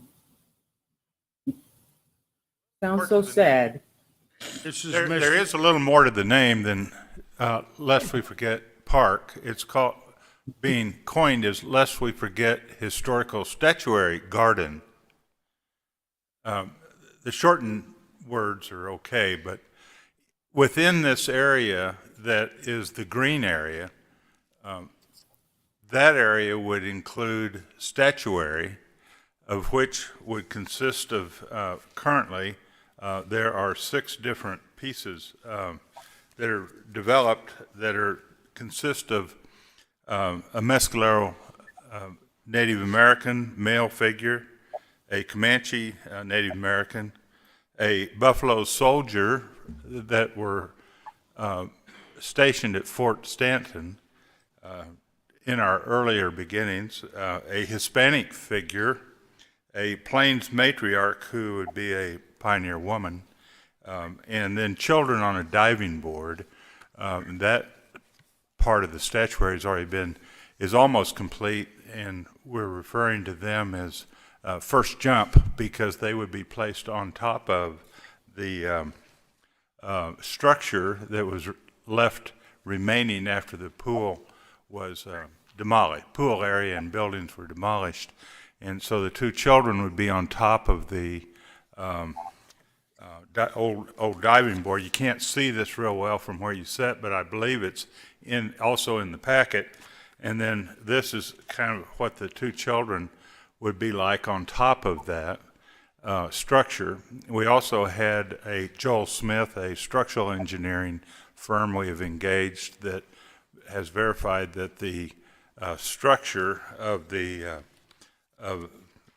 old diving board structure is in good condition, and it will continue that. It'll be structurally sound for the addition of the children that would be statuaries of the children that would be placed on top of that building. The other pictures of the statuary are in that file, and the new one that just came in this last week is our Hispanic person. I know it's a long ways to see any detail, but that's the statuary of the Hispanic person. Our sculpture artist is a fellow by the name of Duke Sunt from Sapillo, New Mexico, south of Santa Fe.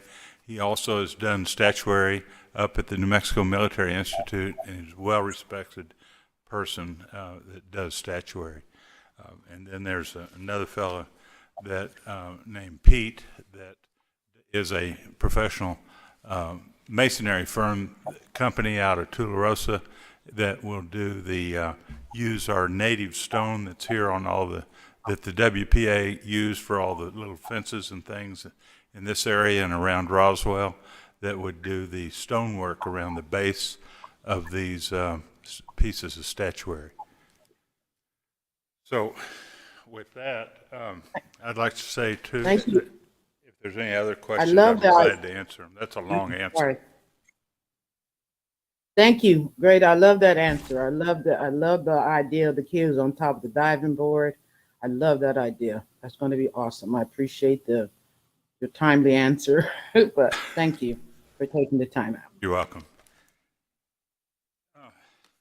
So all we really need to do is that with the $200,000, we're prepared to move forward with the part that the state funded with their cash outlay, and then the Spring River Corridor Foundation is funded for the completion of the area that was be in the green for all the statuary, the landscaping, the irrigation, and the things that would be involved with that.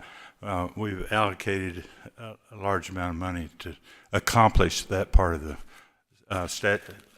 project.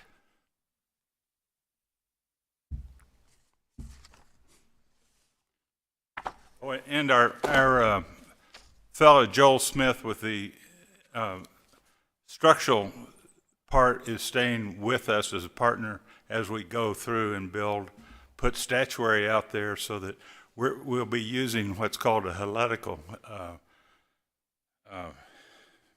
piece to go into the ground that will stabilize the gazebo. I didn't speak to the gazebo, but there's a large gazebo that's in your package that's also designed to go into, it's this, on that piece of the yellow, that's a large gazebo that will be built, and Roswell Rotary is participating in the cost of that with the Spring River Corridor Foundation.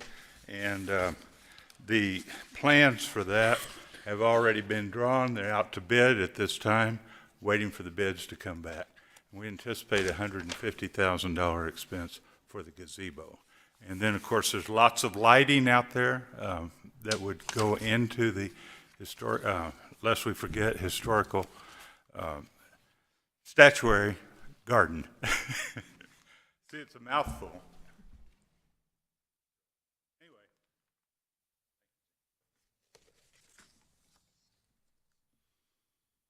Okay, other questions? Mr. McCormick? Yes, sir. Did you do any studyings under the Spring River Pool? Was a great big hole. We were talked about that for many years, and there's a big hole that was underneath the spring river. It's the reason we had to abandon the pool, because there was a huge hole there that they were afraid that might go very deep into the earth, and from a number of years of leaking. Have you studied any of that, or do you have any sonar that shows that that hole has been filled? Or? Not to my knowledge, city staff has not. However, like I said, the foundation has retained Smith Engineering to provide engineering and design services for the project. So my anticipation would be that was something that Smith Engineering would consider.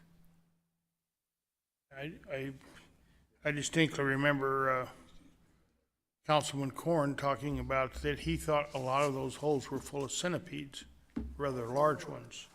And Councilman Cavan remembers that as well. It was large. Some of the largest centipedes that were ever noted in the Pecos Valley were noted in that hole, as I understand.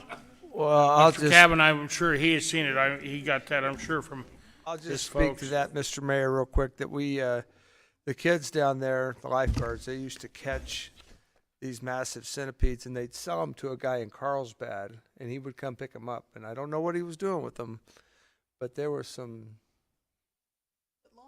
large centipedes that we had to deal with. But I would just hope if anybody, those are an endangered species in this area, and I'm sure, and I'm hoping that we would take those under, like the prairie chickens and every other species around here, mountain lions, coyotes. I hope we would protect them.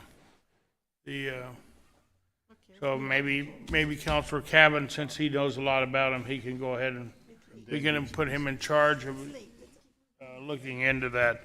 Thank you very much, Mr. Cormick. Thank you, sir. Are there any further questions?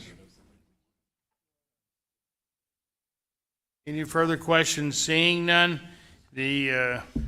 on a motion by Councilman Precious, second, duly seconded, the clerk will call the roll for item 25. Mr. Mayor, we can do a voice vote on this one. We've been doing everything on a roll call. Everybody's already voted almost. Everybody, Ms. Moore's voted. Ms. Moore, how would you care to vote? Of course, yes.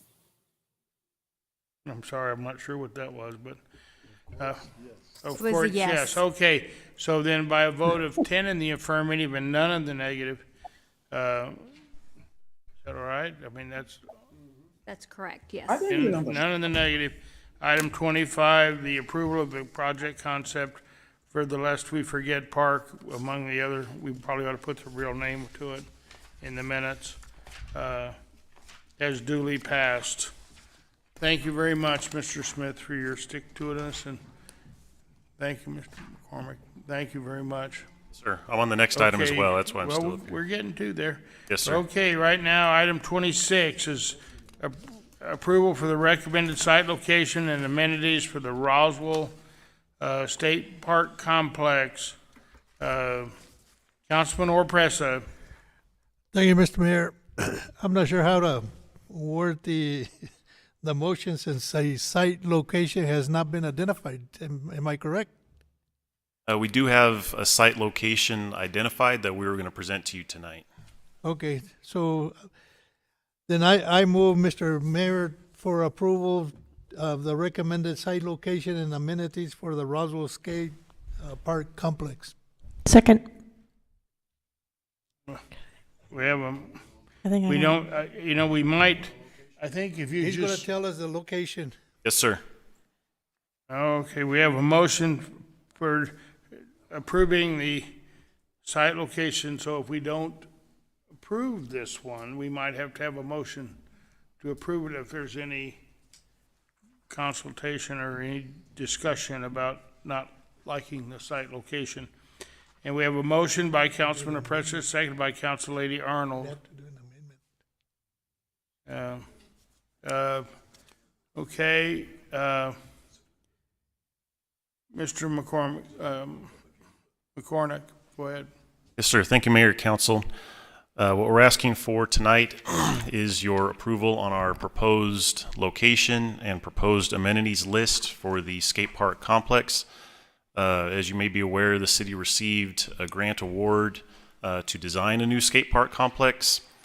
Due to the tight time frame of the funding, that's why we're coming to you with this preliminary step before the final design is done.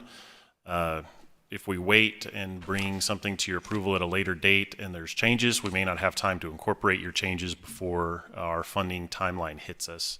The current funding deadline is June 30th, so it's a very tight project. So that's why we're coming to you with a preliminary approval step. We also had a public meeting on this project the evening of March 8th. We had a bunch of people in attendance. So based on the results of that public meeting, as well as design work that's been done by Bohannon Houston, which is our vendor working on the project, we have some representatives from Bohannon Houston online that are going to present what they have based on that public meeting as well as preliminary design. I also have copies of their presentation, hard copies for you to reference. So we have Denise Ayton and Jared Lee online that will present from Bohannon Houston.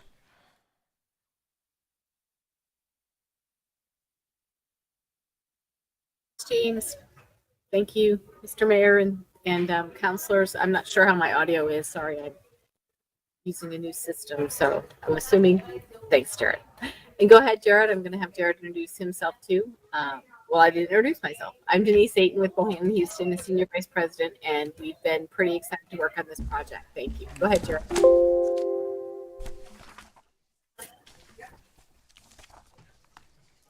I can't hear you. I'm trying. Go ahead. Now we can hear you. Go ahead. Introduce yourself. Okay, great. Yes, thank you, Mayor and members of the council as well. My name is Jared Lee with Bohannon Houston, and I'm the engineering lead for the project. And with us also tonight, we have Cody McIntyre and Julie Brickler, and they are with the American Ramp Company. So they're here to answer questions, and they're an integral part of this team. So I don't think I can control the slide, so I'll just have you move forward a little bit. We'll be quick. I know you're tired. We've been here a long time. We'll just give a quick version of what we shared with the public. Plus, as James noted, I'll give you a little overview of what we heard from the public last week during the public meeting. Next slide. You can keep going. And again, also supporting us, like I said, was American Ramp, but we also have surroundings and can't even read. The response group. Response group. Thank you.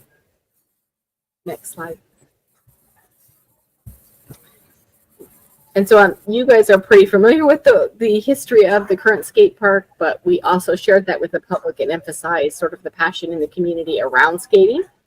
And then go ahead and pop to the next slide. We went over the grant elements so that they understood the $450,000 grant is provided for planning and design, and then emphasized the schedule. As James noted, the design completion is by June 30th of 2024. We talked a little bit about the economic benefits, the recreational access elements, and some of those are actually integral to the grant, such as the proximity to the Cielo Grande Recreation Complex and the regional tourism element. Go ahead. Here's the project schedule. Again, we had the public meeting. We will have another public meeting, number 2, in April, a third public meeting in June, as well as coming back to the City Council again in June with the final design elements. And we emphasize to the public we really want to hear from them, and that we're moving quickly because of the deadline, not because we don't want to take time and really hear what they have to say. So.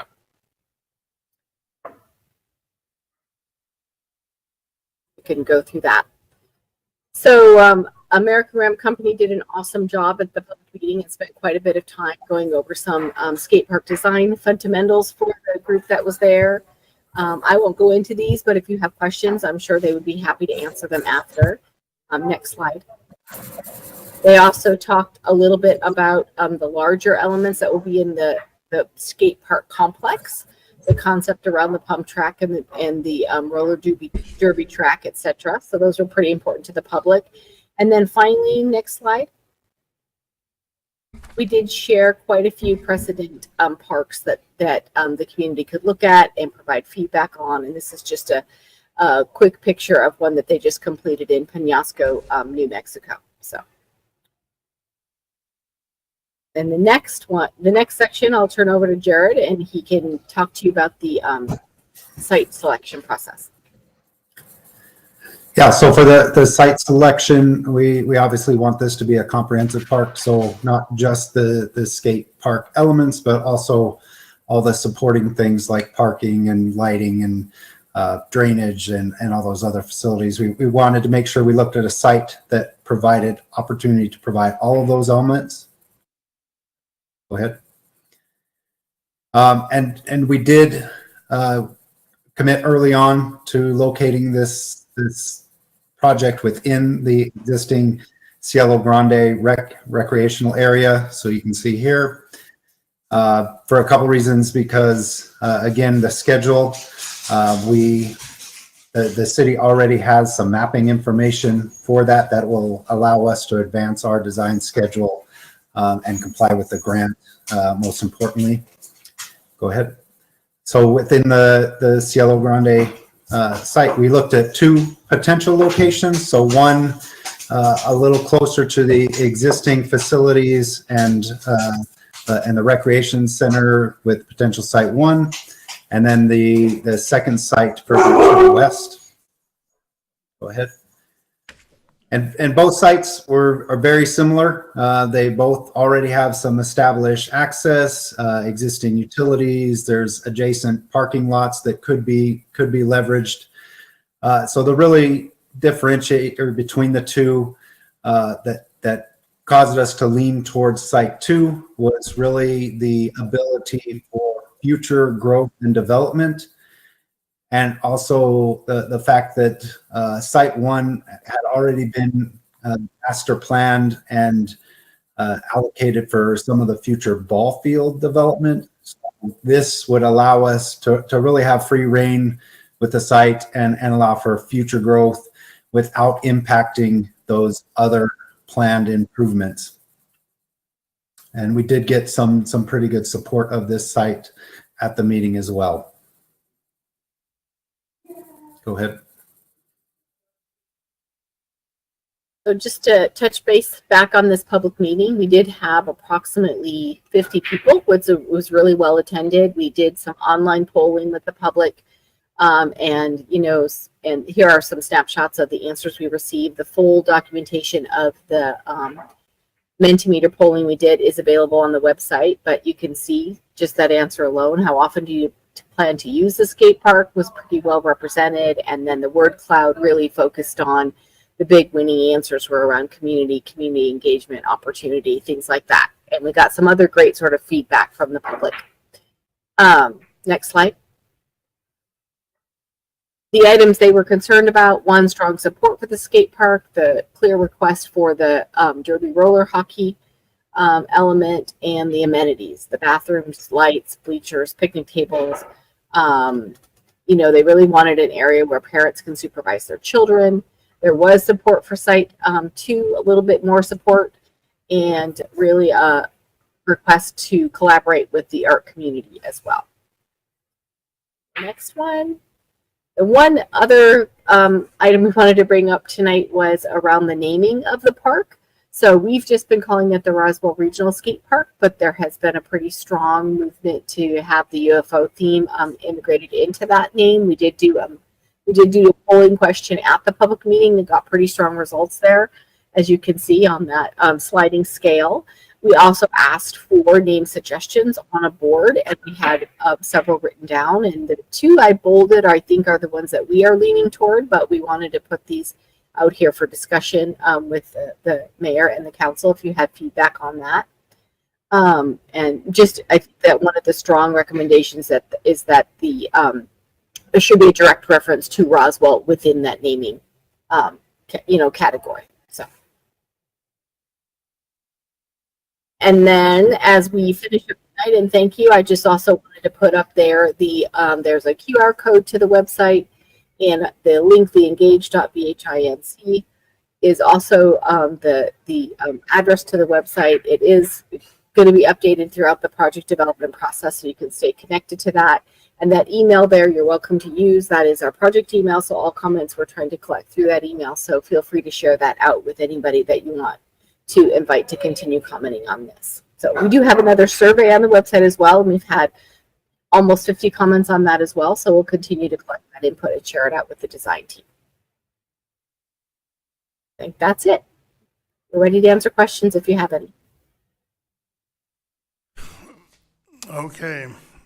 Mr. Cormack, do you have any other thing else you? No, sir, we'll stand for questions.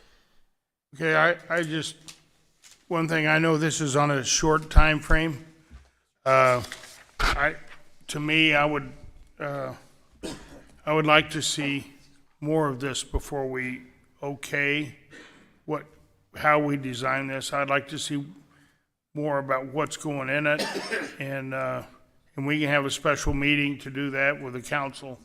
It's fine with me, but I think we need to be on top of this. This money came to us short, with a short fuse to it. It doesn't mean that they're gonna stick this down our throats. And by pushing everything so much, I just, we can have a special meeting to sit down and discuss this about where we end up with this park. I don't wanna have just because it was somebody else's short fuse doesn't necessarily mean that we have to acquiesce to that. And I'm all for the skate park, but that's just my opinion on this. I don't want you all to be forced into doing something that you don't have time to look at and really understand. When we're talking about, a real nice park opportunity in our community. Okay, next we have Councilman Orpesa. Thank you, Mr. Mayor. If I understood the information correctly, it seems like there's two sites, potential sites. So it doesn't appear that one side was voted on by the public as opposed to the other side. But it seems like, from what I heard, site number 1 or site number 2 was the more appropriate, or the one that they would be better off with? Mr. Mayor, Councilor, we did collect public feedback on their opinion of which site they would prefer. There was slightly more support for site 2. In addition, personally, I feel like it's the more appropriate site for this facility. So is site number 2 the one that staff is being recommended or recommending? Because when in order to make the motion, I believe you should have a particular site, and to be able to say we want this one built on site 1 or site 2 or whatever. Because I think if you leave it open-ended with maybe site 1 or maybe site 2, then you really don't have a plan of action that you can really zero in. Yes, sir. Site 2 is our recommended option. So Mr. Mayor, I would like to make an amendment to my motion and make the recommended site location as site 2. Is that? Yes, site sir. 2? Well, can we discuss this with all the council before we decide to change? Well, that's the purpose for the motion. Well, we already had a motion on the floor that was there, and my only thing is, I think we should hear from, before we decide site 1 or site 2 because of what he said. I mean, I think that the whole council ought to sit here and talk about what they see about the difference between site 1 and 2. Okay. And I mean that's just me. I don't know. I mean, because in my opinion, the site location is up in the air. Okay. And so maybe I should just amend it and say site location to be determined at a later time. That's, I don't want to delay the park. I agree with not delaying the park, but And Mr. Mayor, I will also offer,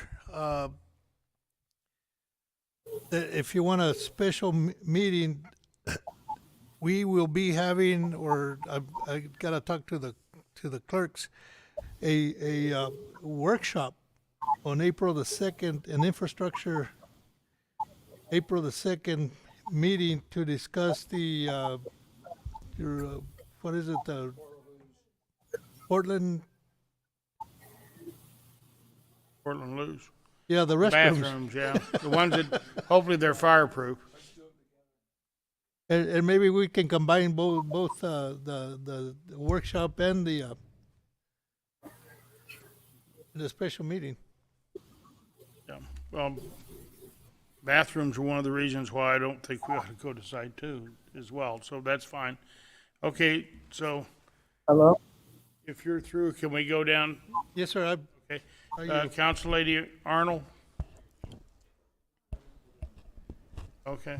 Mr. Mayor, Thank you, Mr. Yes. Councilor Moore is also wanting to speak. Okay, I put her on the list. Thank you, Mr. Mayor. Couple points. I attended the community meeting, and I was highly impressed at the community turnout. 50 people at one of these community meetings is pretty serious. There was a lot of support. I do have to commend Houston Bohannon. Is it Bohannon Houston? Bohannon Houston. This is the second time I've seen their work, and I'm highly impressed with the community engagement that they actually put out there. It was all real time.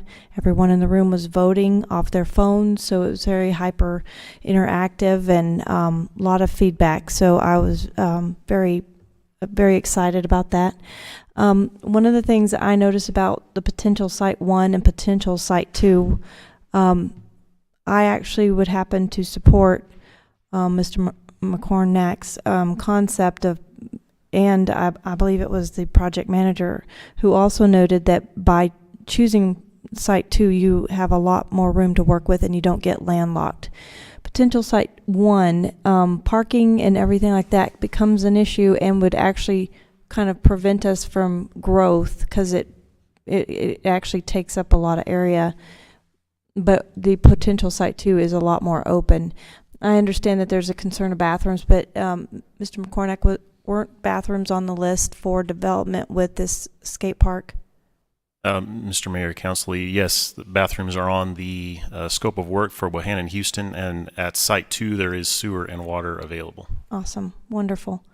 I happen to be a proponent of supporting potential Site 2 simply because of the openness and how potential Site 1 to me just kind of crowds Cielo Grande in a sense, and it leaves us blocked for future development of other items that are already there. So I just kind of wanted to basically say that I was really happy with that meeting. I'm really happy with the movement and the community engagement regarding our skate park. So thank you.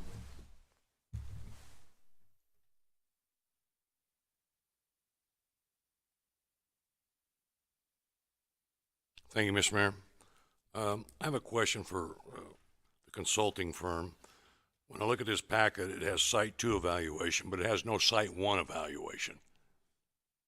I mean, so I think it's a little inconclusive when you have 2 sites here, but you're only giving us the facts of Site 2.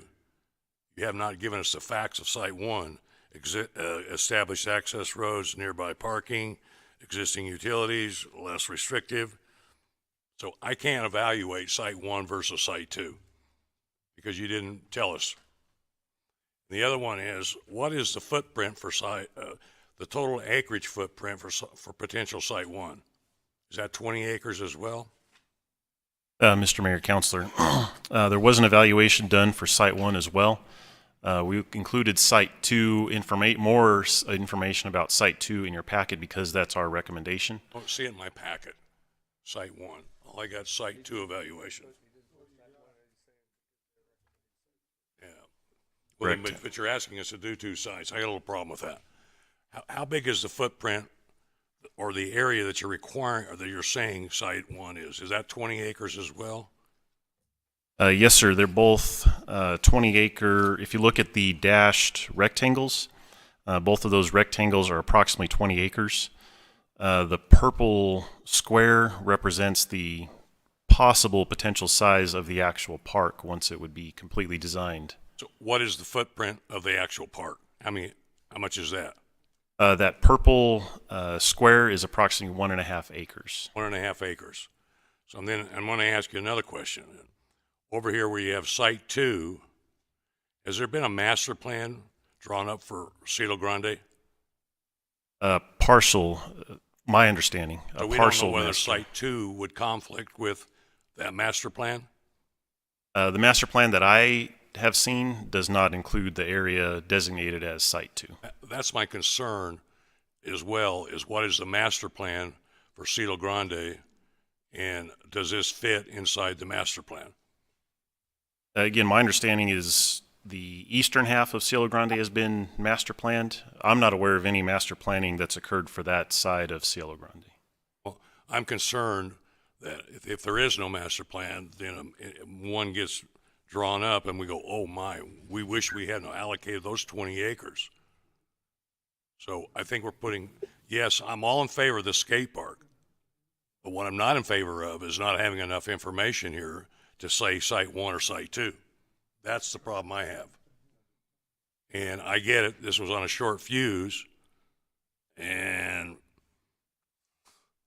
you're asking us to jump through some hoops here. We didn't do the lack of poor planning to get this done when we got allocated the money. This has been sitting somewhere. I don't know where it's been sitting. Do you know, Mr. Cole, where this has been sitting?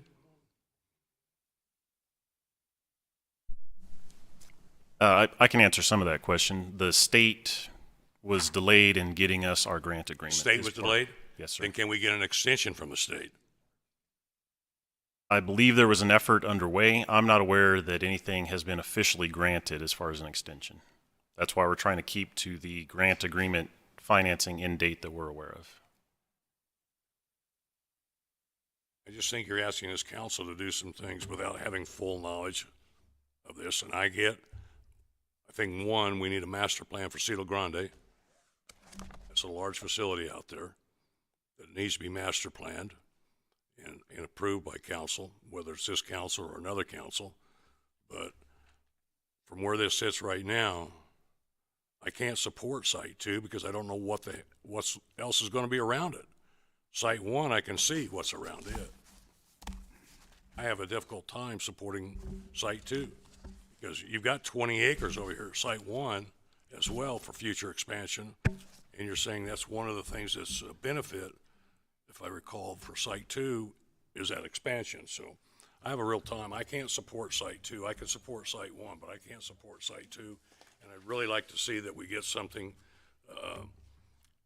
some relief from the state as far as the extension of the grant.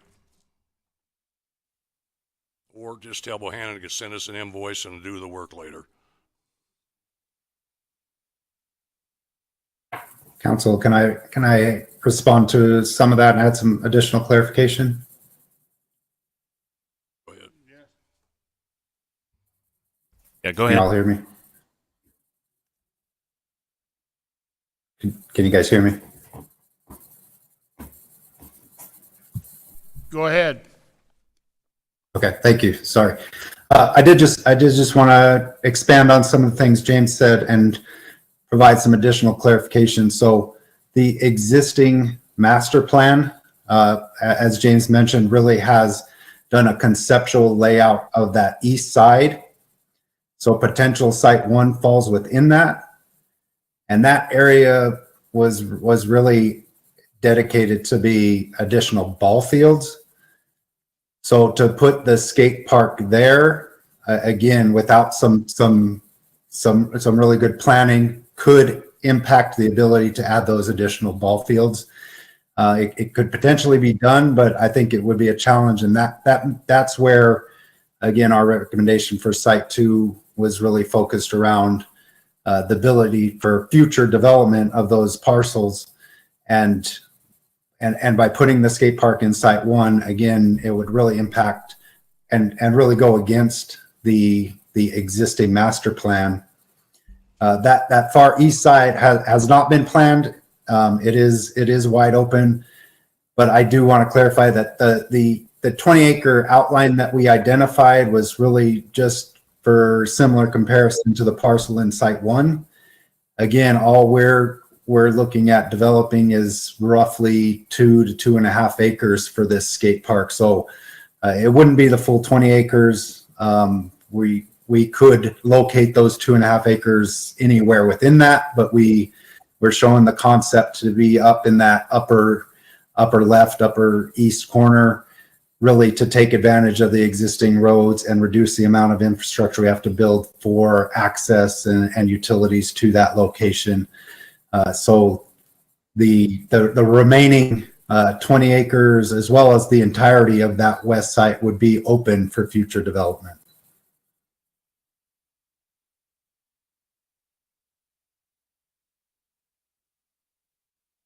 Okay, next we had Councilor Moore, and then Councilor Corn, and then Cavan. Councilor Moore. Well, they had answered some of the questions, because I had the question about if he was previously laid out. But I do have a thing about Councilor said about the master plan. I think even if we put it in that slide 2, the master plan would just be built around that. Since it hasn't been platted, we hadn't master planned it yet. So I figure being there wouldn't necessarily hurt it. Okay, just build a master plan around that, knowing that it was there. I think I have more concern about it being in that smaller space where it already is, with the chance for it to expand if we want to have events there. We can't say we never master planned a skate park, so we can't add that into our thing, because we never thought about a skate park. So we can't blame them for wanting to, we can't blame this, have a problem with this because we never master planned. We never thought about a skate park at a city council. So I don't want to say it because I don't know how to say that. But since we didn't master plan the skate park. So we can't say where we're going to put it because we don't have a master plan. We can't say that we don't want to put it there because we don't have a master plan. So let's not think of it that way. Let's just think about which is the best spot. So not think about in terms of master plan for it. I like section 2, and I don't see necessarily about holding on or getting more information. I think, whereas moving it to that bigger side where there's nothing happening, I think is a better idea. But if we're not voting on the place right now tonight, we can I don't know what we're going to be voting on, because the motion, the initial motion was to vote on a place. So if we're not voting on the place, what are we voting on? Can anybody answer that for me? Because his initial motion was to vote on the place. So unless he changes the motion, we got to vote on the place. I think that's my only. That was my question. Okay. Thank you, ma'am. Councilor Corn. Can you answer that question though? Or what are we voting on if we're not voting on a place? Ma'am, this is the first time we've seen this, and no one on this council had seen whether there were sites 1 or site 2. No one had seen that. We have an existing skate park that is already up where it is, and to make a huge change like that could be, I don't know, you're taking 20 acres and you're going to use one of them to make the skate park, or 1.5 of the 20. And so, I think when no one had seen any of this development that this plan was, about site 1 or site 2, and I went to the other meeting too. I think that the council has some obligations to look and determine about where things go in our park. We've had plans for a 30 $6 million police station one time. We had plans for a $61 million baseball fields one time. And no one, I don't think anybody on this, or very few people on this council knew a lot about it. We also have needs for softball fields that are out there. And so I think that, I think we need to look at all this. It might be best to put all the skate parks in a skate park area and maybe put the baseball fields in another area. I'm just saying that we have the council has no park or anything required about putting baseball fields over here. We've already got baseball fields across the street from here. And so I don't know, maybe that's where we need to put all the baseball fields on the north side of 8th Street there, and put other things in other areas. I'm just saying we need to look at this whole thing. We need to look and see. None of us have known.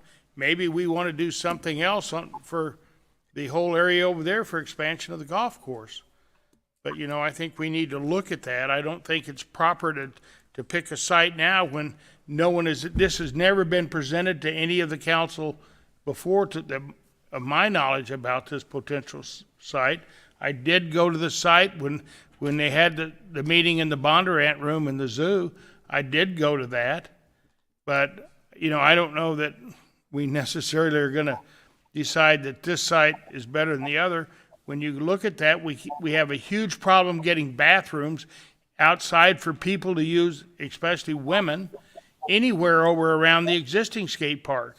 And so we're going to move over here and have a whole nother potential site getting bathrooms in for children to use in a site that is, pretty long distance away from there. The existing site, people driving down 8th Street can see the kids at the park. And usually when kids see other kids playing, then they'll want to go play with them. So, I think there's a lot of issues that need to be discussed before we just pick one because somebody else picked one. As a council, I think we all have an opportunity to look and determine what we're going to do. You're only looking at 1 acre out of 20 or acre and a half out of 20 that you're looking for a skate park. So are we going to develop the other 20s in just a skate park? I don't know. That would be awful big. But, let's just look at the whole thing and look at the whole picture where we are in our city about other expansion. If you look at Cielo Grande on the soccer fields, it's used a whole bunch. And it gets pretty tight use there. Not much parking there either. So we can look at all this. I think we need to look at it all together and see where we can get. So that's my only thing about people not seeing, the council not having an opportunity to go out and look at the areas and see topographically how well it all works and how things go together. There needs to be access to whatever happens. Children should be in areas where their parents can keep an eye on them and see them. And so they can, if they're walking around the soccer fields, then they can see that have lights on the playground equipment over there so they can see them. I think we need to look at the development of the whole area. So that would be my feelings. But anyway, Councilman Corn. Thank you, Mr. Mayor. I share your concern. Hate to admit that in a public meeting, and Councilman Hildebrand, which I also hate to admit in a public meeting, that this is. Well, you can get after it in a minute when it's your turn. So I'm looking at this map, and I really don't understand why the acre and a half for the new state park isn't over adjacent to the old state park. I don't know. Maybe there's a good reason for that. And I noticed through this packet that we got just a moment ago that we have nothing on site 1, and quite frankly, the pluses that they get cited for 2 leave me with a bunch of questions to ask somebody at some time. But I guess the bottom line is, they're gonna design a park that fits in an acre and a half, is that right? Yes, sir. So let's get on with the design, and we can decide the location at another time. And because we've got this money authorized, right? Didn't we get some legislative money for this or something? Let's go ahead and get on with the design work, because it looks like, other than exactly where we want to put it, the footprint's going to be the same. And we might have option site 3 over next to the existing state park if we really start thinking about it. Because you got all this parking over here by the recreational center, and you've got all that parking already built out just off of College there, and so we wouldn't be trying to figure out how to fund a bunch of new parking. And that road, Nevada Avenue on that end, has just been chip sealed. It's not designed to take a whole lot of traffic, I don't think. I mean, it doesn't even have crusher fines. It's not even chip sealed, is my understanding. I'm not sure. And I'll bet you that from the turn there on the south end of the soccer fields, it's probably dirt all the way to 8th Street. Be my guess. I don't know that. I haven't been out there in a long time. But I think that we ought to go ahead and let the designers design, and then we'll find a footprint and put it in the footprint. We'll tell them where we're going to have it built, and then we'll be done with this thing. And that'll give us time to move on, make our decision where you want to put it, and then we'll have hopefully a better conceptual plan of what they're planning to do on our acre and a half, instead of what they've done in Colorado or any place else. And this makes more sense to me. Won't slow the project down, because basically I think all we've got is enough money for the design anyway. So that's where I am. Thank you, Mr. Mayor.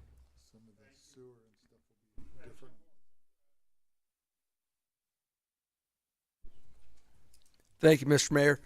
So, Mr. McCormick, let me make sure I've got this clear. We've got $450,000 that we need to spend on the design. Yes, sir, that's correct. Okay, so is it imperative in this meeting that we decide where that location is? We can probably proceed with the design to a certain extent without knowing location. There's certain things that are location dependent in our design, such as utility access, roadways, that will vary depending on site location. So we can only get to a certain point without knowing location. All right, thank you. So what is the time frame that we have to make this decision so we don't lose this money if we don't get it extended? I would refer that to Bohannon Houston. Denise or Jared, do you have any input on that question? Yeah, Jared Lee with Bohannon Houston again. We would need a decision fairly quickly. We can probably get to a 10% concept layout with the design without knowing the specifics, but we really can't go much further. The grading and drainage in particular is a big part of the site design, and without a site and knowing the topography, it makes it challenging to go much further. I would imagine the skate park elements also have, the terrain has some impact on how those function. I think both sites are fairly flat, so it may not be a big deal, but if we're talking about, an entirely new site, that's where we were trying to, again, take advantage of the existing sites that are kind of readily available. We have existing data. We could be moving forward. If we're working in a vacuum, just kind of putting concepts together, like I said, we could probably only go about 10% design. We need to have a decision probably within the next 2 weeks to stay on track with our schedule. Thank you. So, Mr. McCormick, my question was more towards losing the money. This is money that's coming from the state? Yes, sir. Okay, and so what does that time frame look like where we are risking losing the $450,000? Our deadline for the funding agreement is June 30 of this year. Okay, so we actually have time to look at this a little bit closer, whether we have a workshop on April 2nd or whatever. We have time to where we could vote on this at our next city council meeting, correct? The only issue with that is our scope of work with Bohannon Houston is providing us a full set of plans and specifications so that we could in the future bid this out. For them to complete that much work in a shorter time frame is potentially going to put us at risk of losing our funding. Okay. So quick question for Ms. Amalia. Do we have a second on Councilor Oropessa's motion? I'm just talking about the original motion. Have we had a second on the motion? It was Counselor Arnold. Okay. And Councilor Oropessa, you're looking at amending your motion? Well, it's not about having to. What I'm hearing here on the dais is that we're concerned about not really knowing what we're voting for. Well, the thing is that there's no site location That's to speak of. So it may be better just to amend it and recommend the what do you call it, the work on the plans and the amenities instead of putting a site location in the motion. Just take the site location verbiage out. well, and what I just heard from Bohannon is that they need to know one or the other so that they can move forward with their designs. But I would think that we should be able to figure that out.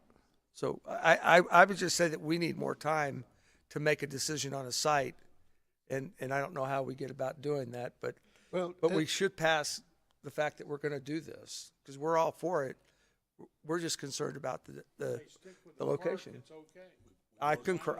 I concur with you, Mr. Mayor. We've already approved the expenditure for the plan. And just make it a general Cielo Grande location.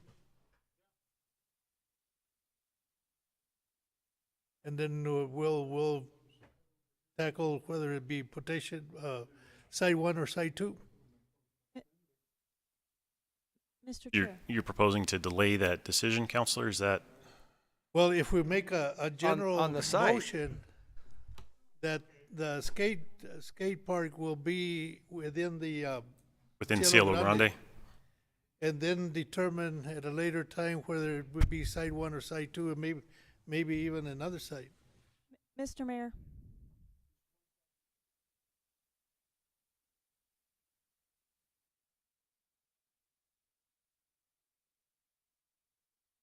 Okay. So I've actually I've been listening to this since day one, so I completely understand why there is some confusion. I think the biggest problem was, and Mr. McCornack, if you can actually help me out here, I know that Mr. Nahar had a very fine point as to why it wasn't going to be located near the old skate park, and I think a lot of the topography, what makes up all of this to be able to build a skate park, that was a lot of the consideration for each of these locations. I know the original skate park, there was a logical reason as to why it was not beneficial to put it near there. But I think doing a skate park requires a certain environment, and I think the confusion came when you provided an option instead of saying this is where we're doing it. I will say that everyone was invited to the public meeting. The public meeting, this was actually covered as far as the different locations. So that is out there, and I completely respect the fact that I kind of actually tend to agree with Councilman Korn on the fact that moving forward, and I recognize that you need the site selection, but as I understand it, our professionals, the engineer department, are saying that the best site selection is 2, and that That includes topography, the dynamics of what the land is made up of, location as far as easement, building any additional infrastructure that we would require. So your professional opinion as an engineer coming from the engineer's office is that Site 2 is the best location. Yes, ma'am, that's correct. Thank you.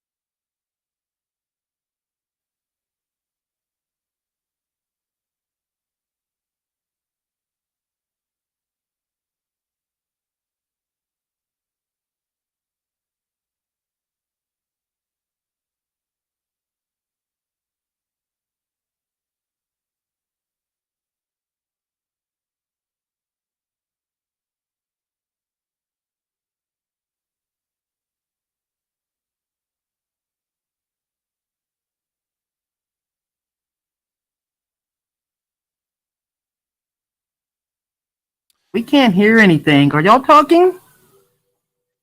9 million, are you gonna say this park, we're gonna get $9-10 million to build this park? If you're gonna spend, all this money on a planning grant, what are your expected expenditures in this park? Mr. Mayor, we won't have a solid budget estimate for construction until design's done. Just based on other stuff we've seen, typically design runs about 10% of the project. So if a vendor's bid $450,000 for design, as a general rule, you could be looking at $4 to $5 million of construction. Mm-hmm. But again, we won't have a firm number until design's done. And you know, when I look at this, I'm just concerned because when you turn around and you look at this and somebody gives us a grant for $450,000, so that means we're going to spend $5 million, and we still already need lights and other things already at the soccer field, and we're just going to spend, you know, one legislator gave us $2.1 million just for baseball fields. And all I'm saying, where'd that come from? Now, do we not care how many kids play soccer, how many kids are in the skate park, and how many kids play soccer? I'm just saying what we're doing is we're letting other people determine what the needs of this city are that are not elected. They are not the people who are supposed to make the decisions here. And, we need improvements at softball fields too. I mean, we need a lot of stuff, and so we shouldn't let someone else come in and somebody from somewhere else tell us how to design and what we need to spend our money for on the needs of our community. We should listen to our own people tell us what we need for our community. Not necessarily somebody just because they give us planning money. If they put $450,000 on a park, if it's on this corner or on site 1, 2, or this corner, $450,000 is design stuff for a park. You know, these guys are engineers. They should be able to make it work wherever they put it over there. Anywhere in this square, either square. They should be able to, in my opinion. And if not, we got the wrong engineers. So, okay, Councilman Chappell. I don't know if this is procedurally correct or not, but is there any way we can just send this to special infrastructure meeting in April? Everyone here wants more answers. They need more information. There is a motion on the floor right now with an amendment. Is there any way that we can send this to the special infrastructure meeting on April? It would delay it by 2 weeks, but everyone would have more information that they're requesting. Well, it probably needs to be the whole council. You can start out as the infrastructure, and I don't have a problem with that. I just, I think they can go to designing this park, and then we can figure out where to place it in there, in whichever square you pick, if you want to pick that. But I think we also need to look and see about what the potential future uses are for the rest of Cielo Grande. So we have a motion on the floor that is, I guess the clerk, would you like to read it so we can either amend that motion and vote it up or down, or if they want to withdraw the motion, we could make another motion to keep planning on the skate park facility and then determine the site at another time. I mean, that's probably where we need to be. Sorry, Mr. Mayor, what's the motion on the floor, Madam Clerk? It's to approve, pardon me, to approve Site 2. Okay, Mr. Mayor, so this would be a subsidiary motion, so it can take precedence if it's a referral, which is what it is. Right? Couldn't hear you. Sorry, this is a subsidiary motion, so you can vote on Councilor Chappell's motion without addressing the first one because it necessarily answers it. Okay. So he would need a second. Matthew's motion. Okay, so would you repeat your motion one more time, Councilman Chapel? Yes, sir, Mr. Mayor. I'd like to table this as a special infrastructure meeting in April. Is that Sorry, Councilor, refer, not table. My apologies, refer. Councilman Chapel moves to refer this item 26, to the Infrastructure Committee, Infrastructure Workshop on whatever, when it is called by the April 2nd.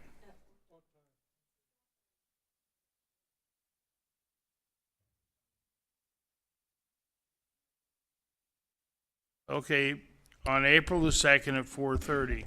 That's the motion. Is there a second? Mr. Mayor, would that be a city council workshop as opposed to infrastructure?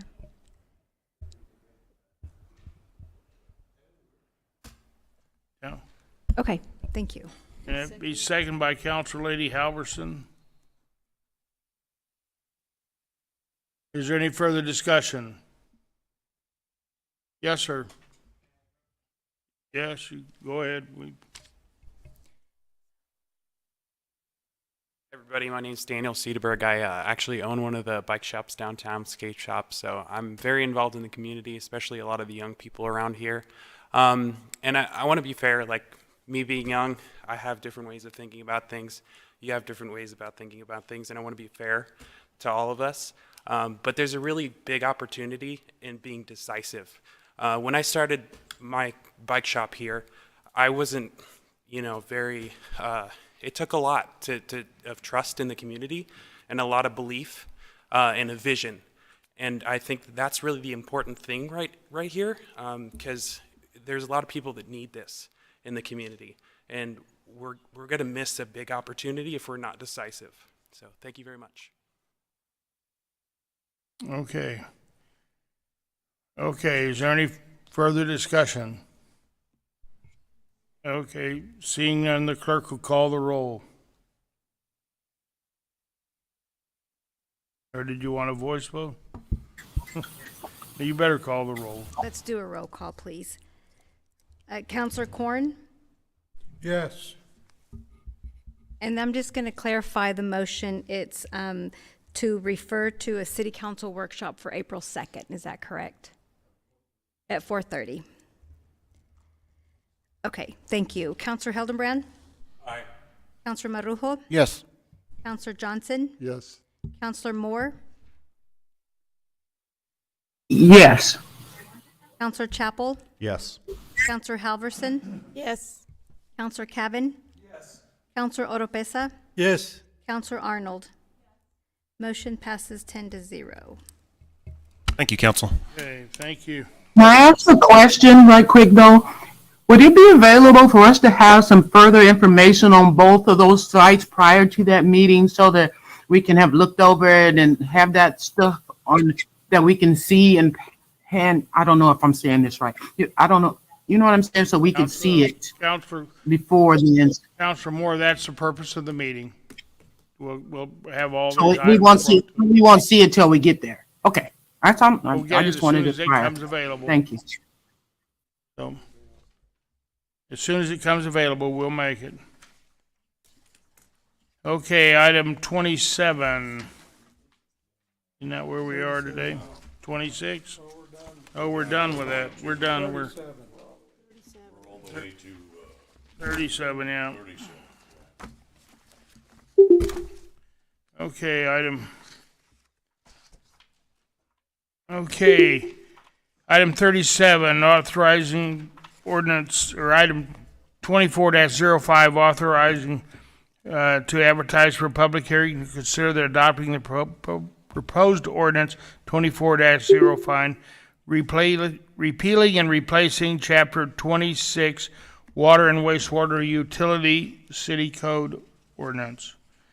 We have Councilman Hildebrand. Thank you, Mr. Mayor. I move that we authorize to advertise for a public hearing to consider adopting proposed ordinance 24-05, repealing and replacing chapter 26, the water and wastewater utility of the Roswell City Code. Second. Motion by Councilor Hildebrand, second by Councilor Cavan. Any further discussion? Seeing none, all those, you want a voice vote? Council, oh, excuse me, Mr. Glenn, go ahead. If you guys want to vote on it, Go ahead, I'm Mr. good. Glenn. Go ahead. Next slide. So we've been talking about this for about 2 years. It's a culmination of a lot of work from a lot of committees. What we're requesting is that we do ordinance 24-05, repealing and replacing chapter 26.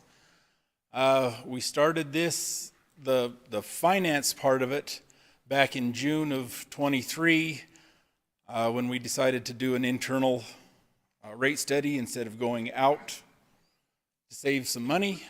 We were supposed to come back with recommendation for rate and fee adjustments as necessary to ensure the financial sustainability of the funds. The ordinance also repeals the 4-decade-old provisions of the Water and Wastewater Code and updates them in their entirety. This will be the first consideration of the ordinance by the City Council. Legal Committee voted 4-0 to recommend to advertise. And that's what we're asking for, is to set it for a public hearing at the next council meeting.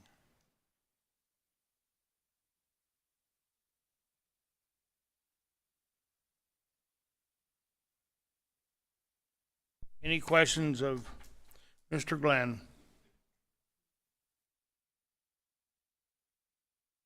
Seeing none, thank you. Is there anyone in the audience care to speak for item 37? Seeing none, okay. On a motion by Councilman Hildebrand, seconded by Councilor Cavan, item 37, ordinance 24-05, to authorize to advertise for a public hearing to consider adopting the proposed ordinance 24-05, repealing and replacing chapter 26, water and wastewater utility of the city code. And it's okay for a voice vote. All those in favor signify by saying aye. Aye. Opposed? Ms. Moore, you vote aye or no? We have 9 other votes on the machine, so. Aye. Okay, by a vote of 10 in the affirmative, none in the negative, item 37 is duly passed. Next, we go to item 38. Is item 38, ordinance 24-06, to authorize to advertise for public hearing to consider adopting the proposed ordinance 24-06, support the funding of the Country Club Reservoir rehabilitation progress through the New Mexico Finance Authority Water Project Fund hearing for number 5980-W2FF for a total amount agreement of $8 million. Councilman Corn. Thank you, Mr. Mayor. Move that we advertise ordinance 4206, considering adopting the proposed ordinance 2406 in support of funding the Country Club Reservoir through the New Mexico Finance Water Authority. Agreement amounts for $8 million. It's a 45-55 match. I second. Okay, we have a motion by Councilman Corn, second by Councilman Johnson. Okay, Mr. McCormick. Mr. Mayor, Council, what you have before you is ordinance 2406 to authorize to advertise for a public hearing to consider adopting proposed ordinance in support of Country Club Reservoir's project. As Councilor Corn indicated, this project total funding award agreement is $8 million, structured with a 55% loan in the amount of $4.4 million and 45% grant in the amount of $3.6 million. The loan component is a 20-year term at a net effective rate of 0.25%. And again, this project would be rehabilitation of the 2 reservoirs on West Country Club Road. And I'll stand for any questions. Okay, we've all talked about this water project. Is there any questions of Mr. McCormick? Okay, seeing none, on a motion by Councilman Corn, seconded by Councilor Johnson, to authorize to advertise for a public hearing for ordinance number 24-06 in support of funding for the Country Club Reservoir rehabilitation project through the New Mexico Finance Authority, project number 5980-WPF, with a total amount of $8 million. All those in favor signify by saying aye. Aye. Opposed? Aye. Okay, by a vote, Ms. Moore, we have 9 votes in the affirmative. Would you like? She said aye. She said aye, okay. By a vote of 10 in the affirmative, none in the negative, item 38 has duly passed. Thank you. And, okay, next we go to item 39. Ordinance, item 39 is ordinance 24-07, authorized to advertise for public hearing. Ordinance 24-07, amending the chapter 21 of the solid waste Roswell City Code. Councilman Corn.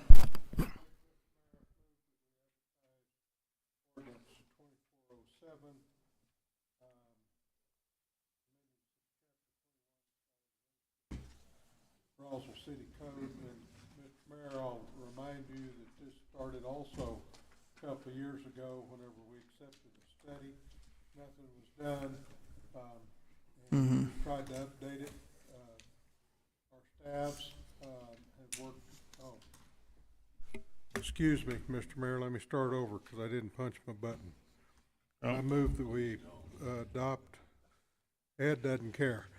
So, authorized to advertise public hearing on ordinance 2507, amending chapter 21, solid waste of the city of Roswell.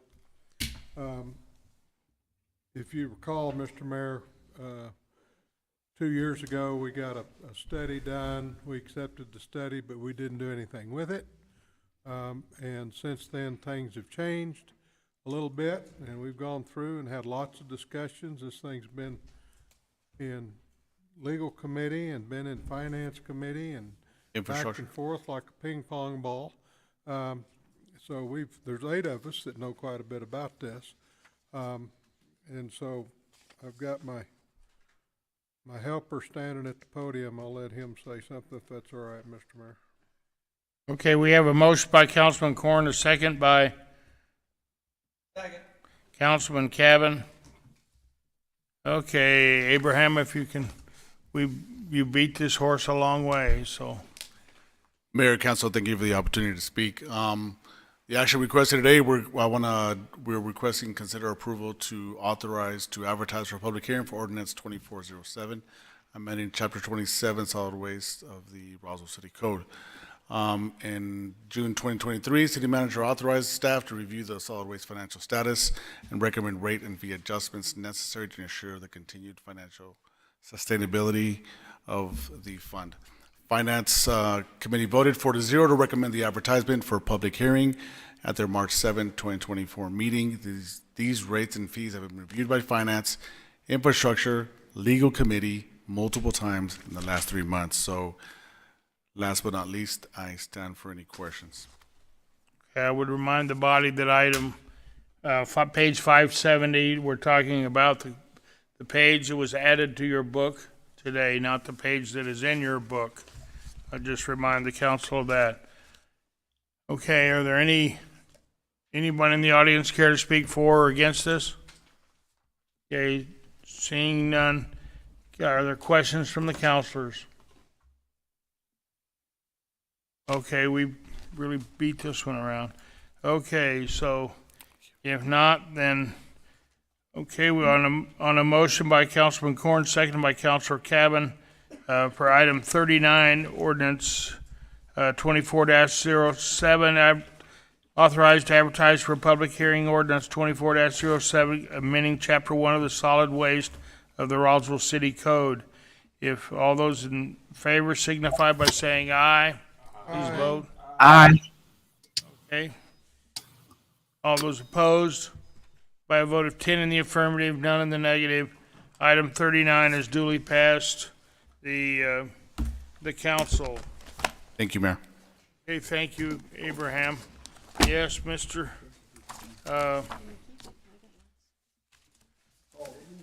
Call. Yes, sir. Thank you, Mayor Jennings. Members of the council, we've made it. I won't hold you very long, won't hold you up very long. Want to report out a couple of things that we've been working on and looking at this month.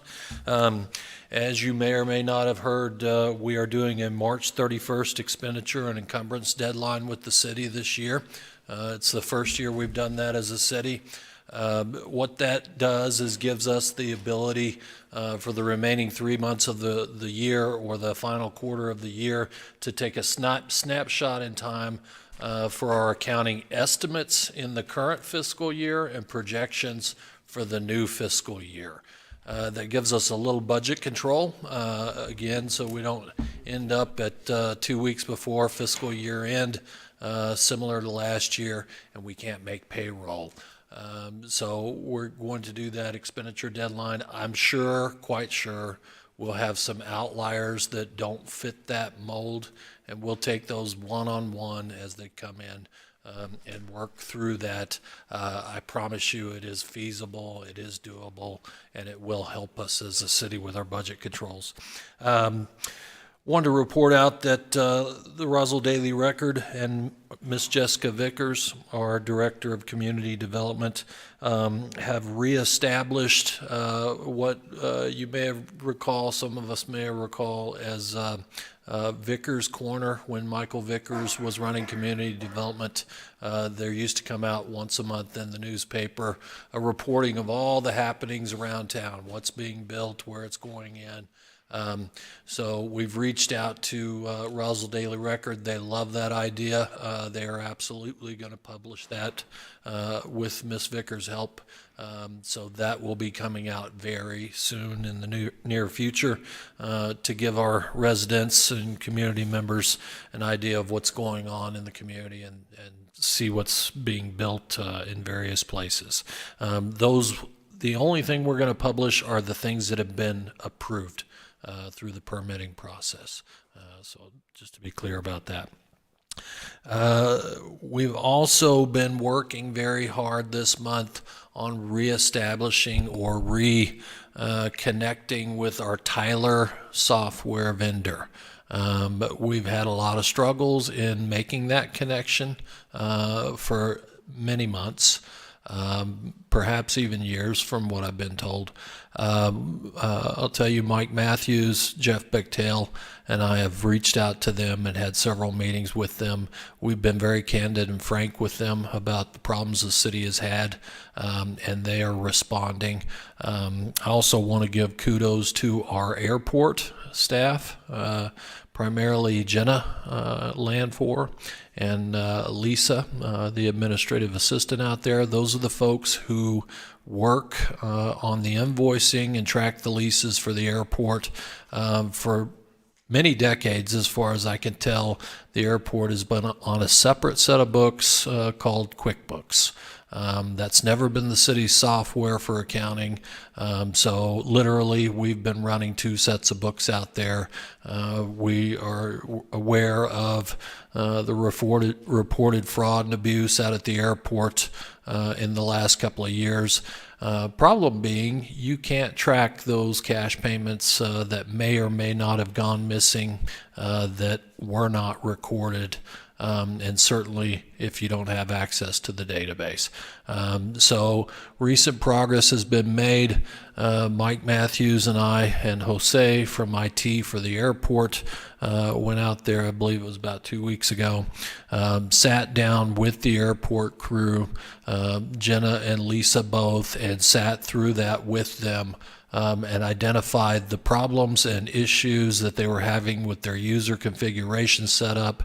From the software side, that's low-hanging fruit. That means we're not getting charged an extra dime for an assessment fee or a re-implementation fee or any of those types of things. Set up another meeting for them, and they got through that, I think, maybe an hour, maybe 2 hours, but redid their user configuration, and now they're able to do invoices. Now they're able to migrate those lease from the QuickBooks into Tyler, our database. Now, as we go forward, we'll be able to look back and see what the history was, track, monitor, invoice. So kudos to Jennifer Griego and her team, particularly Jenna and Lisa, for getting that done this week. Finally, it's been a long time coming and getting that done. So that was our recent win at the airport. We need to pick up another win in that same area. You may have all heard, many of you have asked me, and I've asked around and talked to some other folks. We have a problem with our online payment system in the water billing department. It's, again, our Tyler software.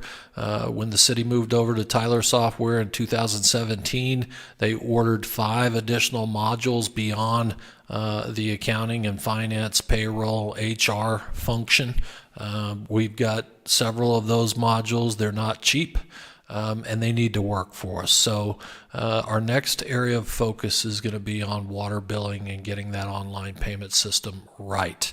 If we can't get that right, if we can't pick up another win there, and we can't pick up a win in some other areas, I do think it's time that we look at moving on from the Tyler vendor software. And we've been quite frank with them that that's our intent. Either find us a path and work with us so we can get the stuff right, or we're moving on. And so I've asked the staff to look at other vendors, and let's find something that works, or make Tyler work. Of course, it'd be easier to make Tyler work. That's better all the way around. But the next piece, we also bought a module of software through Tyler for our Community Development Center. Again, that's Jessica Vickers and her team. That software does not work.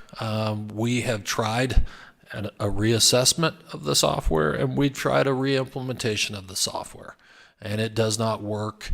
At least, well, it doesn't work, and it won't work for what we'd like to see. I'd really like to see, and I think the community would really like to see, our Community Development Center, at our permitting process, all of those things brought into the 21st century with an online platform. We've done some looking here and there. We like the online system that Lubbock uses.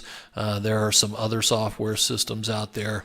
Basically, what I'm trying to get us to, or would like to see us get to in our community development, is when somebody is submitting for permits and those types of things, we get a date stamp and time stamp, who it was, who's the next approver, who's the next approver after that.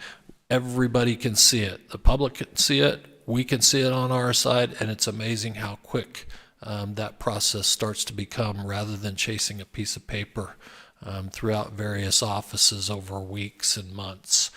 So I'd really like to see that. The good news is Ms. Vickers has reached out to several vendors, looked at several demos. We looked at a demo last week for a software that does just that. That's the only thing they focus on, is that. Community development, permitting, etc. They don't do accounting software or other softwares. It looks to be pretty intuitive and easy to use. It has all the things that I'd like to see in terms of accountability, speed, and time and date stamp in the database, so we could see what was permitted when and by who and who's next. So Mike Matthews, Jeff Bechtel, and I will have a demo of that software again next week, and look forward to reporting out more on that to you as we make our way through this process. The big items for me, the big ticket items for me in coming into the city are obviously balancing the budget, and the next piece is you've got to have software that works. Everything these days, that's our database, that's how we do things day to day. And if those things aren't working, then we're limping along, and I think that's what we've been doing as a city. On the accounting side, the perfect example of that is in the setup. As a city, we report and operate on the cash basis of accounting, and that system, when it was set up in 2017, was set up on accrual. So now every time we want to do a financial statement or just basic information out of the system, we've got to go back in, back out the accruals to get it back to cash basis. It should be the other way around. The only time we should be doing accruals is at audit season, at the end of the year, when we do a basic accrual journal entry. It doesn't even hit our system, shouldn't even hit our system. It just hits the books in the audit, as presented in the financial statements of the audit. So again, we've got some system setup issues. The toughest system setup, the most lengthy, would be the accounting and finance side.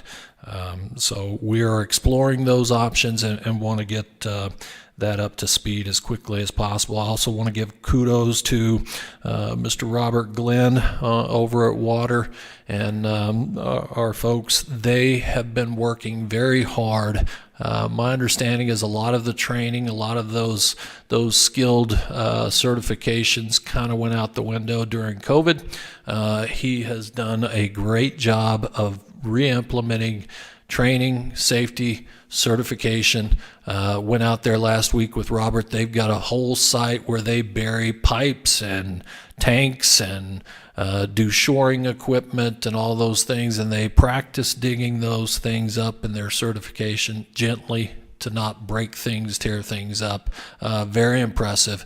We'll soon have some video of that from Johnny Lujan and the team over at Public Relations. And I'd like to look forward to bringing that to council so you can see what all's going on there with the certification. I think the certifications for the city, whether it's water department, PD, fire, wherever, the certifications are where it's at. That's where we need to incentivize our people to make more money and move into those certifications and work their way up. So very proud of Robert and his team for what they've done and are doing to get safety and certification as a top priority for the city. I think you saw some of their equipment coming in the door this evening, and again, with just kudos to Robert and his team over at Water. Last thing, and then I'll get out of your hair. We have open positions for lifeguards for the summer to open up the outdoor pool. We're already getting phone calls from the school district. They're trying to plan their year-end field trips, and we certainly don't want to be sending those kiddos down to Hobbs or anywhere else when we've got a $40 million facility here that we can utilize for that. So the positions are open. If you know anybody that's coming back from college or getting ready for the summer, come fill out a lifeguard position. We'll get you certified in the next month, and we'll get you started in May. Thank you. Thank you, Mr. Cole. Okay, is there anything else to come before the council? Thank you all very much for being here. It's almost like the past is revisited. We had a little long counselor tonight, so.